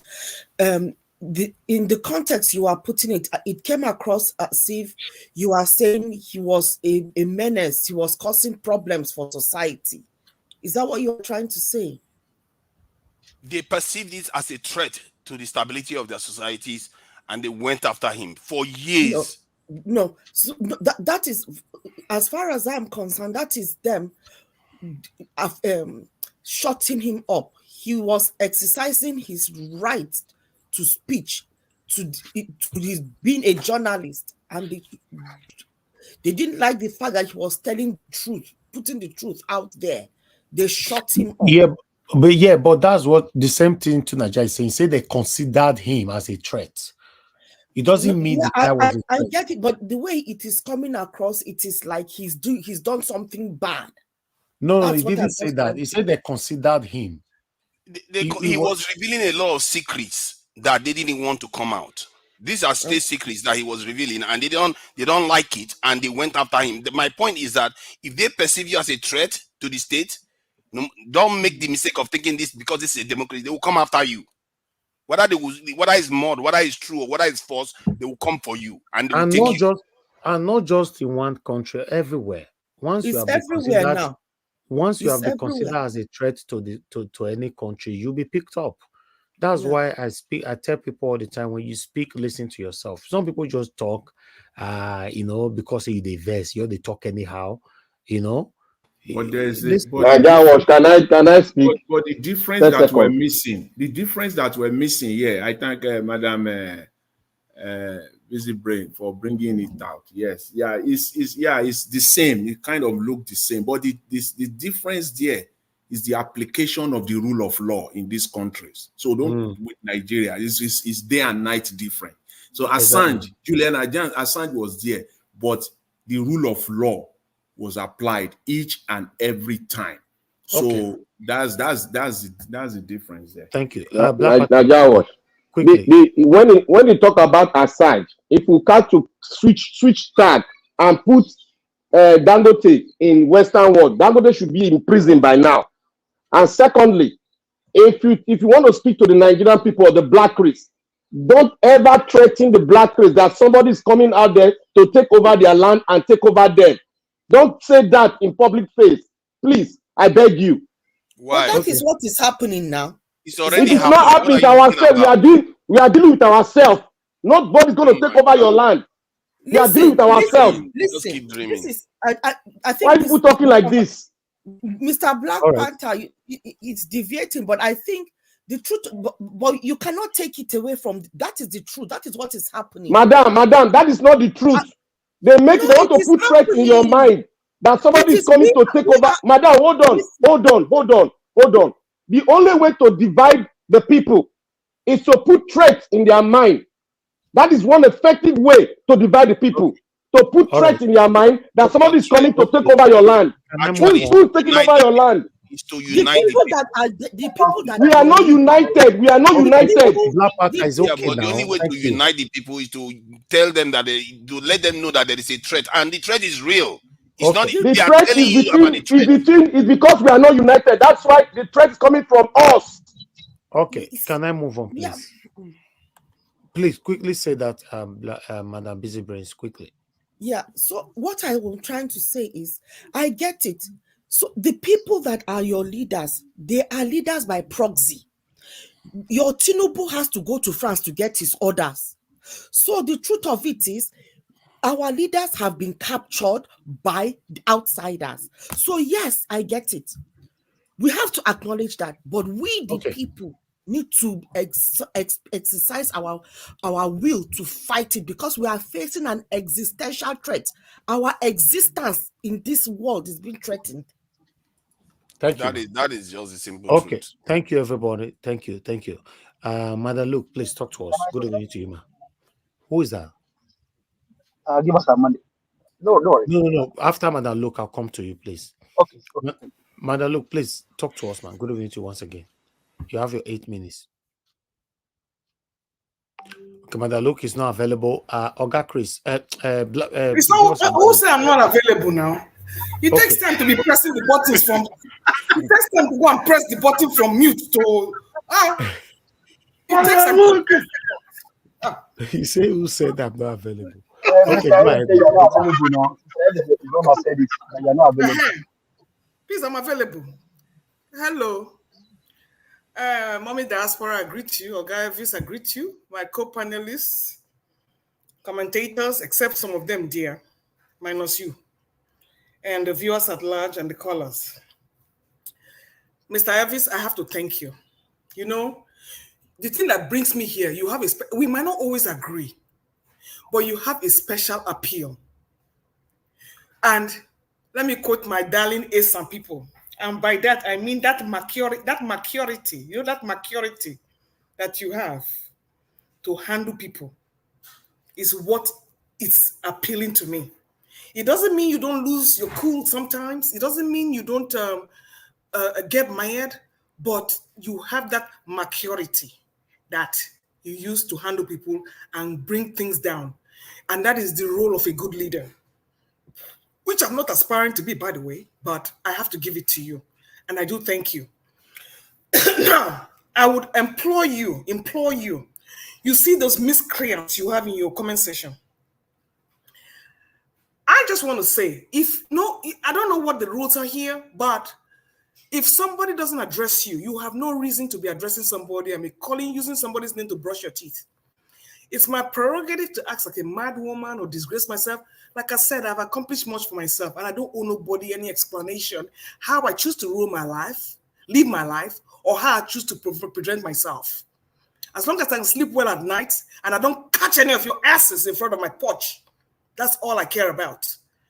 We don't go past the same street, so I don't know what this competition is all about. Whether you behave well or you don't behave well, or you don't do this or you don't do this one. Yeah, but Madam Luke, you can't call the people in the comment section miscreants. That you can't start a. Not be somebody call me my white animal, dear. Where you? No, that's what I'm saying. But you are trying to complain to the people listen, now, and you are calling them miscreants. What about if they reciprocate again now? See, miscreant is not a bad word. Miscreant is it's a bad word. Okay. For me, I would not allow nobody on earth to call me miscreant. I'm not going to offend you. But your comment section should be more moderated because you don't allow things to fester.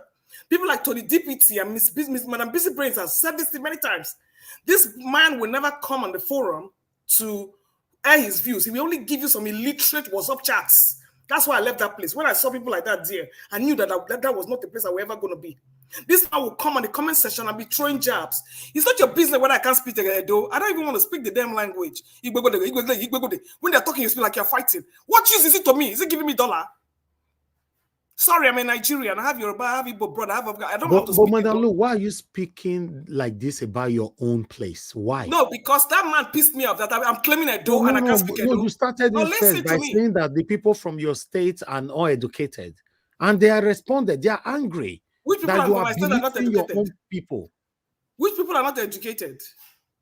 That was your statement, that the people from Edo are not educated. I don't know how they you put it on. And I stand by it because look at the kind of people that are coming out. You even said it with your mouth that we are ruled by. Madam Luke, lower your temper. Okay. When it's what you give out that will come back. So don't expect anything. Just lower your temper. Show them that you are more composed than them. I don't have to be composed. I don't have to be composed. I'm not under anybody's watch. But you cannot come here and be insulting me and be making all kind of comments and expect me to fold my hand. I'm not listening. Listen. Like no, but Madam, look, my question is, you publicly, and I am repeating it.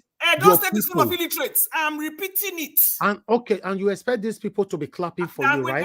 Yes, and when I go back, don't tie my hands, is what I'm saying. Let's go at it full force. You can't tie my hand. So let's go for it full force. Madam, look, they will tie your hand, though. I'm repeating it. Edo State is full of illiterates. Beats me. Let's go on. Going to that lady in Canada, I pray nothing happens to her for one reason. I made my submission yesterday and I said what it constituted was hate speech. And I'm going to say it again. And she had no business saying that. But having come out on the public to say that, nothing should happen to her. Because after listening to what people have been saying all over Nigeria about other people and nothing happened to them. They should go and make examples of those ones first. Nothing should happen to her. Because it is what the seed that they sowed, that's what they're reaping now. When they could tell the whole world that people can come out and insult one tribe or kill one particular religious group and nothing happens to them, this is what you get. All of a sudden, your Agberu, House of Reps, yes, read my lips, your Agberu, House of Reps, want to go all the way to Canada to do what with this lady? Why didn't they use their same energy to go to Chicago State University and appeal to the FBI to get the record of their drug baron of a president and a certificate forger? Why did they not use that same energy to do that? So, my dear Amaka, wherever you are, please hide very well. Because the only reason they are doing this one, number one, you are Igbo, and number two, you are female. That's the reason. I see that you have done it and it has come out there. Please protect yourself. And I hope you have learned something from this. There are some things that we all think, like you, but we have to keep it to ourselves. Including all these hypocrites you see online here. Like those ones that bash same-sex, this one, now them be the most closet ones. He that beat the loudest drum, now them be the worst. So protect yourself wherever you are, and I hope you have learned from your mistakes. You are human, you've made a mistake. I'm from Edo State and I forgive you. I don't even see nothing about it that you said. Because the government in Nigeria is doing worse. They are marginalizing tribes every day. The Northerners have been marginalizing tribes. The Igbos have been marginalized for years. Now, one Igbo woman has come out to talk. The whole one wants to die. I bet me when I go drink Gary without Momo. Now, coming to Edo State politics, like I said, na illiterates food that place. Whether I don't know to, whether I don't south to. And I said the only reason that I even say that is because Edo South, they are more. So they have the opportunity to shine. Can you imagine that? 57% of one tribe in one state. Of course not, then go shine now. The rest minority, what do you think? And why I'm particularly pissed is someone like that Weholo coming out. It's a big disgrace. And then the other one that came out this morning, the APC chairman, I was Googling all over his place. I couldn't even find his biography. Because I really wanted to find out exactly where he came from. But from the way he's talking, it was not going to be that. Listen, read my lips. Edo Central, Edo North, they are the most backward people in that Edo State. I'm from Edo North. If I speak the language, I don't care to speak it. It has not given me $1 in my life. So I don't care to speak it. My father did not speak it, and I don't care to speak it, and we die happy. Going to my grave without speaking headache language. Yes, read my lips. I said it. If you want to jump into the ocean, jump into the ocean. So coming to Edo State politics, whether Peter Obi supports Olumide Akpata or not, I have said it many times, Peter Obi owes nobody any explanation. As long as you have asked him once, twice, 3 times to say what and he did not answer you, I better rest. Rest. Like I wrote in the comment section, must he be a leader? You don't know we have our next form. Men are going to take form now. Men are going to run for presidency. Easy. Now to criticize. Go take form. Enter Nigerian demonic politics. Then come out and talk. The man is doing the best he can do to save his life. APC is after him. Labour Party is after him. What do you want him to do? Then every time he has to come out and tell you to condemn me. Why did he not condemn me? But why did he not condemn this? Peter Obi, you are a smart man. You don't listen to whoever is talking to you and listen very well. Now, the one when you do it one copy and I won't put you for jail. So don't listen to anybody. If they invite you and you say no, you're not coming, it should be respected. I have respected it. I have had my problem with Mr. Peter Obi, but I've accepted him for who he is. And he's still the best after that. And whenever people are criticizing him, I will tell you one thing: go and take form for my neck. Go and register and become a president. Leave Mr. Peter Obi alone. Thank you. Okay, Mother, look, thank you very much for your submission. I believe henceforth, the day I will hear you criticize Tinubu, I will come for you. So it's better. There's no need to criticize any of them. Let them just be. Anybody that thinks Tinubu is not doing well, go and take form. Go and take INEC form and contest. As the same way, anybody that believes that Peter Obi is not responding to anybody, go and take form. And God bless you. God bless you, Nigerians, for that statement. God bless you.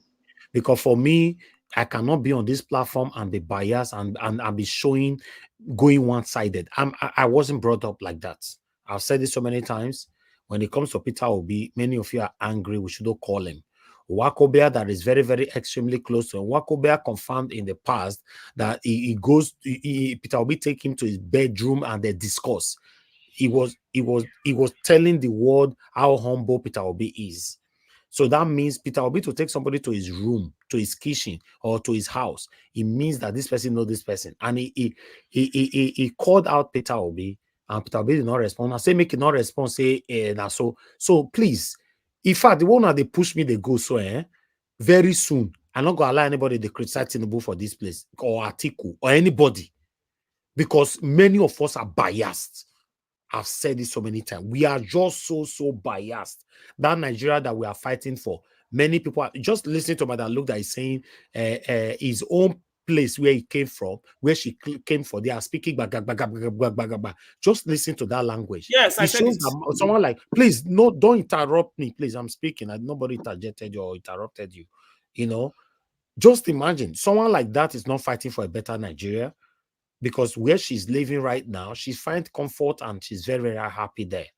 So for those of you that is clearly, who visit Nigeria often, that is fighting for Nigeria to be better, you shouldn't get carried away with this kind of submission. You see, if Tinubu would put for headline just now, everybody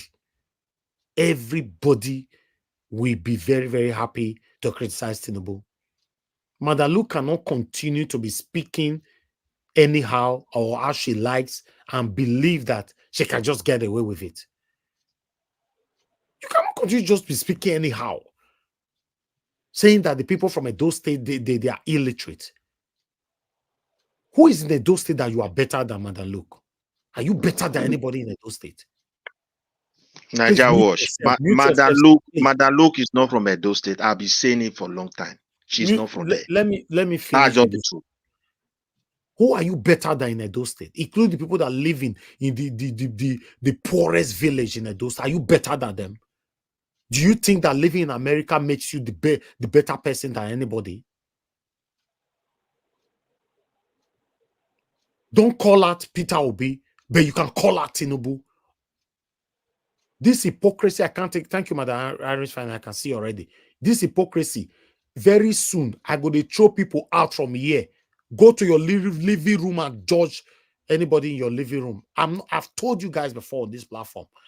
I'm not here to make you happy. I'm here to say it how it is.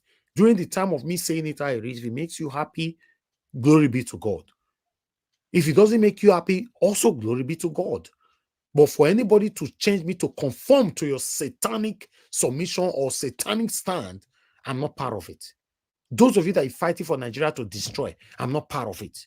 Those of you that is calling for Tinubu to continue to fail every day, when I know that I'm the one suffering it, I'm not part of it. Those of you that is calling for only people that is not favorable to you to discuss them, but the people that are affiliated or close to us, we should discuss it. I'm not part of it. This is the kind of demonstration everybody is demonstrating. Until Peter Obi put paper for now 3 days ago, say no, allow people to call me out. Shame can't catch all of now. Say Peter Obi is not an hypocrite person. He wants to be a leader where he can listen to everybody, regardless of any person that you are. Madam, look, you cannot continue to incite violence. Then people will respond to you. You can't continue to lambast on people. People will respond to you. Say they are insulting you. For Christ's sake, you're supposed to be an elderly woman. I said, I don't understand. There are things you shouldn't say because people will definitely respond to you.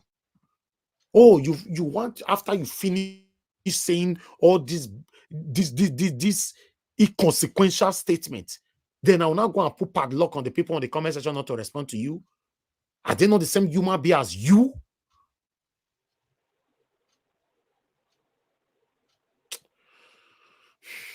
Let me move on to Niger Watch, abeg, lower temper, and let us continue with our trajectory and look for a greater country. And I want to say this: everybody have a right to speak when you contradict what is in their heart or in their religion or whatever in their tribe. So they have the right to contradict whatever you have said, because what you give out, that is what you're going to receive. So nobody should be angry about it. Thank you, Niger Watch.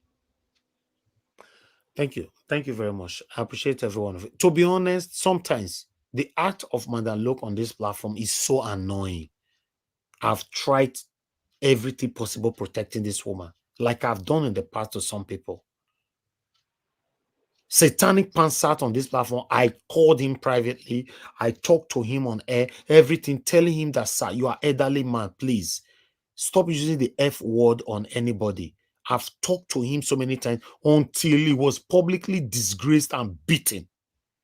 And it's not nice. Do you think I have the power to control the people on the comment section after you don't lambast on them and I'll say, Mona leave and Mona not respond? I don't have that power. Dear, the platform, we have rules here. We have rules here. Rufai, the other day, when was this guy? Onokbasa was disrespecting him. Rufai forgot himself that he's supposed to continues to practice professionalism. He left professionalism and give Onokbasa woto. That's life. So all these one people are trying to, after you don't disrespect others, you now start saying, oh, we're supposed to have this on this platform. If you disrespect anybody, should I then stop them from disrespecting you back? Like the way satanic government have left other people calling out the Igbos now. Now, other people, the Igbo people are now also calling out other people now. Then they are responding. Is that how a country is supposed to be governed? Is that the same thing some of you are practicing on this platform? What is wrong is wrong. When you pretend that you cannot see it at that moment, oh, you can only talk when it starts affecting you. At the moment now, let Peter Obi alone. Let Peter Obi alone. Peter Obi have not even done anything. The only question we ask now, what if Peter Obi become president tomorrow now, say, Peter Obi do one thing. For your call him out now, say, no. You must die today for calling his name. We can't continue like this. This is wrong. It's wrong. I'm not aligning with this at all. And I will never align with this kind of footstep. Thank you. Thank you, everyone. Let me move on to the next person. Can I speak, sir? Tunaja, you want to say something quickly? Yeah. Quickly. I for the life of me, I can't believe some of the stuff I've heard. People excusing we can't keep excusing bad behavior no matter how high the person rises. We have to call a spade a spade. Sometimes I feel like our people are not ready. When the time comes, they will see now. They think this is pepper yet. When the pepper come, we were not there. That's the problem. How can you see somebody advocating genocide? Literally genocide, and you try to say it's just a minor mistake. No, okay, the reason why you condemn it so nobody thinks like that again. Not only for her. Let me say this quickly before I call on the next person. I need to put this through. Mother, look, you are one of the people amongst other wonderful people on this platform who super chat me on this platform. But today, 29th of August, 2024, I want to let you know today that I have so much respect for you, but I don't want any kind of doubt to be on the respect I have for you. If you want you stop super chatting me on this platform, please just stop. Let me demonstrate the respect I have for you so that I can also handle you properly. Because I don't want anybody, because I've said it before, anybody who super chat me on this platform, I appreciate you all from my heart. In fact, if you now listen to how I talk on this platform, you know this is how I was brought up. I'm a very appreciative person. But one thing I don't like, I don't want anybody to get away or get out of lane just because they super chat me. I'm not saying that is the case right now, but I'm trying to say this is an elderly woman, for Christ's sake. the kind of things that she say is a public, this is a public space. Is unacceptable. If somebody was to be giving me $1,000 every day, I will throw you out of this platform. I promise you, you will be thrown out with your £1,000 daily on this platform with this kind of attitude, with this kind of satanic attitude. Please, please, I don't like having problem with people. But when somebody they talk, and you don't listen, then you push somebody to the wall. A lot of people agitating today in Nigeria. Many of them never plan to agitate. The previous government and the current satanic government, all of them are pushing everybody to the wall. If you are a man today, you're beating your wife every day at home. Say, oh, she not fit talk, she not fit talk. One day, she go poison you, you go die. And then you go know, say, yes, she have power to respond to you. She was only trying to protect you because of the kid that you guys got together. This is wrong now. Too much of everything is just bad. I'm telling you what you said that is wrong. You are still saying, I will say it again. Anybody that wants to jump should jump. Madam, look, this is wrong. Even though you don't want to come to my platform again, I'm not interested. But let me tell you, it is wrong. Maybe you might reflect after sleeping and wake up. You might get to know that this is wrong in every ramification. Study me properly. I'm not the kind of people, I'm not the kind of person that pampered people when you are doing wrong. I'm not interested. Whatever you're doing for me, my stand here and my dedication, my time for my dear beloved country, Nigeria, is to see the country become a better country in my time. Even though I have a better life or I live in one of the best countries in the world. We can't continue like this. And for those of you that is always saying, leave it alone, you call it to my show, my phone, leave it alone, leave it. Next time you call it to my show when we are asking it, I'll be a question. Now inside Gov't, I'll go to where you put. Go verse now, your vessel, in case you don't want to come again. Many people don't fair do one before, not be you start them. Many people don't fair do one before. But the beautiful thing about it is that this share way for command, God will bring another person that is genuinely fighting for a better Nigeria to occupy the share where you leave vacant. We can't continue like this. We cannot. What is wrong is wrong. If now your papa is wrong, if now your mama is wrong. And it's not even good for Peter Obi even not to condemn this thing, because the Peter other Obi section talk, my brother, just 2 days as ago say make una call me out if I'm doing anything wrong. Now they drag this man, they go. The man have not done anything wrong. Can we go now? Northerners and Southeasterners now will be looking at him and thinking, so this is how you behave. You hear It's this type not of him, stuff, it's keep not quiet. him, my brother. Nobody should look at him. Now, the satanic people where they pretentiously say that they support him. No, Peter Obi not send them the work where they do. I'm telling you, Peter Obi not send them. Peter Obi will not have any private conversation or meeting with them that if the people they talk about pretend, no, Peter Obi did not. They are the one doing Obaseki. And Nigeria, every one of us in our country, including Peter Obi, now citizen, it is left for us to critically criticize those that are bringing the country down and those that are forcing, they want to force it to go in their own way. We talk. Anybody will not talk, we go talk to them.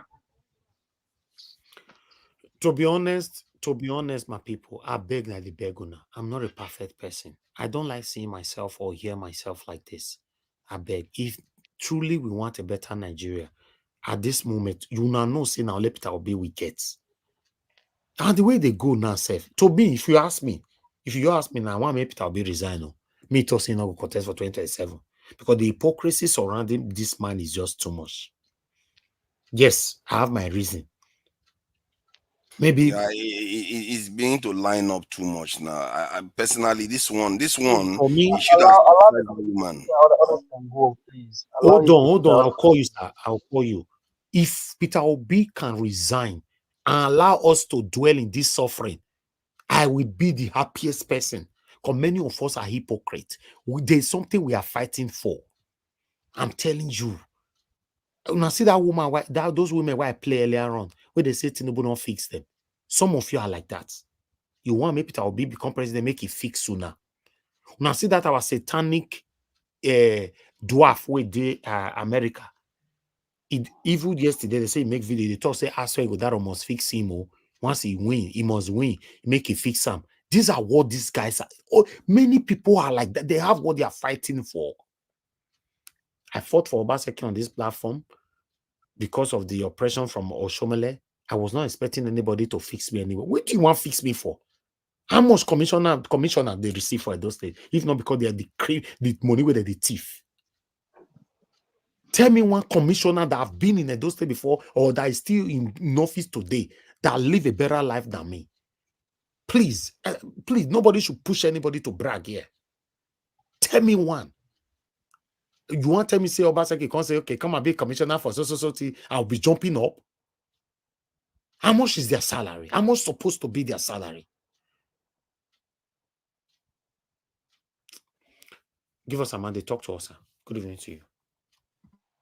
Thank you very much, Ellie. Thank you for the time. Thank you for all that you do and all that you stand for, and always bringing morals into this. Even though we're talking about how to fix the country, how to get it right, morals also is very, very important. And I think if there's anything that this platform should be appreciated for, is that sometimes because of the situation, we want to speak with the way we feel, and sometimes morals want to be jettisoned, and we quickly call ourselves back. And you know what? This is a public space because you leave your digital footprints everywhere you go, and that can be used against you tomorrow. But thank you for always reminding people that moral is still of great importance. And so I greet the panelists, I greet everyone. Only that's why I greet you. It is with a painful mind that I'm speaking to you. If you can hear from my voice. It's only sad that sometimes you look at Nigeria and then you think that you can get hope from some corners, and in the long run, you begin to question the hope. On X 2 days ago, I was on that platform, on that space. I was one of those that requested for the mic, but it didn't get to me. And most of the questions I would have asked Mr. Peter is one about Kenneth Okonkwo, and one that I would have also asked him is, are you being used to even just calm the nerves of the Nigerian youth? That they cannot even probably just calm them down, just let after everything go up, now you just want to calm us down. That was one of the questions I would have asked him. Now, playing the video of One Kobia, how can you? I mean, I don't know how true that may be, but I know that One Kobia will not tell lies. I mean, I will not say he tell lies. But if you say you don't know Akpata, you know Asue, and towards the conclusion of what One Kobia said, that Peter said he wishes that Asue can do the job, then why are people like me campaigning for Akpata then? If One Kobia is saying that Peter Obi said he knows Asue, he doesn't know Akpata, and now he just that you want to go and leave it so that you don't destroy the party. Is that what are we truly serious? Do we truly want to deliver Nigeria? Maybe we forget that in the last election, over 88 people died in that election because of what? So that Peter Gregory can be the president. That's why they died. They didn't die because of anything. They died because so that Peter Obi can become the president. In 19 years ago, he killed himself. Why? Because Peter Gregory had to be the president.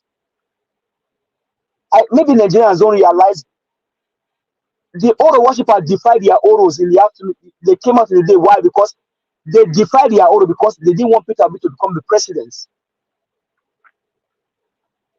People gave their voices, their energies, and everything because they want to become the president. And then now we are hearing this from one Kobia. It's just so sad. Honestly, very, very painful and disheartening. Do we really love Nigeria? Do Give we us love the Amadi. people? What Yes, people sir. want, what people want me to do,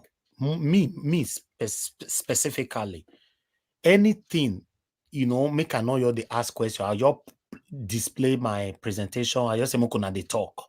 When it comes to our own, man, I know you ask questions. But is this how, like the question you just asked before I stop you now? Is that I how will we want send. to be better Nigeria? I will send you a picture Eh? of me asking Peter Gregory a big question. In 2023, when Adeola Fayewo interviewed, I will send you the picture once I'm done. Wow. I asked him about the refinery. He was my friend in Nigerian Navy that told me about Peter Obi, and then I went to check him up. And ever since then, I've been following him. When CM said something here about some people, and I'm not saying I'm a perfect human being, I have my own shortcomings. It's just that when you put your trust in, when you think that you can get sanity from some corners, and then in the long run, it ends up becoming that we're just still playing the same hide and seek. It bothers me, and those things quickly just throw me off. But the question is, do we really care for Nigeria? Do we even love our people at all? Do we care for them? Because up until today, Edo State election, honestly, should be an easy a walk in the park for LP. Why? Because the place should be bubbling. It should be bubbling of everything. It should be LP. Obaseki himself confirmed that in every household you have an obedience, obedient, and they are being backed up. They ride on Labour Party. So Edo State should be bubbling now. Peter Obi should have gone to Edo State not less than 2 or 3 times, because that is the headquarter of LP and obedient movement. And then we are hearing this from one Kobe, and sometimes people will tell you, although LP, they know how to manage their things, they can do their things. No, we cannot continue like this anymore. No, don't take people for a fool. Me putting my voice there to campaign for him, I don't know him from Adam. I've not seen him. The only time I saw him, maybe on virtual, is on this platform. I may have heard about him as an NBA president, but do I know him one-on-one? No. I just know the guy did something better when he was NBA, and the way he carries himself and want to fight for the people with empathy and compassion. That's why I'm supporting him. And if in the long run it now happened that you don't even have the mind to defend the people's mandate, campaign is not working properly, your principal is not speaking, they have to be talking to you on the platform. When are you going to talk to? Are you going to go to Edo to go and campaign for Olumide? He said when he's ready, he will let us know. Are you not supposed to be in communication with him? You guys should be communicating back and forth every time. You, Mr. Peter Obi and Olumide Akpata with Alex Oti should be in constant communication back and forth, because that state is very sacrosanct. Very, very, very, very important. Why? Because 2023 election, if there's any state that put their lives on the line, it was Edo State. People took generator to polling units because of Peter Gregory Obi. A boy put his mouth on a beer road, sleeping on the say, I must get my PVC. You don't give me with diet. Why? Because he wants Peter Obi to be the president. And here we are today. Today, people hopes are raising up. Tomorrow, you dash the hope. It's like this whole thing is just like we are just playing hide and seek. We are just playing gamble. Come on, people. This is not how countries are being governed. No. It bothers me. It bleeds my heart. Mostly because I cannot be campaigning for you. You think I have anything to benefit from your campaign? If there's anything I have to benefit, it's for the Edo people. That little boy in the village, that little girl in the village that has not seen life for the past 50 years. Imagine another man was saying on this platform, they've not seen light in their state, in their community for the past 50 years. And we are still here playing hide and seek politics when countries all over the world are moving, they are selling, they are making things happen for their own people. You were in Washington, D.C. for the DNC convention. You told us when they told you in the convention, I said fight. You have to fight for. You have to fight. You have to fight. You have to fight. Because what? The people's life matters. Over people will die because they want to see. They want to become the president. A boy killed himself because he wants you to be the president. And today we are here. We hear this. We hear that. Is that how we want to play this whole thing in the long run? And people will tell you don't add emotion to it. Why won't you add emotion to it? Governance act it entails of all of your fabrics, everything about you is in it. Is in it. If there's anywhere that I should be bothering about LP today, it's a those state. Why? Because that state needs to be taken by LP. So you now have to wait for Lumidi to now phone you. Mr. Peter, we are ready. Come and campaign for me. What arrant nonsense? Permit my word, people. I don't mean to be disrespectful. Mr. Peter will be an Olumide Akpata with Alesoti. They should be in constant communication. Let's even forget about it right now. But these three guys should be in constant communication. What do you want us to do? How do we come and campaign for you? That state should not know any other political party other than LP because it is very, very vital. And here we are. Tomorrow we come, man. Mr. Elvis, man. Thank you. I appreciate you. Just go ahead, sir. Thank you. All right, my brother. Thank you very much. I understand your submission, your plight. Thank you. God bless you. I appreciate it. What? Yes, sir. I want to give one example. If to say, I'll use local language. If to say Peter Obi election never come, and Olumide Akpata election they come before your election, he go sit down for that place and say he never invite us. My brother, thank you anyway. You are the leader of the party, so they have to phone you. They have to phone you in Anambra and say, Oga, for me, this is Olumide. Tomorrow is my campaign. Come and join me. Come and join me. When you see Adam or somebody, even though his candidate is a block candidate, going everywhere, putting his own things on the line. Obaseki has come out to be campaigning for Asue. You are waiting for Olumide to phone you. You guys, you know what, Mr. Give us a mandate. You know that. Give us a mandate. You ask a pertinent question. Okay. Quickly anyway, say I will respond to it when Mr. Elvis gives me time. Maybe for phone you. Mr. Elvis, so we are ready. Come and join us in a Orion Junction as our chairman. Second submission, you guys will pass this properly. But one thing, my stand here is this. Even though I'm not supporting anybody, I guess you guys saw one of my brother called into this platform yesterday telling me that, please, Mr. Naja will stop telling these people how to campaign. Right? I wanted everything to be balanced. That's why I'm doing what I'm doing. But if you watch this video now, the effort that Oshomole is going to make sure that this man, Okpewolo, become the next governor of Edo State. Listen to what this boy is saying here. The issues are clear. The issues are now very clear. Now see Edo APC leaders yesterday. Oshomole and Akpakomiza. Now helicopter they fly from Benin to Aochi, where they want to go campaign to Edo people. Say make them vote for them. Then leave their supporters, will be Edo people. When they go press body, enter public vehicle, Guaragwara vehicle, pass the Guaragwara road where it's poor, federal government road when they not feel repair. But they enter helicopter, fly, go Aochi. The issues are clear, my people. We don't need this to say to tell us. This will make you explain up to us. They never enter power. They say me we vote for them. Now helicopter they take the fly for. Okay, I'll leave that video right there. I played this video for a reason. Right?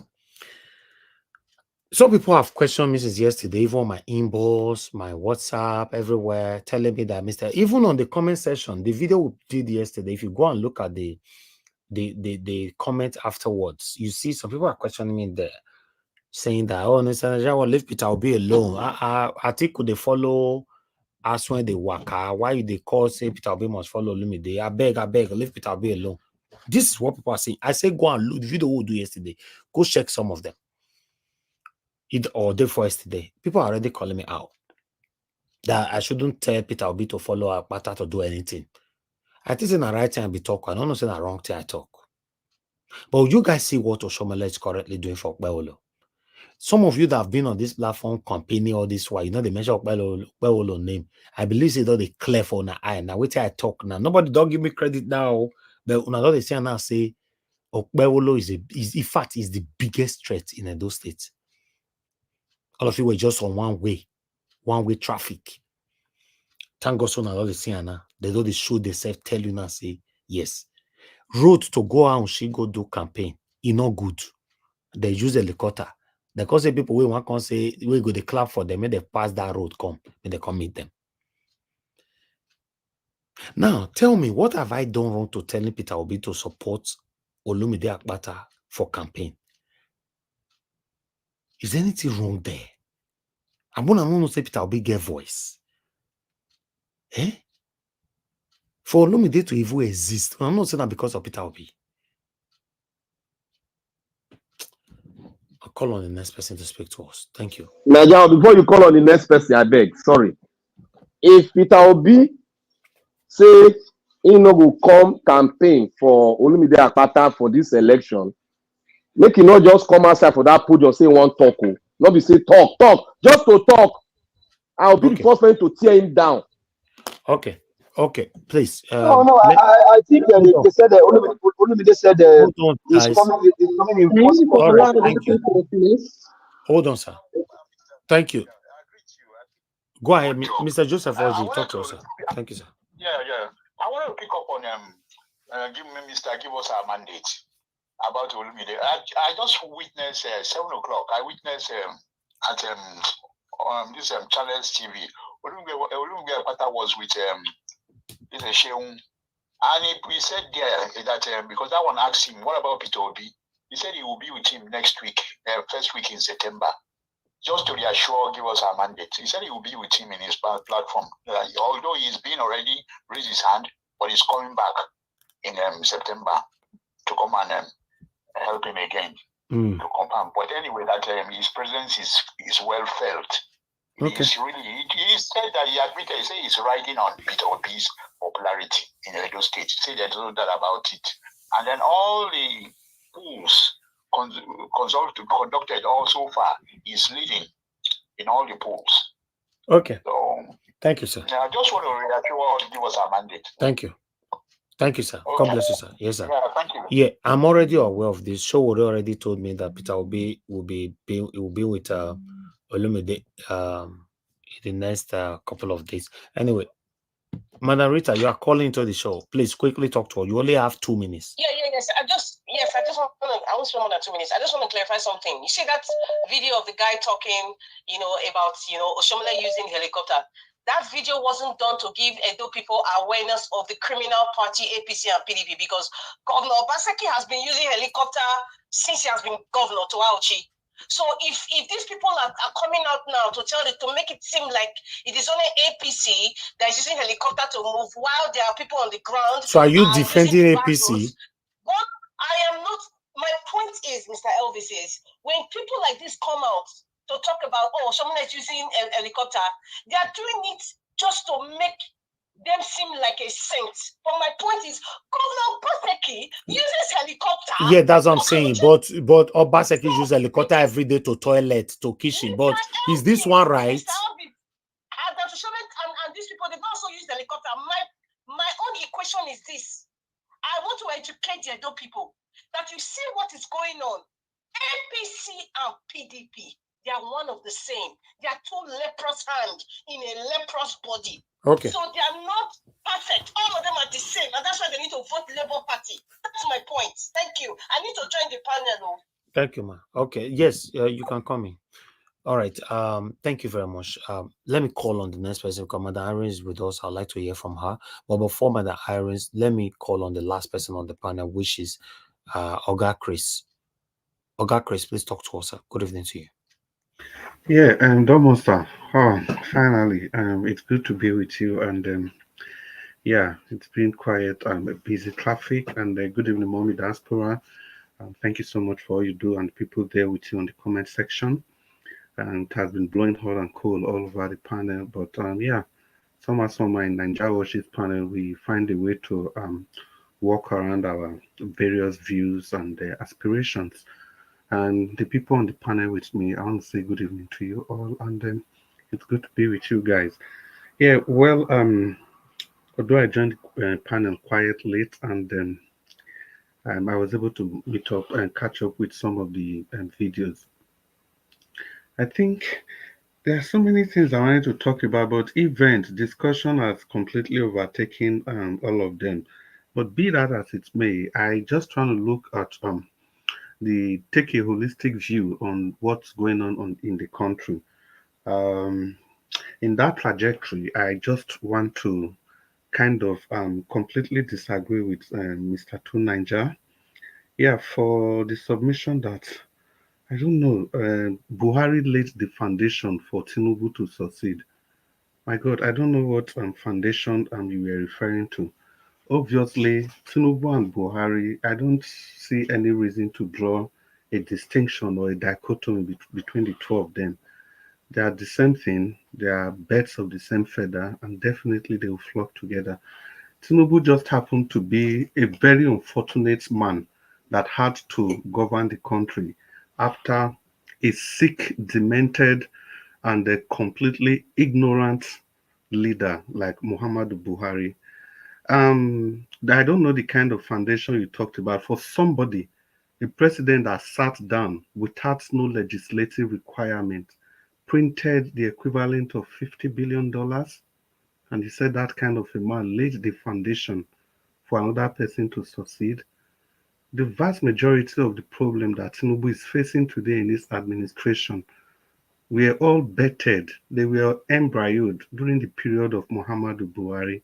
Take the NNPC, for example. If Buhari was a foresighted leader enough, how many times did they take 1 billion each for the renovation of the NNPC?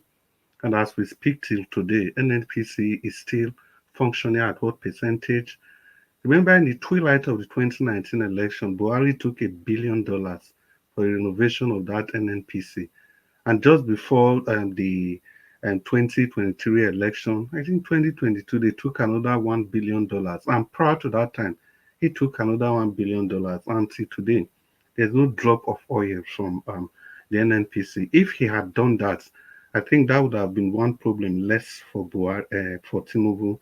And moreover, you also alluded to the fact that unity ought to be the greatest strength that should uh, give us development as a nation. But Buhari was the divider in chief of the country. You see, this politics of bitterness, the level we have taken this tribal bigotry to. They were all laid down by Buhari, and nobody can deny that. The rubbish this lady was spewing in Canada.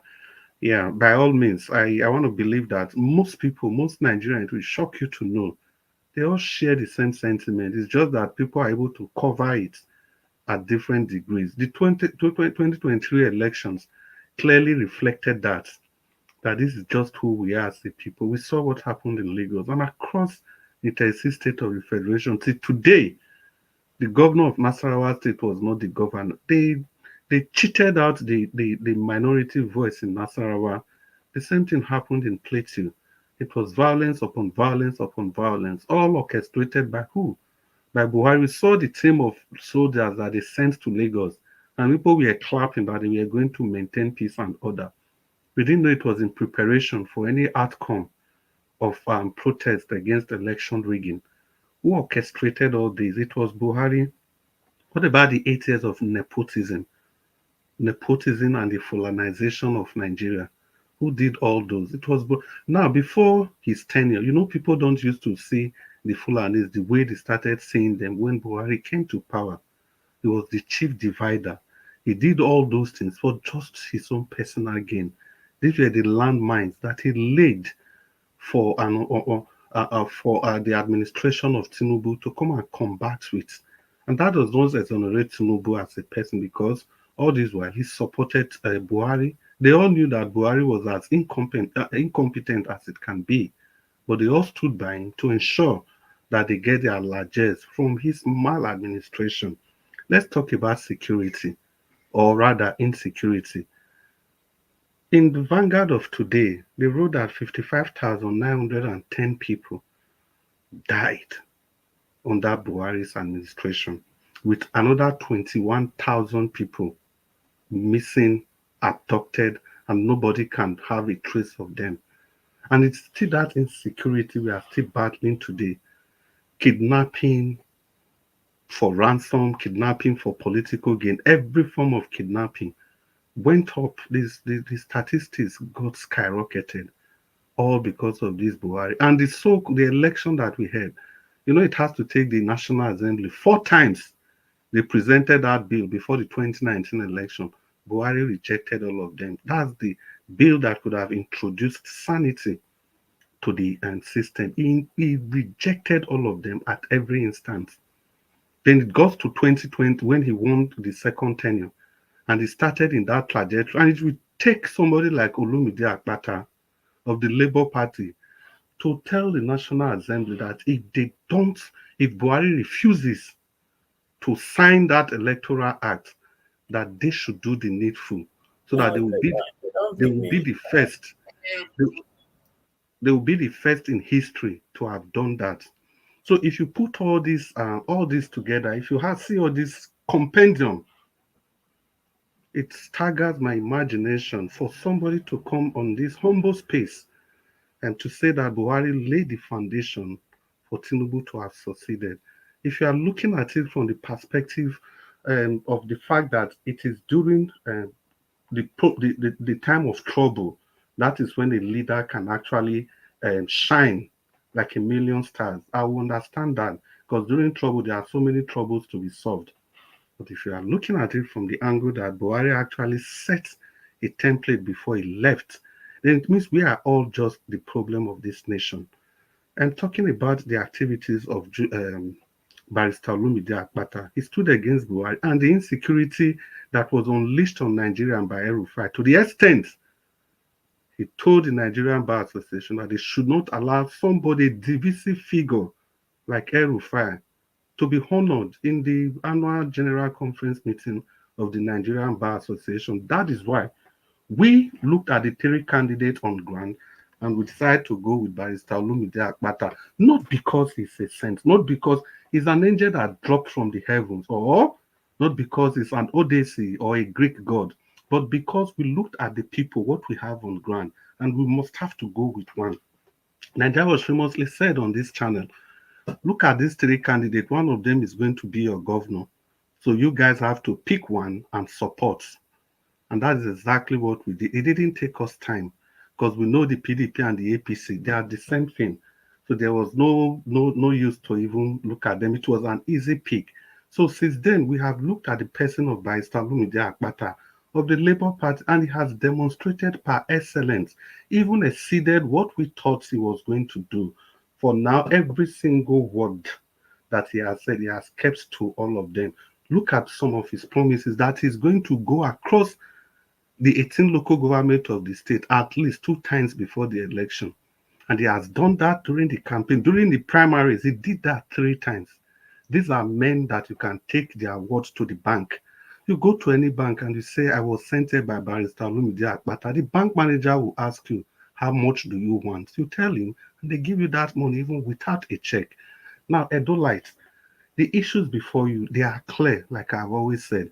It is a choice to make a clear-cut departure from the status quo, or to remain in this perpetual debt that we are in.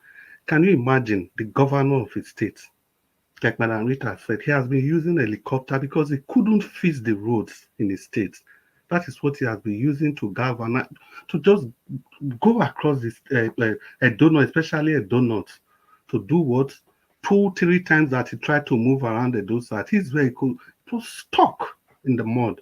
And moreover, was it not the same Oshomole that brought this man the first time? And the Jared Tenebe, the man that went to arrest him, we can be laughing today, but let's not forget, these were the people in the APC when Obaseki was governor at the first time. These people are birds of the same feather. they are the same thing. There's really no need to draw a distinction between the PDP and the APC. That is why we are saying vote Barrister Osagbovo Olumide Akpata of the Labour Party. The reasons it's like day and night. This man is coming with clear-cut manifesto. He has told you exactly what he wants to do along the way. They are not highfalutin stuff. Before he became the governor, you can see his footprint. I'll just round up, sir, in 10 seconds. You can see his footprints all over Edo State. So tell me what he's going to do if he becomes the governor. I'll tell you if you don't know. He's going to take you and Edo State to El Dorado. Good evening, Mr. Nanjarosh. Good evening, Nigerians. Thank you for listening. Thank you. Thank you very much, Oga Chris. God bless you, sir. Thank you. The last now on the panel is Madam Iris Finance. Thank you very much, man, for joining the panel this evening. Good evening to you. Please, you have the floor. Talk to us. Yeah, good evening, Mr. Ivis. Good evening, everyone in the panel, the comment section, Mommy Diaspora, and our viewers. Thank you all for always sticking to the platform. Just continue to help us to share and like, support the platform financially if you can. We appreciate everyone that has been doing that. God bless you all as you continue to do so. I want to appreciate you, Mr. Ivis, especially because for some time now, before I went for holiday, you have been talking something that I'll be trying to point out in this panel over time, that it seems that many people did not really pay attention to it. I have been saying that the two good ones that come out to run in Edo State are busy. Let me say their supporters are busy fighting each other, ignoring the real danger that is there. I've always said this, that we will be there fighting. At the end of the day, one tortoise will just crawl and pass two elephants fighting. And one thing Edo people should know is when two elephants fight, is the ground that suffer most. Lately, as the thing is kicking off, fast approaching and all that, we have been making some calls, asking questions. Anyhow it is, it's not everything that we'll see on the media, we that are in diaspora. It's not everything we'll see on social media. It's not everything we'll see on the mainstream media. For that reason, I always like to do my findings, like to call, consult people, but I can categorically tell you that the major danger we are facing here is APC. We are facing APC is the major danger we are facing here. I don't know how, I don't know what is going on, but I can tell you, because earlier in this platform, some people will say, I don't even want to talk about that guy because it's not even on the race. I can tell you, my people, that is very much on that race. It's so sad that many of us are not seeing it. We are just busy fighting a particular person, probably because of Gov't Obaseki or whatever. I don't know. I'm not saying this because Asue is my candidate and I stand on it until the election. He win the election, he did not win. I am so proud of Asue. I'm so proud of the person he is as of today until he quotes me wrong. So I stand with his mandate. So that being said, I think Edo people really need to like look well. Anyone you want to support, I am not going to castigate you for supporting whoever you are supporting, but all I'm saying is that, like I said earlier, when two elephants fight, the ground suffers it. Because any of these persons that get into Osadebe Avenue, whatever the person is doing, is Edo people that we hear it. If he do well, we enjoy it together. If he did not do well, we will suffer it together. That is one thing we should know.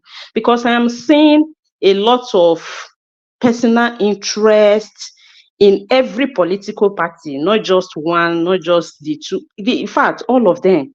A lot of personal interest is flying on the air everywhere. Many people are not saying, I cannot say they are not saying, probably they are saying, but because of their stomach, they don't want to see, they refuse to see. But it's so unfortunate that at this point and at this age, we are still playing that kind of politics. It's so sad. Sorry. It's so sad because I don't really know how to defend, how to really express this thing the way it is to me, based on the information that I have, that I cannot disclose. But I can categorically say that we are facing a very big problem in Edo State in this election. That being said, I can say I support my candidate. The people that believe in him, vote for him, canvass for him. Who anybody that is convinced from any other side that he believes want to join us, join us. That being said, I want to talk to Madam Luke. Mr. Ivis, I want to thank you for the way you address that issue. You literally take a lot of word out of my mouth, but I would have preferred not to talk about it because you have really said a lot about it, but I will say it because one of the major things that make me to come to the panel is because of her. You see, we all are from Edo State. Most of all these things happening today, this tribal war, this tribal fight that we are fighting today, yes, politicians are using it. They weaponize all these things to keep Nigeria where they are. Yes, I agree. But we citizens also play major parts in this thing. These are issues that we have ignored for so long, because by the time you disrespect your state, you don't expect another person, your state or where you're coming from or your family or whatever. This now is not about a state.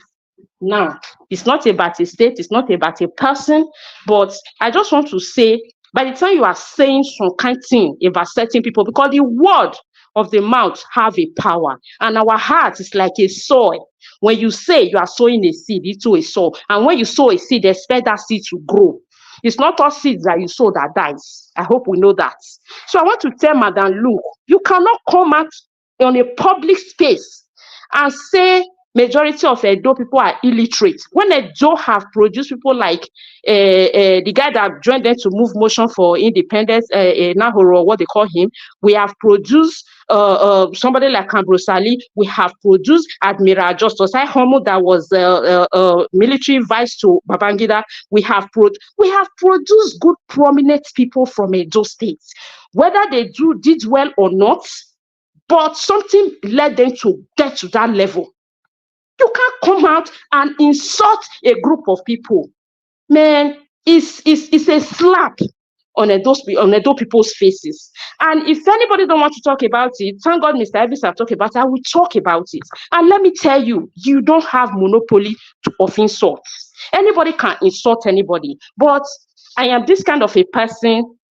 When somebody wants to go in the mood like a pig, I would not like to go to that level, to the extent of that level, because I have a name and image to protect as a woman, as a mother, and as a wife. I will not do that.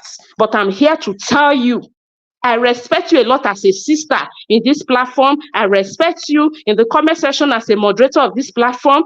Several times, I feel like blocking you. I feel like putting you on timeout. But I believe in freedom of expression.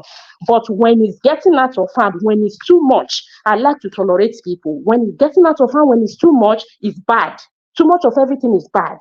We try as much as we can to moderate that comment section as much as possible, to put it in order. See, people take time to build this platform. Mr. Evans built this platform to an extent, and with collaboration of people. We condemned the woman in Canada. The first thing I said yesterday was that it's a shame and disgrace to the owner of that platform to allow the platform to be used for that. In case you don't care, you like to go to places to instigate war, you want them to bring it forth, you want them to come and bastardize everywhere, you are ready for them. Madam, look, you have to respect Mr. Evans and respect his labor over the years. It's not easy to be where he is right now. And every time we all come here, praising him, praying for him, admiring him for growing a platform that gave all of us voice, to cry out, to vent, to advise, to educate as much as we can. Because if this thing is not here, I don't think none of us will be able to go to Arise or Channel. And when you even go there, the time we have here to vent, you will not have it there. And the freedom of speech you have here, you might not have it there. They will screen the living hell out of you before getting you to that place. There are things you will say and there are things you will not say. Because we are given freedom to speak here, we should know that freedom of expression have limits. We should know there are people here that are sensitive to certain things. We should learn how to respect ourselves and respect people's sensitivity, respect people culture, people image. If you don't believe in culture, I respect that. I am somebody that respects in whatever anybody believes in. If you don't believe in culture, I respect it. If you don't want to respect yourself, that is your person. But consider others. It's very, very important, very, very necessary. You can't come here, you know, talking about group of people. You insulted some people yesterday throughout. Today you started again. When Abure was talking, you were busy writing how he have a accent, how he's a typical Eastern man. The other one, what is it? What is your problem? What is really your problem? If there is something that happened to you in your donut, deal with it. Deal with their people. You can't come here insulting the whole of Edo State. Edo is big. And you rightly said you are from Edo North. Probably something happened there that none of us know. If nothing happened, it's just your kind of person, we respect it, but deal with it in somewhere, not here. Not here, because many of us are not ready to tolerate it. We are not ready. I know you are that kind of a person that will say, I will say it because I want to say it. I say whatever I like to say. But I think there should be boundary to this. There should be. There should be. You can't just go insulting group of people, a state, everybody. It doesn't make any sense. If you care only about dollars, as you said, you don't give a damn about the state, about your place, about other places, they don't put dollars on your table, then focus on where to put dollars on your table. Leave it for us that love our culture, that respect our state, that come from there, that grow up from there. Leave it for us. And that thing you are saying, I will quote you wrong. Edo State is not backward. In case you don't know, they are not backward. You can't say they are one of the most, Edo Central and Edo North is one of the most backward people. No, you are wrong. They are not. Are you saying that majority of them are illiterate? We have a lot of Edo people in this platform. Did they talk like illiterate to you? Did they behave like illiterate to you? If you have 1 out of 10, does that mean the rest 10 are illiterate? I myself talking right now, do I sound like illiterate to you? Come on now, come on. Let's respect each other. We are only here fighting for a better Nigeria. We want a better place. All of us want to go home with our children. Maybe you are not one of the people that want to go, fine. But I believe many of us agree with me that we are looking for a better Nigeria where we can go home, show our children our alma maters, show them where we grew up from, show them our grassroots, show them our grandparents' houses. Even if you are the type that farmed before you left Nigeria, you can still stroll to where you were farming, where you were youth. Show them places, let them know there is a life different from the life they know about abroad. These are things we're fighting for. We don't want to have children that we just gift them to the Western world. After all, we are crying that the Western world did to Africa. Then we, generation of 21st century, we still keep having our children and just giving it to them because they are schooling in this part of the world. They will come out to some of the best profession and keep practicing them here. What do you think is that? We literally gift our children to them. These are some of the things we're fighting.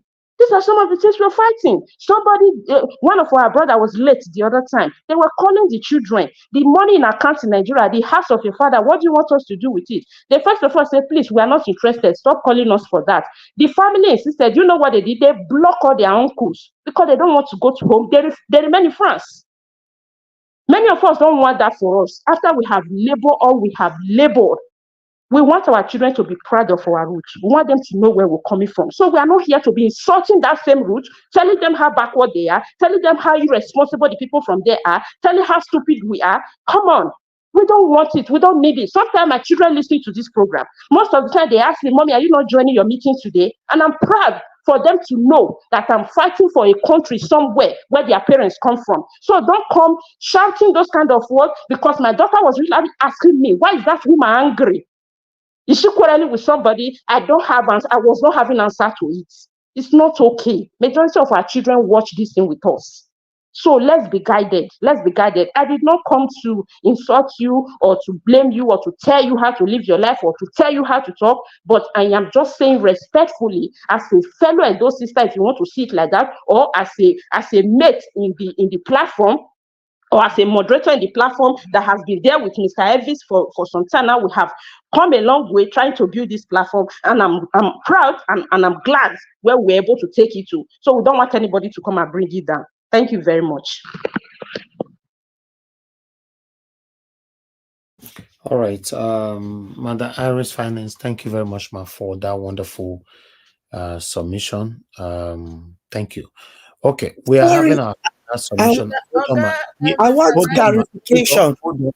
I I'll want come to you. clarification. Hold on. Can I say Just something? hold on, Madam Busy Brains. Bullet point that down. Mama Esho, I'm going to call you for your final submission now. 4 minutes, please use it to respond. Thank you. Okay, it's okay. 4 minutes, thank you. Yeah, first, but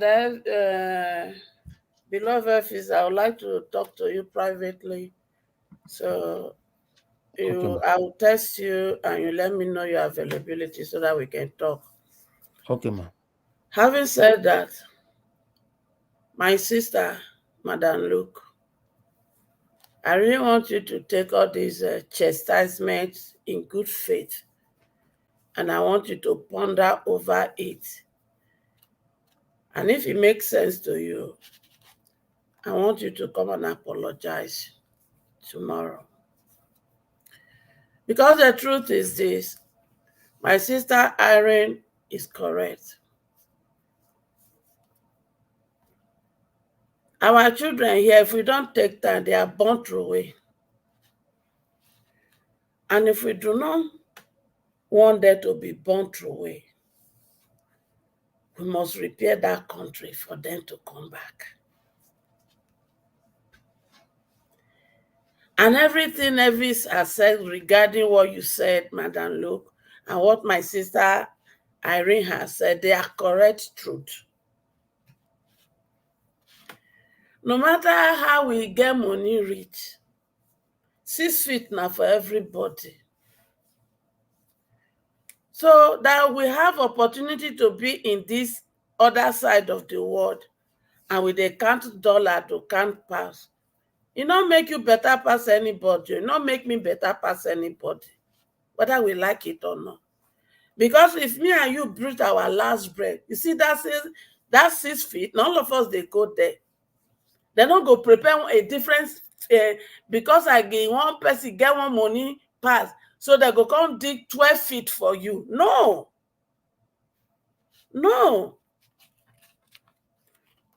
So if you don't have a reason to fight, if you don't have a reason to talk well, please, I am begging, make you do it because of my children and my grandchildren. You dey hear me? Because I am not leaving this rotten one for them. No. And that is why when I come on space now, I say one thing. You should say you believe on what Niger was believe, or you believe on what Obi believe. Because if we believe all this one when we carry, so we have to unlearn it by all means. Because to me, that is your weak point. And deal with it. So that this journey will feel wakara and where. I am begging. I know these are where this message we put in ourselves. Oh, so person has done it. They didn't do it. So why will this person do it and we are going after? No. Instead, we should say, okay, this person has done it. He deserves the right punishment so that it will serve as deterrent to everybody. Meanwhile, this other person has done this. Let's go after the person so that we will all continue to bring them into book and resolve all this. I am begging. And my sister, I really want you to think about all this chastisement. It's not out of hatred, but it's out of love. And to all of us, if we must build a new Nigeria, make we learn this attitude from Naija Watch. The person when you believe, if you do wrong, call him out. Because just like Naija Watch said, you do not have any audacity under any moral ground to criticize Tinubu if you cannot criticize your own. And if you listen to the one you even believe in, person like Obi, is bring it, come and tell me, I will learn. So if your own person you believe in say, I won't learn, why can't you people want to learn? So now don't arrive. And una be Mrs. and Mr. Perfect. Mba. In the midst of all this, we are all here, not just to criticize, we are also here to learn. If you are not here to learn, sorry for you. Maybe you don't belong here. And you don't belong to join in the journey of a new Nigeria. No verse for me or my sister. If you verse, I apologize in advance. Forgive me. But we're here to learn, not just to criticize. And thank you very much, all of you. Let us continue to fight. All right. God bless you all. Thank you very much, Mama H-Ho. God bless you, ma. Thanks for your submission. Nobody have anything against Madam Luke on this platform. But one thing everybody must understand on this platform is that anybody can be called out. If you are out of track, we'll call you out. If you know that nobody can correct you on this platform, don't just talk from your living room or watch us from your living room. You can't be in a public space, and it's just like the APC man was interjecting or interrupting Rufai earlier on. You know, Rufai said, please don't interrupt me. Let me speak. It's everywhere. Decorum. It must be put in place in every public space. You know, so nobody's against him, but the way Madam Luke put her messages all the time is not nice. We have to be honest to ourselves. You know, let me go to Madam Busy Brains. Madam Busy Brains, thank you, ma'am. Please, your final submission, 4 minutes. Thank you. Yeah, thank you, sir. Before I take I just wanted clarity from Miss Madam Irene Finance, my sister. Well done. I just wanted to clarify why is her vote going to Asue? I am not from Edo. This is my reasoning. Yeah, I'm just trying us to see. Let's argue it out. I am not from Edo, so I don't have a dog in the fight. However, I do have a dog in the fight because as far as I'm concerned, each state that Labour Party wins means the obedient movement, the obedient spirit is taking over one state at a time. Now, what is it about Barrister Apata that turns you off from going for him? And why Asue, who is being hoisted upon the people by the incumbent, the present governor of the state, whom has carried the Edo people to the cleaners? Why are you supporting him? I just want clarity on that. I'm not saying everybody have a right to vote who they want to vote, but we are here to discuss, argue, and to see. I'm a believer of superior argument wins the day, to see if I can win you over. I just wanted, because I want to really understand why. Because I think this is the time. Maybe and she will respond to that when it gets to her time. She will respond to that. Okay. Thank you, ma'am. Because I believe that this is, I stand again to say this is a time that we should take away sentiments that, somebody should not be the reason why we go there. Not if we did not have Obaseki around him, the way he came in is a problem. I believe because of the way he came in, the state will be hijacked, just the way Nigeria has been hijacked by Tinubu. That is the same way the state will be hijacked, because he will not have freedom of thought, freedom of movement, freedom of leadership. It is a compromised situation. He is compromised. I want to also talk about the NLC people that came out and were shouting like some useless charlatans. While I applaud the cause, but I feel that their timing is totally wrong. Not that the timing is wrong, it shows they were selective to when they will go on the streets and shout. It is only when the fight went to their door that they are coming out to be bold and speak to the evil that is this government. Where were they all along? Did they have to wait? So it shows that their purpose is totally their purpose is self-serving. They are there for their own. If Tinubu was to call them and placate them by sending prayers to their account, they will go back into their house. And as Madam Rita will say, they'll go enter house, you know. So as far as I'm concerned, we Nigerians should also be asking them, why now? We've been shouting since the people have gone on the street. Where was their voice? The way they spoke today, what you showed when you are when you are showing the presentation, they spoke with passion. They spoke truth to power. They used the right words. They were challenging and putting searchlights on the corruption of the government, which is good. But I query the timing, and I feel that our purpose should be in sync. We should all be together in purpose, because right now I doubt if their purpose is for a better Nigeria. They are only fighting for a certain group, their own group, Nigerian Labour Party.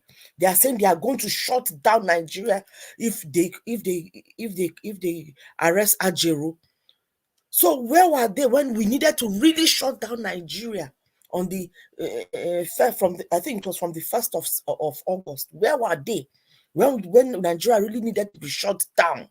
If they had shut down, come out and shut down, Ajero will not be where he is. The threat to them will not be where he is. The threat where we are today, they won't be where they are today. So for me, to be honest, we Nigerians should put pressure on the NLC themselves and let them know that we are putting searchlight on them. They are not serving our purpose. They are serving their own purpose.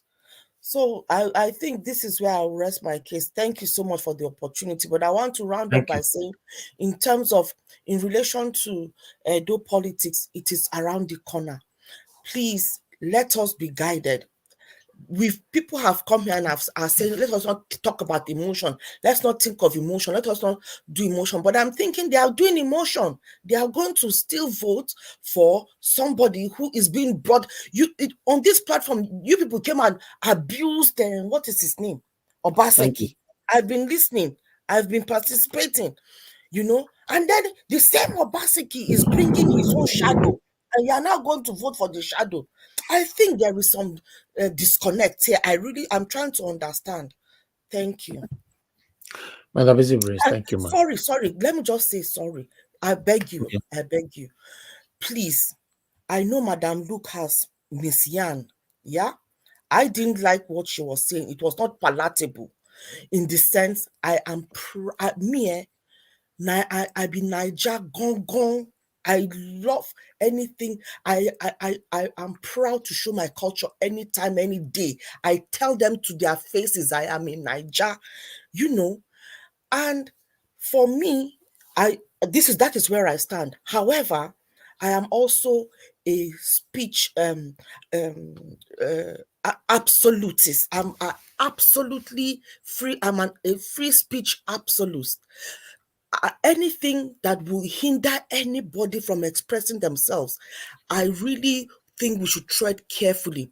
While at the same time, I will also say, because it gives an opportunity to hear what people are thinking and to correct it. And the way Oga Elvis, you did it was fantastic. So you've corrected it. You've raised an argument for her to see.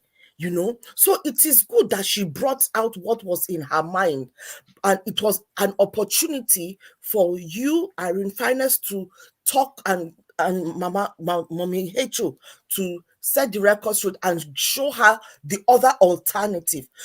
I think I've seen comments where people are trying to cancel. Let us not go the cancel way. People can talk. Let them vomit whatever, expose their ignorance, expose their knowledge. It is good. It is from there that we know what it is in people's hearts. Then we now start talking. We are in the business of renewing minds on this Okay. Niger Watch platform. Thank you so much. Thank you, man. Thank you so much. I think I stand with you. For me, I'm not here to gag people or to tell you how to talk. Me, myself, I'm here to learn. But when we are going out of lane, I think it's our responsibilities as a whole to correct each other's. Thank you very much, man. I'll come to Exactly. Madam Iris Finest. Sorry, the men. I'm calling on all the women, to give them a chance to speak. So God got the wait for them. Madam Iris Finest, I beg, talk to us. Your final submission.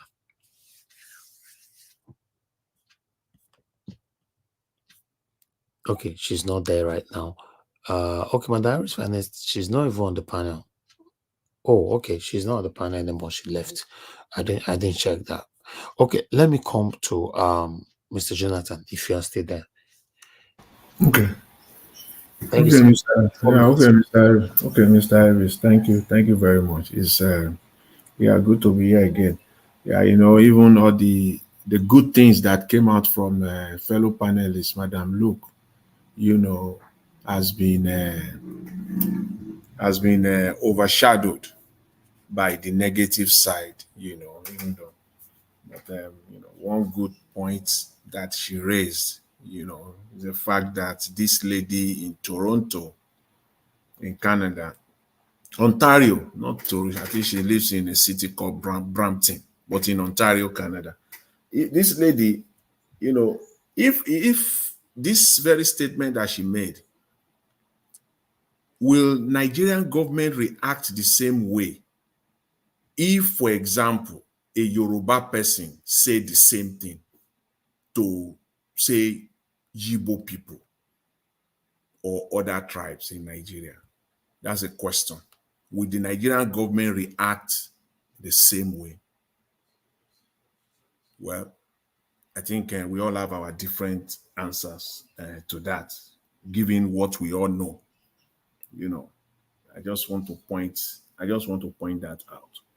And then, Mr. Elvis, you ask a very, very, very important questions. I just want to respond to all of those questions that panelists brought out. Well, first of all, Mr. Elvis, as the anchor in your introduction, you asked one question. You said, is Abure threatening Mr. Peter Obi? You asked that question. Is Abure threatening you? That's the way you put it. But I can say, for me, as of today, from all that is publicly available to me, as far as Nigerian politics is concerned, I will presume that Abure has something. Not just on Mr. Peter Obi, but on most Labour Party politicians. He has something that he can use against them as a kind of a blackmail. I said that today, as an assumption. I'm still assuming.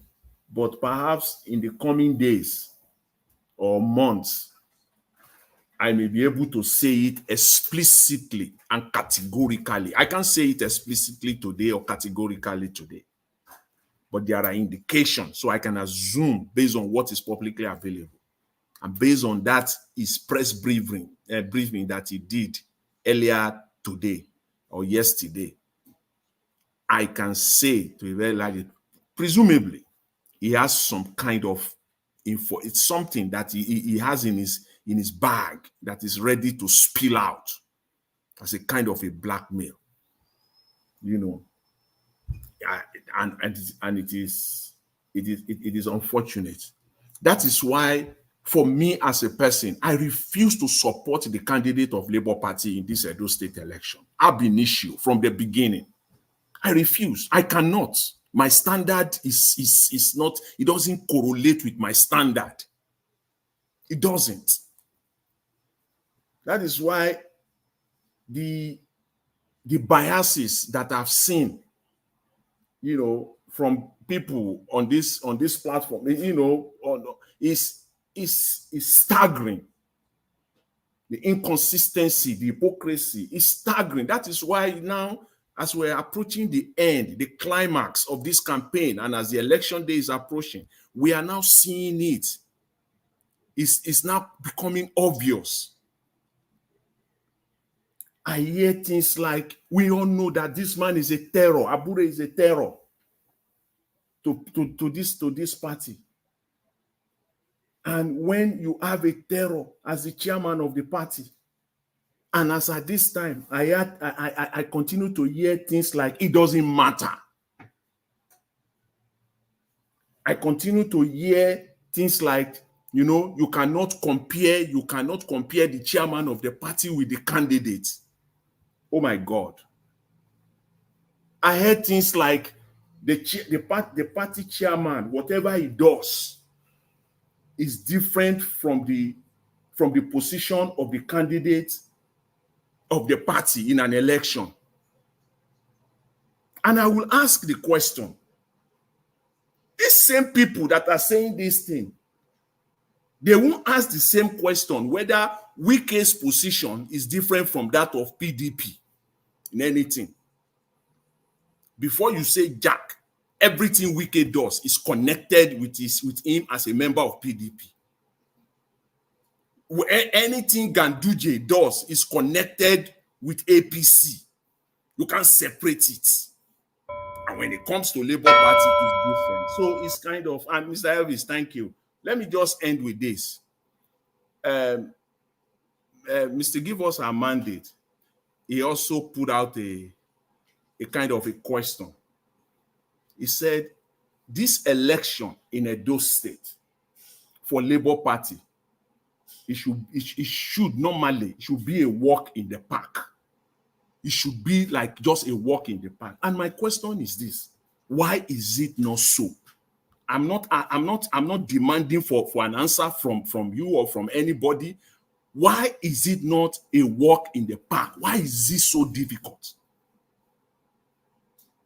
But you know what? Everyone, in your own private, time, you can give yourself the honest, unbiased, fair answer to that question. Why is it not so? Why is it that Olumide, Mr. Peter Obi, Julius Abure, you can't see them together now today? They are like, it's not possible. Why is it that the Labour Party machinery is not working for their candidate the way it should be? These are questions, and it shouldn't be so. It should be a walk in the park. I agree, it should be. But why is it not a walk in the park? Why? I will leave that question out there. Maybe the answer will come later on. Mr. Elvis, thank you very much. I really appreciate it. Thanks, everyone. Thank you, sir. Thank you very much. Thank you. Wow. Let me go to Oga Elvis. Today I'm just interjecting anyhow. Please, I'm sorry. I just want to bring out the fact that a lot of us are still tribalistic. I just saw a comment. I think it is in response to my question when I was trying to get clarity from Madam Irene Finest, and somebody said that Mr. Barrister Akpata is not Benin. So let me ask, if we have someone who is going to deliver, life will be drastically changed in Edo, but maybe his father is not from Edo. We will go with somebody. Those people, you shouldn't even respond to them, because nobody can say Akpata is not from Benin, so that person is just writing rubbish. So that there's still tribalism in the decisions that we are making. We are still being tribalistic. That's why we are where we are, ma. Yeah, so it's frustrating. We have a long way to go. When we continue in this way, all these things that we all are practicing, and it looks fun to us right now, right? And so we'll all get Niger Wash. Yes, sir. I told you, Madam Busy Brain, when I said it here, people thought I was just trying to play a joke. I said, this thing is tribalistic now. People think they know Edo State politics. It is tribalistic now. This na my turn is built from the foundation of tribal stuff is in it. They are just hiding on na my turn. It's tribalism they are trying to say. Speak to us. That's what they are practicing. Okay. Why don't we pick the best out of us? Thank you. Let me come back to you. We're already almost 7 hours here. Let me move on to give us a mandate. Are you there? Please, your 4 minutes, final submission. Okay, you're not there. Oga to Niger, please, your final submission, 4 minutes, sir. Okay, you're not there. Oga Chris, please, your final submission, 4 minutes. Anybody want to call Yeah, well, 1 minute give you for today. Go ahead, sir. Yeah, once again, and good evening, everybody. And thank you for the opportunity to express my view in these final minutes.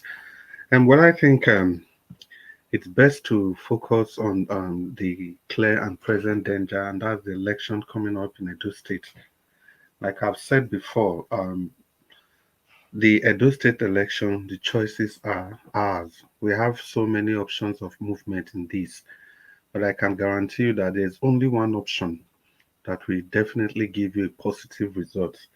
And that option stems around the candidature of Barrister Lumide Akpata of the Labour Party, because he's clearly the difference from what every other party represents as long as the election is concerned. The PDP and the APC together, they've destroyed the state for 23 years. And Barrister Lumide Akpata is coming as somebody to fix the rot of these two political parties.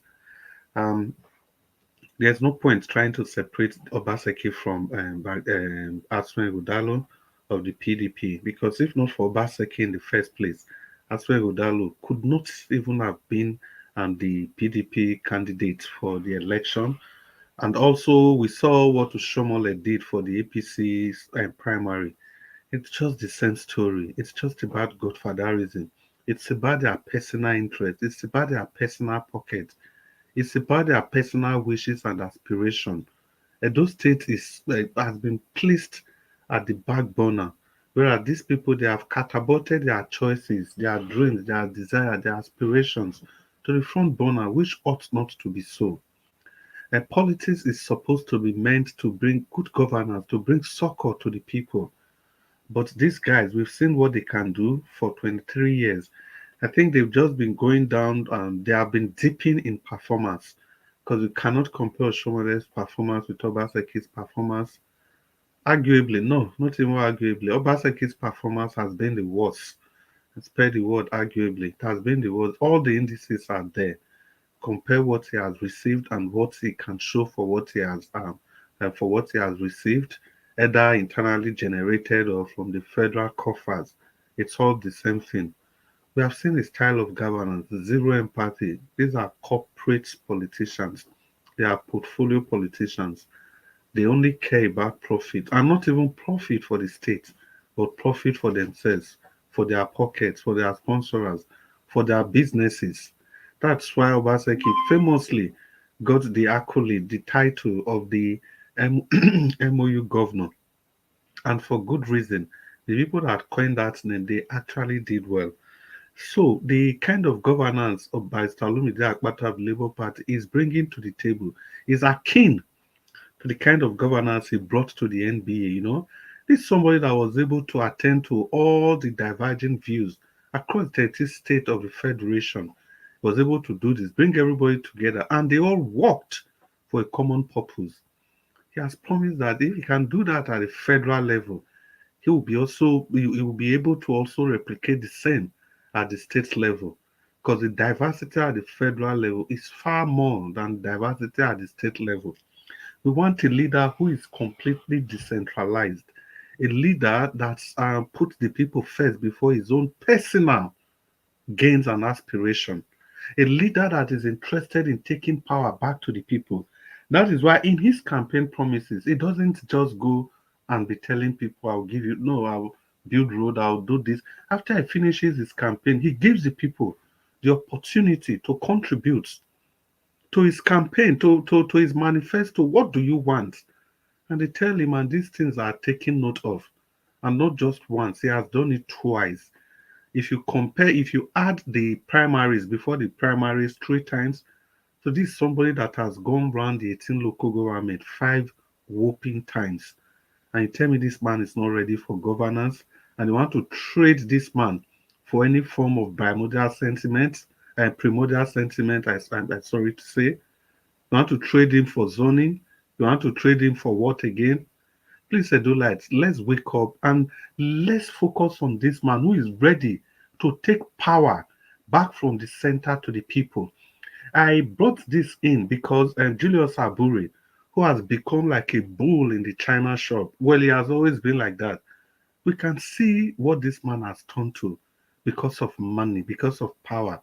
And this is what we were discussing day before yesterday and yesterday. And thank you, Mr. Nanjawas, for allowing us to talk about this briefly yesterday. We never knew that we were going to play a video of this same man today. Only yesterday, Mr. Jonathan was talking about the need of taking power from the center back to the people. Imagine if that was the case. Who the hell is Julius Abure that will be threatening everybody with bloodshot eyes because he has sent money? Look at those lights. The choice are yours. The choices are yours. Vote Barrister Osagbovo Olumide of the Labour Party. He is the only option. He is the only way forward. Good evening, Mr. Nanjaros. Good evening, Nigerians, and good night. Okay. All right. Thank you, sir. God bless you. Abdul Malik, if you're there, sir, if you never sleep, because it's quite late now. Yeah, good evening once again, Mr. Naija. Thank you, sir. Thank you. Yeah, there is nothing much, but I want to take on this Oshomore and Okporo that take helicopter from Edo South to Edo North. You see, if you take a look, currently, Oshomore is the senator from Edo North, which is the same thing with Okporo, Asia Central in the senatorial district currently. And that road, he has been there like for 1 year or 2 years now. They have not repaired that road. Is it those people want to govern you people really? If really they are not fighting for their self-interest, why can't they complain to the federal government so that they can fix the road? Rather to take a helicopter from one place to another, the same state. If really they want to govern you people, they would have complained to the federal government because they are in Abuja currently. They represent some district in the state. Yes, why they can't complain to the federal government to fix the road? But now they are using road to campaign. If they come to power, they will repair road. They will do light. Are you kidding me? Edo State, don't vote for PDP and APC. They cannot provide anything good. I'm telling you, vote for another party if the state can be improved. Jonathan, thank you very much. There is something you say about this woman in Canada. If really Nigeria government, just like what happened now to that woman, they take action, right? If it is Yoruba woman or Hausa woman, are they going to take the same action? That is my question. Just like Yoruba woman did the same thing, your Hausa woman, are they going to take the same action? Thank you, Nigeria Watch. All right. Thank you. Oga Abdul Malik. Thank you, sir. Okay, the last person on the panel, which is Black Panther, please talk to us, sir. Final minutes. Nigeria Watch, you look tired though. My brother, 7 hours. I did holiday. I'm not letting me enjoy my holiday. Oh, my brother, it's not easy. These pounds not easy to get to. Don't worry. God go make our stars shine more and more in Jesus' mighty name. I want to thank our mothers. I love our mothers. You see, one thing Nigeria Hotel said one thing one day like that. He said we should respect our mothers. So, and when mothers rise, everybody will stand listening carefully, because when they speak, they say it as it is, and they hit the nail on the head. I want to thank Madam Iris Finest. You know, sometimes with these policies, make person with the yarn, you know, but at the long run, we still there on one point in our politics. Like my brother will say, all in our politics. Madam Irene, God bless you. Madam Mama Echo, may God bless you, man. You will live long for us. I want to say something here. In our Edo will say Edo Odion. You see, no matter how your place is, remember that your umbilical cord is still in that land. That is your root. That is where you come from. And you know one thing, many African Americans here, they are looking for their source, where their forefathers came from. They pay money to look for it. And when they see that, oh, they are from, let's say, for example, their forefather came from Ghana, they go there to see their roots and get affiliated to their roots. You see, when we throw our roots somewhere, while some other person that they've been taken down to another country thousands of years ago, they are looking back to look for their root. And while we are saying that our roots, I don't give a damn. That is an aberration to every African man. And not every African woman, nor a man, should never say that. Because you have a root, and you must be proud of your culture. No matter what it is, out of 112 people, there must be one Judas, but that does not categorize everybody as Judas. We must be proud and hit our chest. I'm African. I come from Edo State, the Benin Empire. I am proud to be, because we have kept our culture. It's as it is still the same today, yesterday, and forevermore. We are proud of it. We are proud to be kings and queens. That is how it's supposed to be. Where we are today, there are people that make that. You cannot be so proud that you forget and chastise your own root. That is an aberration to black people, and it is wrong. And I thank God, Mama Echo said, Madam Luke should apologize for what she has said, and I thank God that was well. My last word I will say, 10 seconds Nigeria Watch. I want to say here, our PO said one thing. He said he wants to see Nigeria work, that is not interested in the presidency. Now, Mr. Jonathan, let us hit the nail on the head.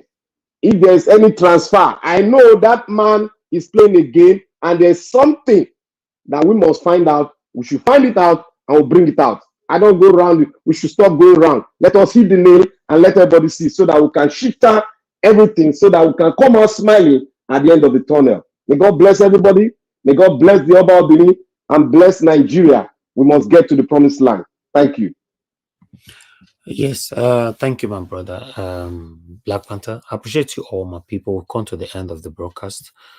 Thank you very much, everyone, for your time with us today. It's been another long day, 7 hours today. I want to thank you, Madam Busy Brace, for your time with us, for your wonderful submission. Mr. Jonathan, same. Thank you, sir. Thank you. Give us a Monday to Niger. Did to Niger actually give final submission? I'm not even sure. You know, to Niger, thank you very much. Oga Chris, thank you very much. Black Panther, thank you. Thank you, Mama Aisho, Abdul Malik. Thank you, everyone who came in, Madam Luke, Midwest people, Madam Iris Finance, Madam Rita. I don't know whether I forget any name, but still, I appreciate you all. But meanwhile, I appreciate those of you that supported the channel today. Thank you very much, Okeda. Thank you very much, Mr. Joseph Orji. Just Blue Shell. Thank you, Mercy Omerige.